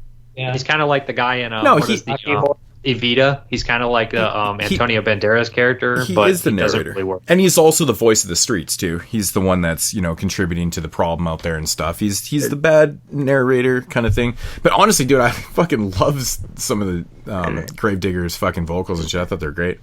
Yeah, I don't know how many musicals you watch, That's a great but, you know, musical. But the problem I have with this one is the same problem I have with like Jesus Christ Superstar, which people, you know, praise, and they should. It's a great musical. I've never seen it. But well, it's much like this film, to where it's all music and there is no dialogue. Yeah. So it gets to be kind of exhausting. Not so much grating, but like exhausting because it just keeps going. I get that. I thought it was kind of interesting setup the way we had for this show because, you know, Rocky Horror kind of is in between, right? I mean, there is a little bit of dialogue in it, but there is a lot of songs, right? Mm-hmm. And then I feel like Cannibal the Musical is definitely like there's almost more dialogue in the movie than there is songs, and then this one is just no dialogue, right? So we got 3 different types of musicals here, which I thought was kind of cool. And 3 different times too, I think, and 3 different styles, like everything. These are so different in all technical aspects, and it's crazy. Yeah. Like actively, like I have a physical repulsion to the music in Repo, like the way it's sung, and it's so embarrassing. Like I'm like, oh god, it's like watching a cringe video. Like, do you ever watch those like little emo kids, like I'm the darkness, like while watching with their tongue rings? I don't know. I guess I just get it. Like I get repulsed. I have trouble watching. I guess I just get it because like I really have that musical background. I mean, I get what they're trying to do with it and stuff. I mean. If you had to change, it's not. It's very Eastern industrial influence and stuff. Yeah. It's very heavily. It's not like emo music. No, it's not emo. I feel like the movie thinks it's deep, but it's just stupid. Like, I can't stand teenage angst, man, unless it's being parodied like Heathers or Beetlejuice, and I think it's genius. This one, I don't get it. I don't buy into the teenage angst and stuff. I mean, I think there's it's a tragedy. You know, I mean, like I said, I mean, the third act is a little bit sloppy. I mean, it's a little bit long-winded and kind of cheesy and shit, but I get it, but I think the narrative twist works for it, though. But that's just me. She's hot. She's like 17 in this. No, she's not, is she? Yeah, she's a kid. She can't leave the house. She's still good looking. Well, she'd be better. I find women are their hottest between the 30s and in their Seen 30s. her in Machete Kills, Dave? Holy mackerel! No, She's not wearing much. Sucks. She's not wearing much in that movie. Oh, holy mackerel! So I could say with that one. I gave Machete Kills 5 minutes. Why? Why do you hate Machete Kills? Because if they don't care, why should I? Did you like Machete? Yeah, it's fine. Yeah. Machete Kills. Machete Kills is definitely like 9 steps down from Machete. Yeah. For sure.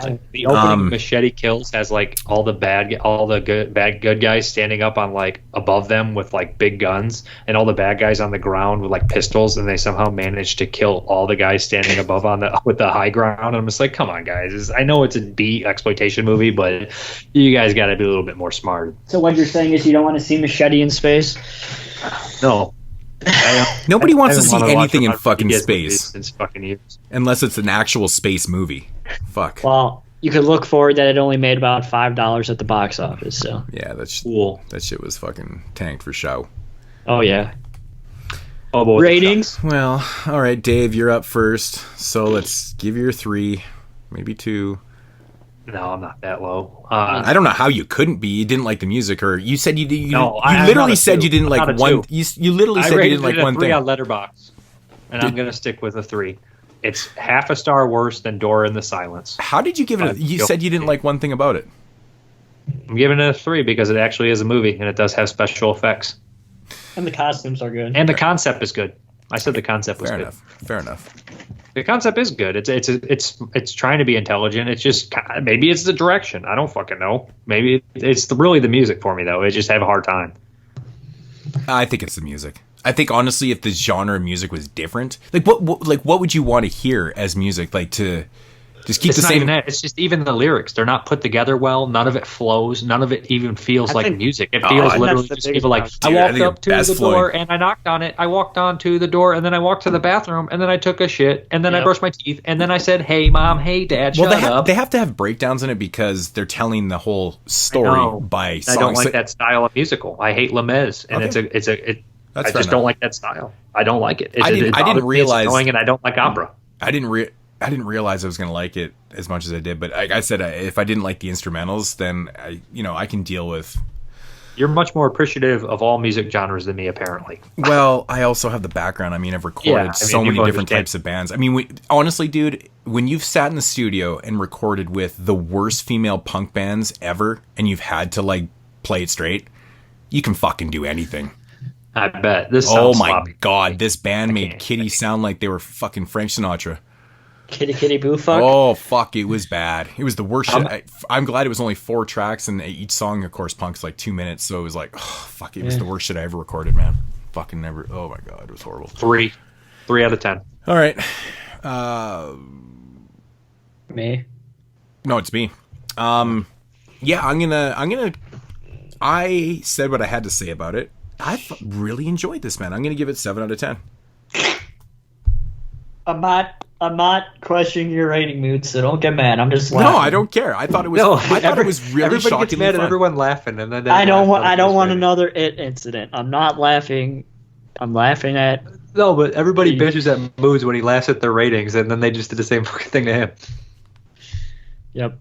No, that's how it got. I started laughing at the ratings as a joke because they were laughing at mine all the time. That's how that shit got started. So then I fucking told them, I was like, stop comparing this rating of this movie to this movie. It doesn't even make sense. Like, you can't give this a 7 or this a 7, and they're completely different. I'm like, yeah, they are. It's fucking how it works. Does this get a 7? Because I really enjoyed it. If you like the music, it would be like a 7. I just hate the music. I think objectively, I think there's a lot of things to offer in this, man. Like I said, man, even from the costumes to the I personally thought the characters were perfect for what it is because they're shits. They're mostly supposed to be shitties and stuff, and I like that. Yeah, I mean, there is a little bit issues with some of the vocals in it and stuff, but the instrumentals really kind of sold it to me, and visuals were great. I like the way the narrative was told too. So, concept is good, but there is problems. There definitely is problems. The ending is really not good, but which is odd. It ends on a stage like fucking Rocky Horror Picture Show. Yep. So kind of a connection. What'd you give it, Jeremy? Kind of a connection. My next? No, Gary is. I thought Jeremy was next. Did you say Jeremy? Oh, you're next. Sorry. Jesus Christ. I already did 7. Gary's up, and then Jeremy's the last somehow. I don't know. It was visually fun, but I thought, like everybody else, nobody can carry a tune, and the tunes weren't all that great to me either. But Anthony had stood out as the MVP of this movie, and if he wasn't as good as he was, this would be like a 4 to me. But because he was so good, it gets to be a 6 to me. Yeah. All right, am I next? You're the last one. All right. Yeah, this movie fucking sucks. Donkey dicks. Like, literally, I think that's the biggest... That's not even the style of the music. It's the fact that the lyrics are just like, they don't even breathe. They're just singing like they're monotone, and they keep going and going and going and going. Dude, and going and going. I don't know what the hell you were listening to this on, but it's not monotoned at all. Do you even know what monotoned? It's not monotoned. I just think it's just uninteresting, and I don't know. The costumes are good. I give it that. Like, the costumes are all right. I just think that this movie fucking sucks dick. So I give it a 3 out of 10. It's a fair enough reason. This movie fucking sucks dick. Yep. So are you saying Jerry would like it probably? So you don't like it, Jeremy? No. I thought it was horrendously bad. Oh, I can't watch it. I wanted to die. I actually want. Yeah. Since you guys just bashed the shit out of this so bad, I want to watch it again now. I think I might actually upgrade my DVD and get the Blu-ray so I can see that green screen in high def. It's gonna be fucking amazing. Yeah. I thought I gave it a fair amount of love, but better than I thought I was gonna do. So at least there's no blurriness. Well, I disagree with the monotone though. I mean, I get it if you don't like the lyrics and music and stuff, but I mean, it's honestly not monotone. I mean, that's a very specific word when it comes to vocals. So it's like, dude, I can't agree with that. It's not monotone. They just can't carry a tune, most of them. That's my problem. You know, it's like me trying to sing. And well, it's also the style of vocals, though, too, right? Because there's not a lot of, like, you know, straight up, like, verses. It's like line by line. And there's a lot of broken up because you got to tell the story. Like, well, like they could have wrote better songs and made it like that. They could have literally wrote songs that are songs and told the story that way. Yeah, I mean, I guess it's probably easier for the listener to actually work it out this way, a little bit more broken. I mean, I think you'd lose your focus, man, if you were doing it in verse, right? I don't think so. I mean, I would understand what's going on. Like, I mean, we figured out what happened in Rocky. Yeah, we figured out who all the lovers were and stuff, and we figured out. I mean, Cannibal isn't all because they have some words and stuff, but yeah, I mean, it's just a different style. All right, well, that's going to conclude episode 188. Horror musicals. That was interesting. Yeah, I don't think I want to do another one. No, you could literally do Phantom of Paradise, Shock Treatment, and Stage Fright. You know, or Poltergeist. You know, I mean, it's a subgenre of film that I'm just like, I can watch them and like them, but I don't want to do this every day. We had a hard time talking about them, I think. And I think that's the other thing. They're hard to talk about. They really are hard to talk. And why is that? Because we don't know shit about musicals. They're doinkles. I think the big thing is Cannibal the musical for me. It's comedy for one, plus a musical, and comedies are hard to review as a podcaster anyway. Yeah, so I always feel like with comedies you're just telling jokes, you're just that's all you're doing. Yeah, so that's why I'll never do Airplane on the show because couldn't do it, man. Mm-hmm. Couldn't do it justice. It's hard to analytically talk about comedy, isn't it? Because it's 100% subjective. Oh, it was, fucking exactly. You actually said today in one of our chats that Billy Madison is the funniest comedy of all time. See, no, I mean, after Dirty Work, I was just Dirty kidding. Work. Dirty Work after Dirty Work, I see. So you're saying Billy Madison is Adam Sandler's best movie? It's not his best movie. It's his funniest. Wedding Singer's his best movie. His fun. Uncut Gems. The Wedding Singer. Oh, that's my favorite fucking Adam Sandler movie, hands down. Yeah, it's his best movie. Wedding Singer. Well, it's my favorite. I think it's the funniest, man. Like everything in that movie makes me laugh. It's so funny. I actually like all Adam Sandler's movies until a certain point. Like Little Nicky and before, I'm probably like all of them. It was just maybe I've been catching up on all these like Netflix Happy Madison productions and stuff. Some of them are hit and miss. Suck. Some of them are okay though, man. But some of them are fucking terrible. I just watched that Ridiculous 6. That was fucking horrible, man. Like those kind of movies, like it depends when you were raised. Like if you're like 10 years old watching those movies, you're gonna laugh. Maybe if you're 10 years old now and you watch The Zookeeper with Kevin James, you'd laugh. I don't fucking know. You know what I mean? I'm not laughing at anything with Kevin James in it. Trust me. I love him. I fucking hate Kevin James and his fucking UPS fucking outfit. Fuck him. Kevin James is a good man. He's not fucking funny. Fuck Kevin James. I don't understand. Have you ever seen Kevin James stand up? King of Queens. It is literally a fucking train wreck. It's so bad, dude. Well, how come he's a millionaire and we're not? Because he's a fucking... I'm just kidding. I'm kidding. I don't love Kevin James. I just think he's okay. Yeah. I don't have any problem. Okay in the comic business is just like so bad, though. If you're just okay. I do think King of Queens is a good show. It was a good show. I don't care. I hate Kevin Hart. I think he's so unfucking funny. I hate Kevin Hart, too. God, he's not fucking funny, dude. Oh, and that guy just... Everything he does is just gold. Literally gold. It's crazy. Ooh. Kevin Hart. Yeah. That guy can't People miss. love him. People fucking... People love him. I just, like Dane Cook. People love Dane Cook. I thought his interview on Howard Stern was phenomenal, though. I didn't know much about Kevin Hart, but man, his background, holy fuck, man. I was like, Jesus, dude. The shit with his dad and stuff was fucked up, and I was like, no. Are we still recording? Yeah, we are. This is how every show ends. We used to talk about Adam Sandler. I swear, every fucking show. It's like the weirdest thing. Kevin James and fucking Kevin Hart and Kevin Nealon. It is the weirdest. Bring all the Kevins in here. It is weird. You know, honestly, the show is not that long, so. But just like, are we recording? I don't remember if we said we're out of here. No, we're not out of here. But I guess we probably should get out of here because imagine fucking Gary's like, holy fuck, this show goes on forever. And by the way, Gary, this was a very very short show. I know you guys go a long time. It's fine, man. Okay. I feel bad, like I talk too much, and I feel like Gary had like smart things to say, and I'm over here like spadoinkle. Yeah, fuck Gary. I'm just joking. Yeah, spadoinkle. Fuck. Spadoinkle day, my heart is born. All right, let's get the fuck out of here. Let's get the fuck out of here. Gary, thanks for coming on the show, doing 5 questions with us. That was fun. I feel like I know you now. You know, that's why we do it. So, welcome to the 22 Shots family.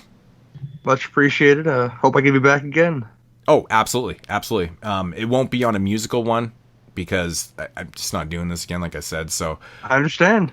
But yeah. Got to bring it back for a trauma episode. Oh, fuck yeah. Yeah, you're the trauma lover like I am. So, you know, we've actually never done one, believe it or not, on this because we've got 2 haters of trauma on this podcast. Dude, death by temptation. When has I ever said that I hate trauma? When did I ever say that? I love getting Jeremy going. It's so funny. But just said it just now. JP is the funniest dude, man. Like through this whole run of this podcast, he's always like, fuck trauma. And I'm like, dude, you haven't seen any of the movies. How can you say fuck trauma? He's like, well, they make shitty movies. Fuck trauma. And I'm like, what the fuck? So now, and, hey, like he's on Joe Bob and he's blowing him. 7-8 years later, he's been checking out the odd trauma film and he's like, you know what, man, trauma's actually not that bad. I'm like, fuck, dude. And I used to say the same shit on here all the time. I'm like, dude, just watch some of the movies and then make an opinion. Some of the ways they cut, there's a great scene in Class of Nukem High where Warren's all mutated out. The scene where he punches his fist down the Cretan's throat. Yeah. That bit of editing right there is amazing. Mm-hmm. I love it. That's Bozo from Toxic Avenger. I think honestly he's come to appreciate the actual trauma productions, but I think it's just a lot of the films that they've distributed that he's just like, whatever. But then again, he still hasn't seen them a lot. He hasn't seen a lot of them either. So I think he did watch Scream Time though. Oh no, maybe he didn't watch Scream Time, did he? Yeah, I think he might have. Did he? I can't remember. I think he might have. Maybe he did. I don't know. Doesn't matter. Anyways, that's going to conclude episode 188. And Jeremy, Dave, thanks for coming back again and bitching about everything and hating on everything and fucking. I'm coming back next week. I honestly shouldn't even. I shouldn't even say thanks for coming back because he's the full-time part-time guy. Yeah, full-time part-time. I fill in when Jeremy or JP doesn't want to do it. Or you can just be on every episode. Doesn't matter. I honestly don't know what the next show is. What is the next show? It is The Tale of Two Sisters and Uninvited remake. OG versus remake. Oh, that's so weird how this... I know I don't know how we just did one. Show on my channel before. Okay. We got a bonus review of Quadian. Oh, Dave, we got a bonus review. Yeah, that's the one that I actually am doing that for Blind Spot, so I moved it up ahead. So I'm going to watch that the week before. So. Have you ever seen it before? No, it's in my blind spot. That's why I picked it. Oh, okay. Yeah, blind spot. Fuck, duh. No, it's a great one. It's long, though. It's like 3 hours. So. Okay, that's good. 3:15, I think. Yeah, it's long. It's an anthology, though, right? So that's easier. Yeah. You can watch one and then get up and... Yeah, that is kind of the bonus part of that, so... Anyways, so that's next show. I shouldn't say next week. So we're kind of bi-weekly right now. It's summertime, lots of camping, lots of things going on. But that is, oddly enough, another OG versus remake show, which we just fucking did one last show with the Crazies. So if you haven't checked that out, check it out. Rob from Georgia was on that. And, of course, Dave was on that show. He was on most of the show. Yeah, somebody didn't tell me about the bonus pick right at the door, Dude, so I didn't watch it. When I was editing the show, I was listening back, and when you came in after the review, and you're like, and someone was like, well, Dave, what was your favorite part of the movie? You're like, I like the part where they were at the door. I came in, I was like, are you guys going to ask me? I was fucking laughing. I was editing the show on my deck in my backyard, and I was laughing out loud to myself. My kid comes around the corner, he's like, what are you laughing at? I'm like, never mind. Don't worry about it. But anyways, Jeremy, take us out of here. You never have those? It's like, right, just all by myself. I'm like hysterically laughing. 5-minute joke to explain, and then they're not even going to laugh. Right? You kind of had to be there. Exactly. All right. Thank you, everybody, for listening to episode 188 of the 22 Shots of Moods and Horror podcast. As always, if you want to follow the man Moods himself, you could do so at youtube.com/moods616. And if you want to follow that no good smelly Mexican bastard, you could do so at youtube.com/doubleshotj. Follow me on my channel, youtube.com/NESRiver22. And please go on the 22 Shots Moods and Horror Facebook page, and please use the hashtag JeremyForAdmin2020 and hashtag make 22 shots great again. As always, you can leave us a voicemail at 724-426-6665. You can leave us any questions at our email at 22shotsmoodsandhorror@gmail.com. That's 22shotsmoodsandhorror@gmail.com. Please join us, like I said before, on the Facebook page, facebook.com, search bar 22 Shots Moods and Horror Podcast. Please join us on Twitter, twitter.com/22 Shots Podcast. Please help get the sand sucked out of my vagina and support the Patreon on patreon.com/22 Shots Podcast. And please buy a 22 Shots of Moods and Horror t-shirt. And that should do it, everybody, for episode 188 of the 22 Shots of Moods and Horror Podcast. We'll be back in 2 weeks with a OG versus remake show.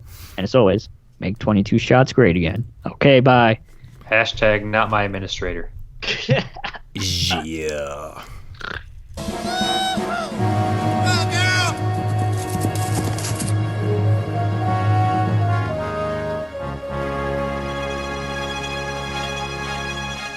The sky is blue and all the leaves are green.